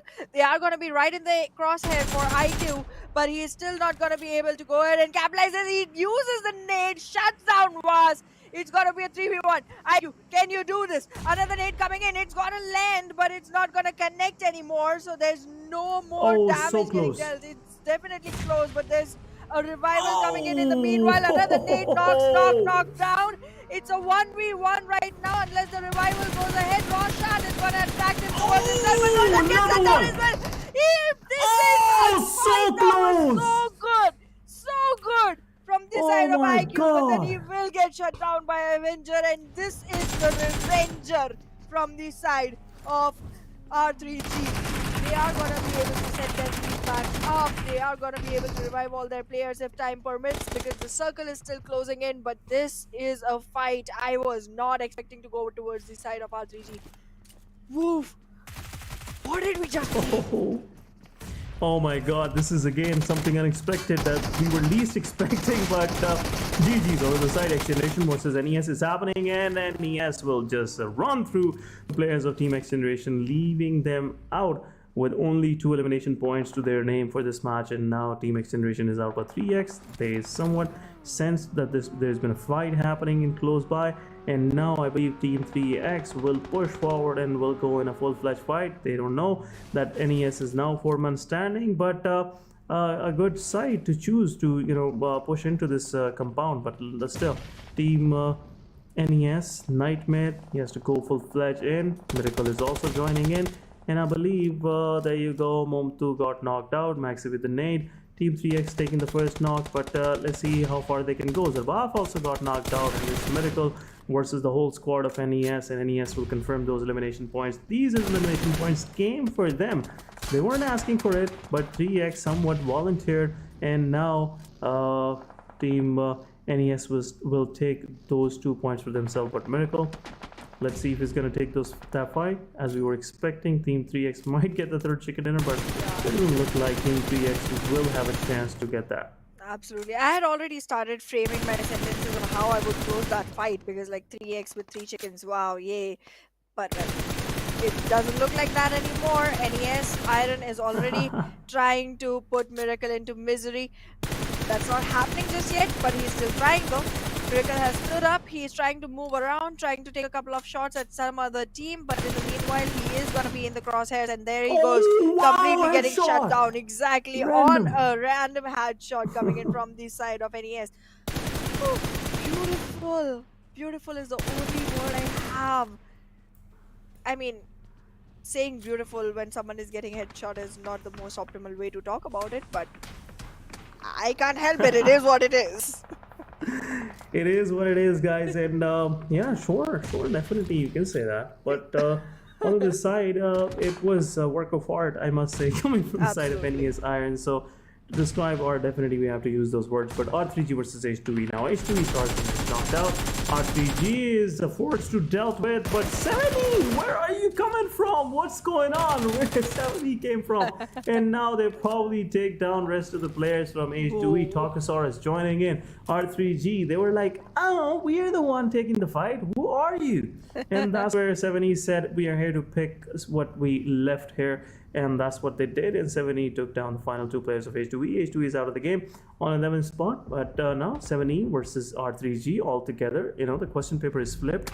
R3G have to come up with some new answers as well. But Wazi's low on HP. Blue Zone will, you know, definitely push him forward. But there you go. Vortex will confirm the elimination point. 70 T24 OP took down the knock. But again, QWERTY was also eyeing in the same direction. They confirmed that elimination point. But there you go. T24 OP. R3G have to push up. Otherwise, they will be taken out by Blue Zone, which is not a good thing to experience because it's a constant pressure coming your way. But R3G, they have to move uphill. Team 7E, they have a good position. And what is Team 7E players doing? Oh my god! T24 OP confirming the player. Roshan is the final player standing, and 7E will confirm that. And Team R3G with a very good start early on have to leave. Unfortunately, this is part of the game. And once again, we're seeing this feature to pick your fallen comrade in play by the side of 7 elements. Well, they are going to be able to revive Tokusaurus. They are going to be running with all fours on their, team alive and ready to take the fight. But are they going to be winning this one? It's been a while since we saw 7th Element win, but look at that, Tokusaurus does get taken down by the play zone next. But T24 OP is going to make sure that for every single eliminate coming to their team, they have a frag point coming onto their side as well. And when that eliminate is also not going to convert into a complete, oh, okay, never mind. The moment I start saying that, Tokusaurus gets taken out. 7th Element surviving with just 3. Their most important information element has been taken out of the game. Now they're going to have to work on surprise. And that's how they can win themselves the chicken prize. Yes, I should be an author or a poet or nothing. That's something I can do even better. Yep, and sure, definitely we can look into it. But meanwhile, Team BABLU reviews getting in. Well, right now it seems like Team QWERTY is gonna hold their horses, stay hidden. But 52 Esports is gonna make their way back in. Oh, they have no idea. They have no idea of Wolverine's position. The whole team from the side of Team QWERTY is alive and ready to fight, but their positioning is not as optimal as you would expect. Voltrex is a little far behind to be able to participate into this fight efficiently. But you never know, he might just have the best weapons for it, and he does. He is going to be able to contribute just as well as he expects. But at the same time, his eyesight is set on 7th Element nonetheless. Right now, it seems like Magnus has the most control of the circle. And once the teams start moving in, 7th Element is going to be in a very tricky situation. Right next to the drop box are located 2 players from the side of Team Magnus who are going to make it impossible for 7th Element to move in without difficulties. The play zone is going to crush them, and from the other side, they are going to be sandwiched by Magnus Esports. Not the best situation, but still one that's going to be beneficial for the side of 52 Esports and QWERTY. Because once this fight starts between 7th Element and Magnus Esports, both of the other teams are going to be able to third party and capitalize onto that one. Voltrex, however, wants to be a little more aggressive, wants to go ahead and take the fight all by himself. So let's see how far this one goes. He already has a player who's all down onto his knees. Khan needs reviving while Wolverine goes ahead and picks a few for himself. So close. Joker still survives. He's gonna be able to revive himself without revealing himself for another shot. I did make use of the word. Yep. But yeah, in the same time, they are gonna lose one from their team.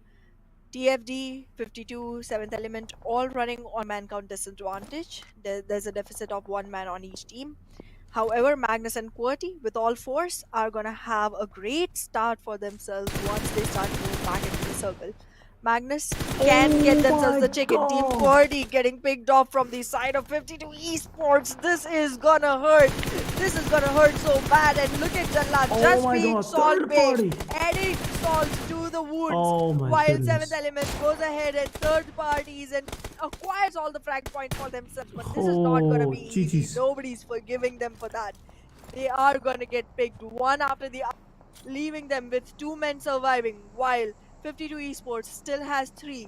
Magnus is on all 4s, and the Faulty Devils are again surviving with 3. And make it 2? Should we? Should we? Should we?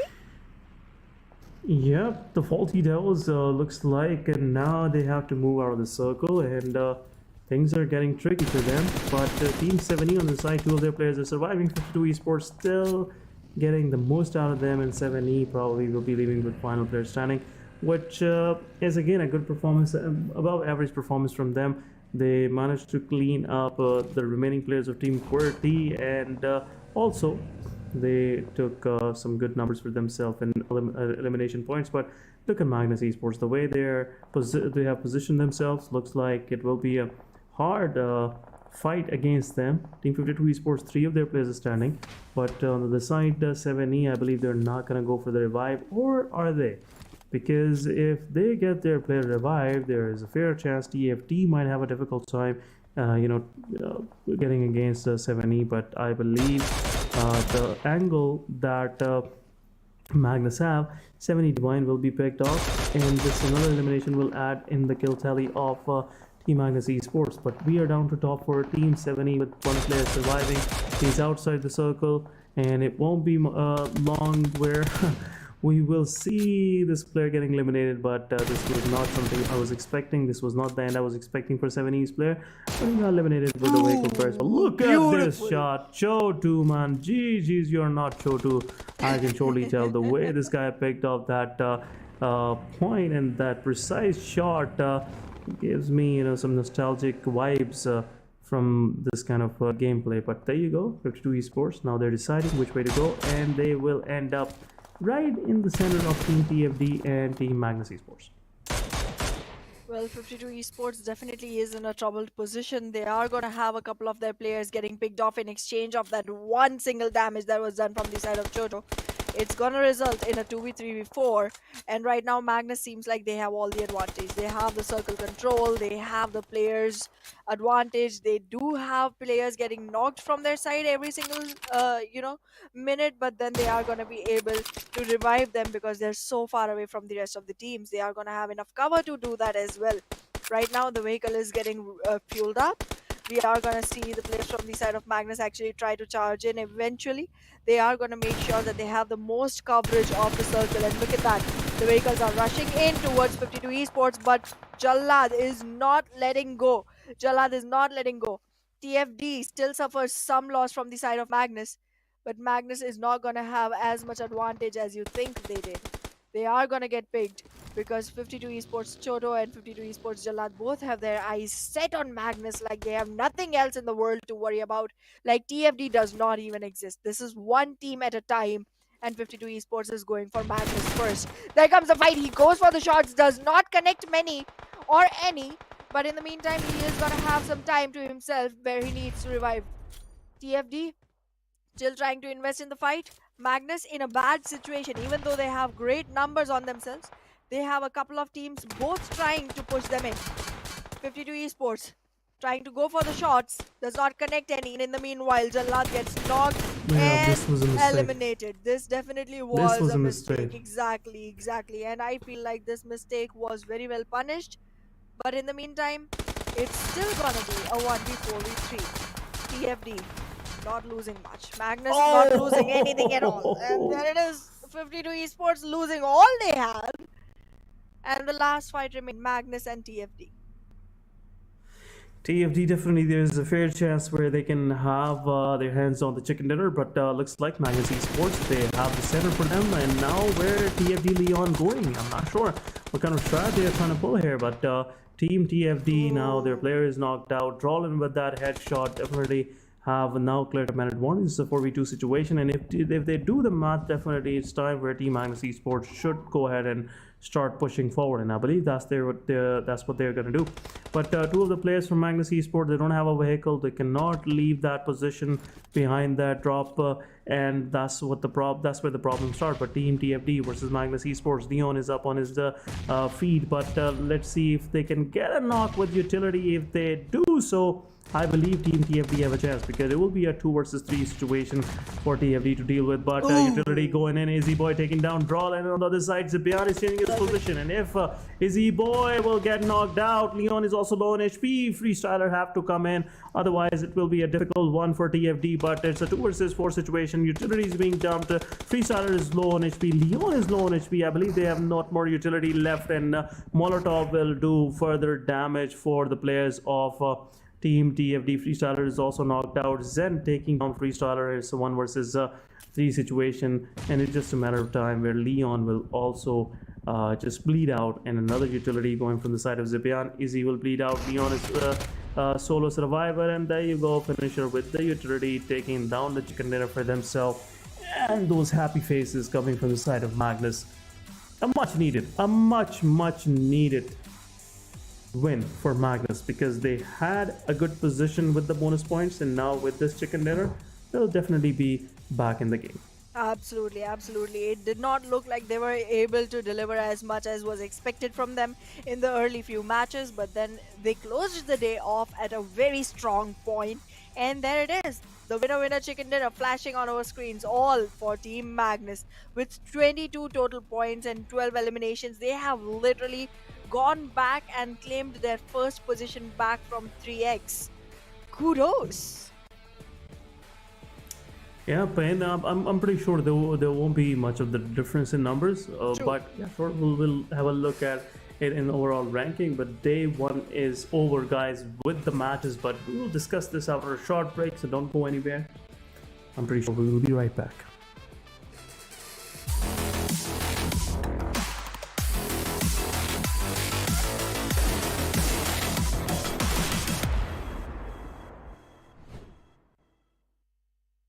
नहीं यार, आज game नहीं खेल सकता। अहमद, आ रहा हूँ mummy.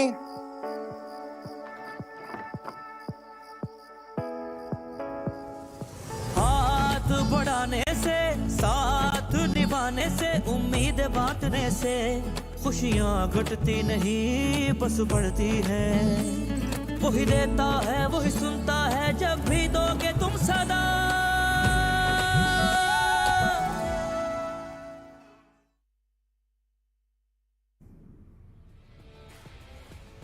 Welcome back, guys, and make sure to share your kindness, your happiness with other during this Ramadan. This is your host Essar, alongside again it's Sehana. Yeah, what a wonderful finish to the match.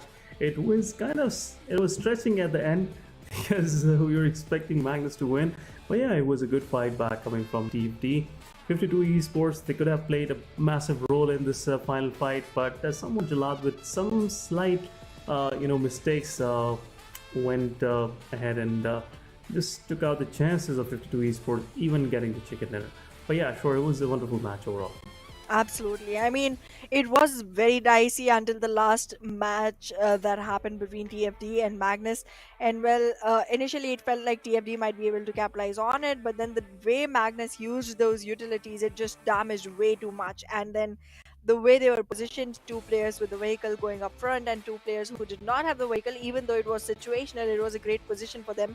They were taking shots from behind the crate, and it all added up to them getting the chicken.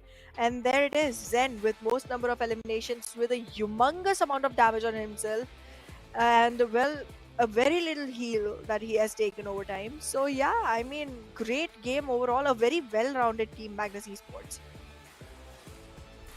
Yeah, Magnus Esports, they got everything that is needed for any team to just be one of the dominating teams. If you pick any of their players, they have individual confidence, they have that gun skill, they have that game sense, which is much required on this big of a stage. But sure, sometimes they lag behind, sometimes they just overinvest themselves into the fights and they get third party. But otherwise, in a 4 versus 4 situation against Magnus, it's very rare that you get a chance. You stand a chance. But yeah, sure. Again, another brilliant performance coming from the side of Magnus. Zen with 6 eliminations. Then we have Drawlin with 2 eliminations, but damage is humongous, 649 damage. Then talking about 52 Esports, they've been busy throughout the day. Yep. Look at Chotu, once again 4 eliminations. Joker with 4 eliminations. But yeah, 70, they are the dominator, they are the new rising stars. But T24 OP with 4 eliminations, still this team managed to survive till the 4th position. Again, a good performance from them. But looking at 52 Esports, I am very curious now where they're standing in overall ranking, because this team, we have seen them quite some time, in the top 5. Well, absolutely. It seems like 52 Esports is coming back packed up with a lot of, artillery in their backpacks, trying to get into all of the fights, trying to make the best out of all of it. And we were already talking about the rest of the team stepping up while Choto is solo, carrying the weight of the team. And we are exactly seeing that. I mean, his buddy is already up here with, a great number of frags trying to contribute with him. And Joker has not only had good number of frags, he's also beaten Choto at the amount of damage. So it seems like the team will very soon be able to stand together and acquire themselves a couple of chickens going forward, and maybe even hold themselves a podium place. Yeah, sure, because 52 Esports, if they keep going like this, maybe, there's a fair chance they can be in top 3. But yeah, it needs more of a consistent performances from them. But I'm sure they are looking into this, and definitely will be a different 52 Esports tomorrow. We're talking about the match summary for this one is Magnus Esports, Team NES Nightmare with the highest number of assists with 4 assists. Then we have Khan Zibian and finisher. Then talking about the highest healing done is Team R3G's Noki. R3G, they had a difficult time against Team Aegon XI8. Then moving toward their fight against H2E, 7E intervened at the right time. Otherwise, it could be a different situation for them. But 7E eliminating R3G was just they make it look so easy. But overall, R3G had a very good fight against Team Aegon XI8. We're talking about the match summary. Once again, it's Magnus with 22 points, 52 Esports with 14 points. So as you were mentioning about the consistency, there you go. The numbers are speaking for themselves. But 7th Element, once again, another consistent performance, 13 total points for them. And North Esports with 10 points to their name. BABLU started with a bang, 6 eliminations, only 1 placement points. Team QWERTY, same for them. They had a very good position in the circle, but 1 circle shift, leaving Pachinki out, it was a difficult one for them. They had to decide which way to go, but anyhow, they survived for quite some time, and they had a good match overall. But second page, that's where the problem starts. 3X couldn't keep their momentum up, couldn't go for that 3rd chicken dinner. Was not a good decision for them to go into the fight against NES, but rest 2 elimination points for them. XGeneration with 2 eliminations. The Grounders with 2 eliminations once again. Rest of the teams have only 1 point each, and nothing for Aegon XI, Freestyle, and H2E for this match. So Aegon, it'll be a different I8 tomorrow, I'm pretty sure, because this performance is not something we can attribute to them.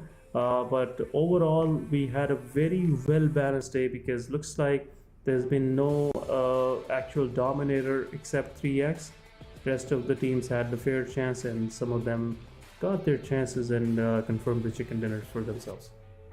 They sure did, but let's just take a look at the overall rankings so that we are able to see where they have established themselves in the complete altogether 6-match combination. And look at that, we've already crossed 100 points, and the difference, we were expecting it to be quite low, but it's already a 14-point difference. It's definitely going to require one very good game for 3X to actually go ahead and capitalize onto Magnus. So yeah, I mean, as you were saying, it's a very balanced day. Even after 2 chickens, 3X was shaken out of their throne.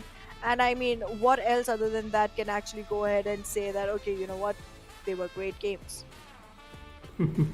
They were, and as I was mentioning about 52 Esports, consistent performance coming from their side, and now they have those numbers for themselves. But second page, it's been a kind of a different story. Some of these teams have still a chance to be in top 8, because top 8 is the goal to qualify for the South Asia Championship, and I'm clearly seeing Quantum Rage very close to that. Team Freestyle could be another team, will be challenging teams on the first page. Team Tough slightly struggling once again to get hold of something for themselves, but yeah, Team Tough is a very experienced team once again, and experience can kick in at any time and can do wonders for them. But H2E, Team QWERTY, again, Team QWERTY had a good start of the day, but unfortunately, again, elimination points are good, placements are not. They have to go for one chicken or maybe top 3 positions. But North Esports, Team The Grounders, and the Faulty Devils, the problem is right there. Looks like Yep. these guys are having a bad time. Exactly. And I mean, take a look at this. I mean, there's literally 0 placement points for all of these matches together. Like, it's like Quantum Rage literally got out of the game in the bottom 8 every single match. That's just so little. And then if you talk about the teams on the front page, if you talk about 3x, even though we are saying that they have consistent performance, I have noticed the thing about 3x, that they have total 20 placement points. They have 2 chickens. That means that's all the points that they got from the chickens. Other than that, every single time they have gotten out back into the lobby in the first 8 eliminations itself. That means the consistency isn't showing up, other than the times when they are actually able to go ahead and capitalize on the frag points. So I feel like the position points still should hold some caliber for these teams to go ahead and try for it. And the aggression that is coming from the side of 3x does need to be controlled a little bit, because you cannot expect to get a chicken, at least a double chicken every single day. And if they hadn't gotten one chicken, they would literally be 10 points below, because they aren't acquiring any of the placement points whatsoever. So I just feel like I need a little more coming in from them at that point, and a little more towards the placement from the side of Quantum Rage as well. Literally 0 placement points, 6 matches and 0 placement points, that too from a team like Quantum Rage. Unexpected. Yeah, most of their matches were early finishes. Most of their matches were frag points for them, and that's it. But yeah, sure. It's been a bad day for Aegon. It's been a bad day for QWERTY. It's been a bad day for Quantum Rage. So let's see. There will be a different mindset, different type of play style, game strategy will be coming in tomorrow. But as you said, most of these teams, they're not focusing on placement points, and it's a virtue of this new point structure, because you have to work hard for those 10 points. Otherwise, if you just want to go average, just wipe out 2 teams and try to get to third-party eliminations, and that's it. 10 points right away in the backpack, and nothing else you have to do. Even the team who gets the chicken dinner get max of 20-25 points, nothing more, nothing less, which is still not doing much for the team who is putting in the effort, putting in the work to get the chicken dinners. But yeah, sure, again, it's winning the match is a different feel. Winning the match and going forward in the next one with the chicken dinners gives you a different sense of relief. But yeah, sure, teams have to focus on the placement points overall. Absolutely. I mean, placement points, frag points, all of them are going to be holding quite a lot of value. But the more you focus on the placement points, the longer you survive and the lesser teams you have to fight against. And I just feel like the way these teams have showed their colors right now, it doesn't seem like any team is impossible for any team. Every team is just going to step up and deliver when it's required the most from them. But yeah, I'm still looking for more, placement consistencies from these teams. Obviously, I'm not expecting any team to go ahead and take all 6 chicken dinners, but I'm definitely expecting them to stay in the top 5 if they're taking one, because then that's the only way to actually keep everything together.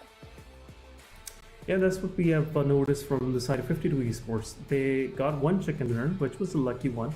I must say, it was a 1 versus 3 against 70. But rest of the day, they kept themselves busy. Even with the placement points they got, I'm pretty sure most of their points came from elimination points. And the good thing is 52 Esports stayed consistent throughout these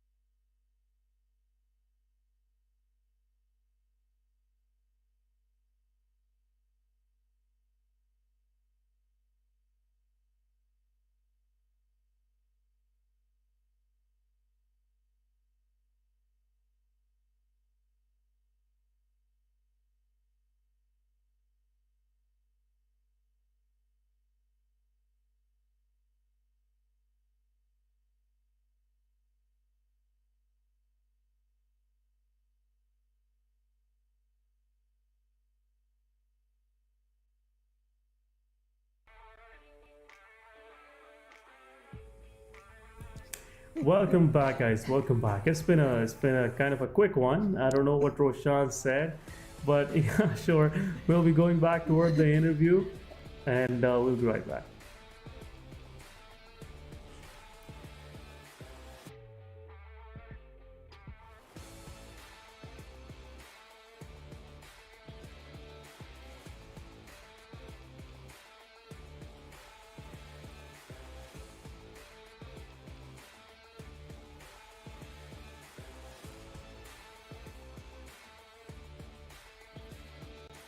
आज 0 points लिए 3 matches में।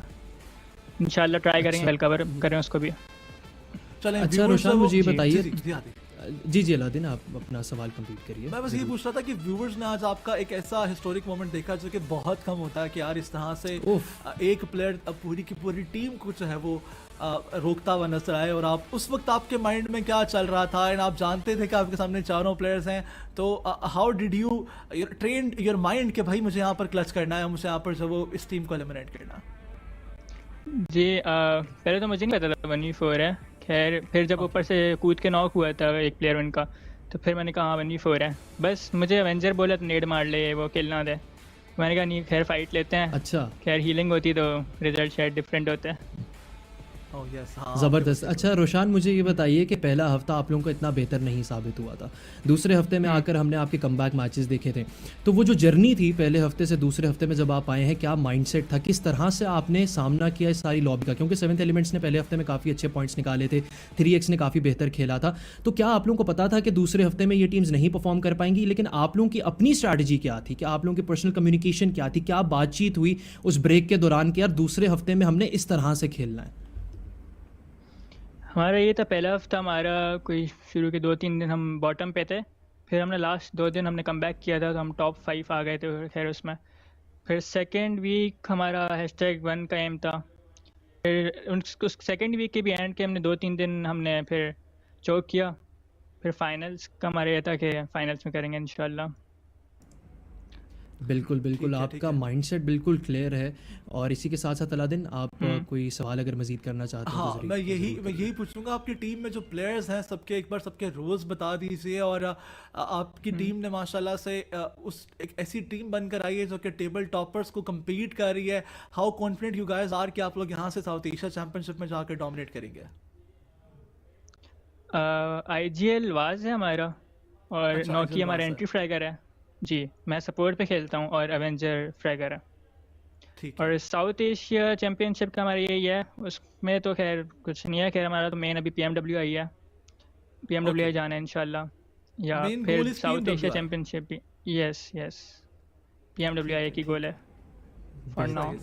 अच्छा, तो आज का दिन तो चलें ख़त्म हो गया है रोशान, आने वाले जो 2 दिन हैं उसके लिए क्या हिकमत अमली है आपके लिए? आपकी क्या सोच है, क्या माइंडसेट है, किस तरह का खेल? एग्रेसिव जाएंगे या जोन टू जोन खेलेंगे, किस तरह से खेलेंगे? हम नेचुरल गेम ही करेंगे अपना, जैसे हम खेलते हैं। बाकी आज मिस्टेक्स की हैं, काफ़ी मिस्टेक्स की हैं, कल इंशाल्लाह वो कवर अप करते हैं।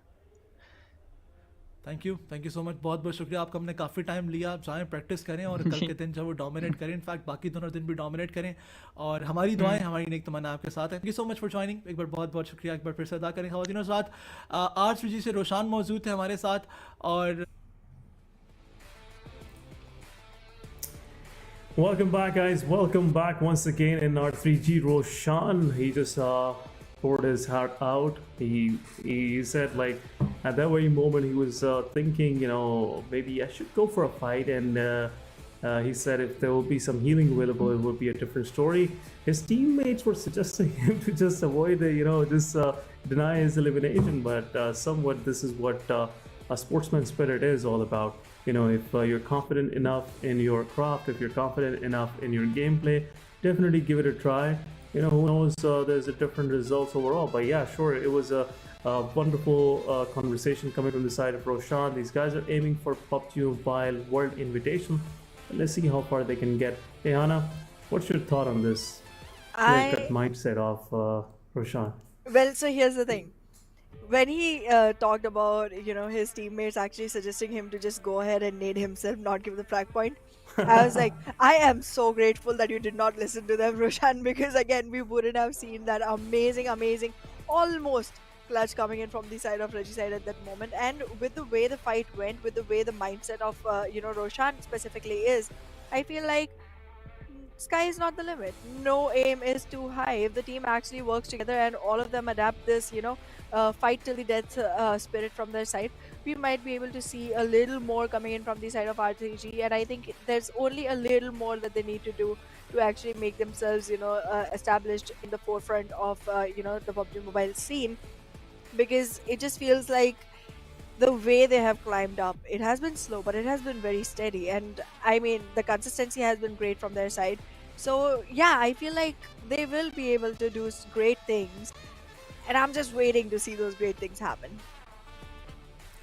Yeah, sure, and definitely R3G have that potential. The new lineup, the way these guys are playing, definitely I'm pretty sure Team R3G will, achieve what they're aiming for. But talking about the elimination leaders, we have Miracle on top with 90 elimination points, just running away with that first spot. But behind him, it's Team Uzum, not Uzum, Team Iconic Side, Uzum and IQ.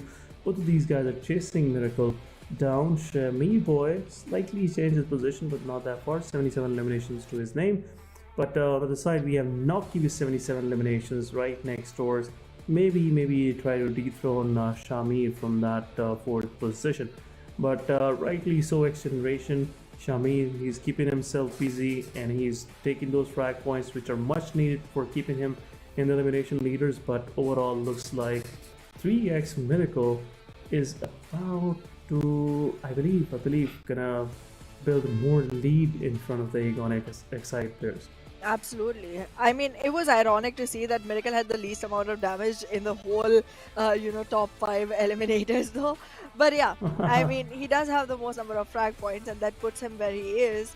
With 90 frag points already on board, it seems like it's just gonna be one more day and we'll just see Miracle go ahead and secure himself a 3-point digit score on his, elimination feed. But like, yeah, today was a very mixed emotions day. We saw all the way from freestylers and 52 esports getting their chickens. We also saw Magnus come back up again. 3x went ahead for 2 chickens nonetheless, and Regicide, well, they won a different match, but they did play very, very well in the Miramar against 3x. That was the favorite one. Absolutely. Again, talking about performances, guys, these performances will definitely continue in remaining 2 days as well. But it's time to leave. It's time to leave this broadcast. But before we go, make sure you guys follow us on our socials, and the socials are displayed down below on the screen. Make sure to follow us on Instagram. Go ahead and subscribe to YouTube channel for PUBG Mobile Esports Pakistan. And also make sure to check us out on Facebook at PUBG Mobile Pakistan Official to stay updated with each and everything happening throughout this PMPL and moving forward, more competitive scene overall. But this was your host, Essen, and I had Ehana with me throughout this day. Thank you so much, Ehana, once again. See you guys tomorrow, same time, same broadcast. Till then, take care of yourselves and have a good day.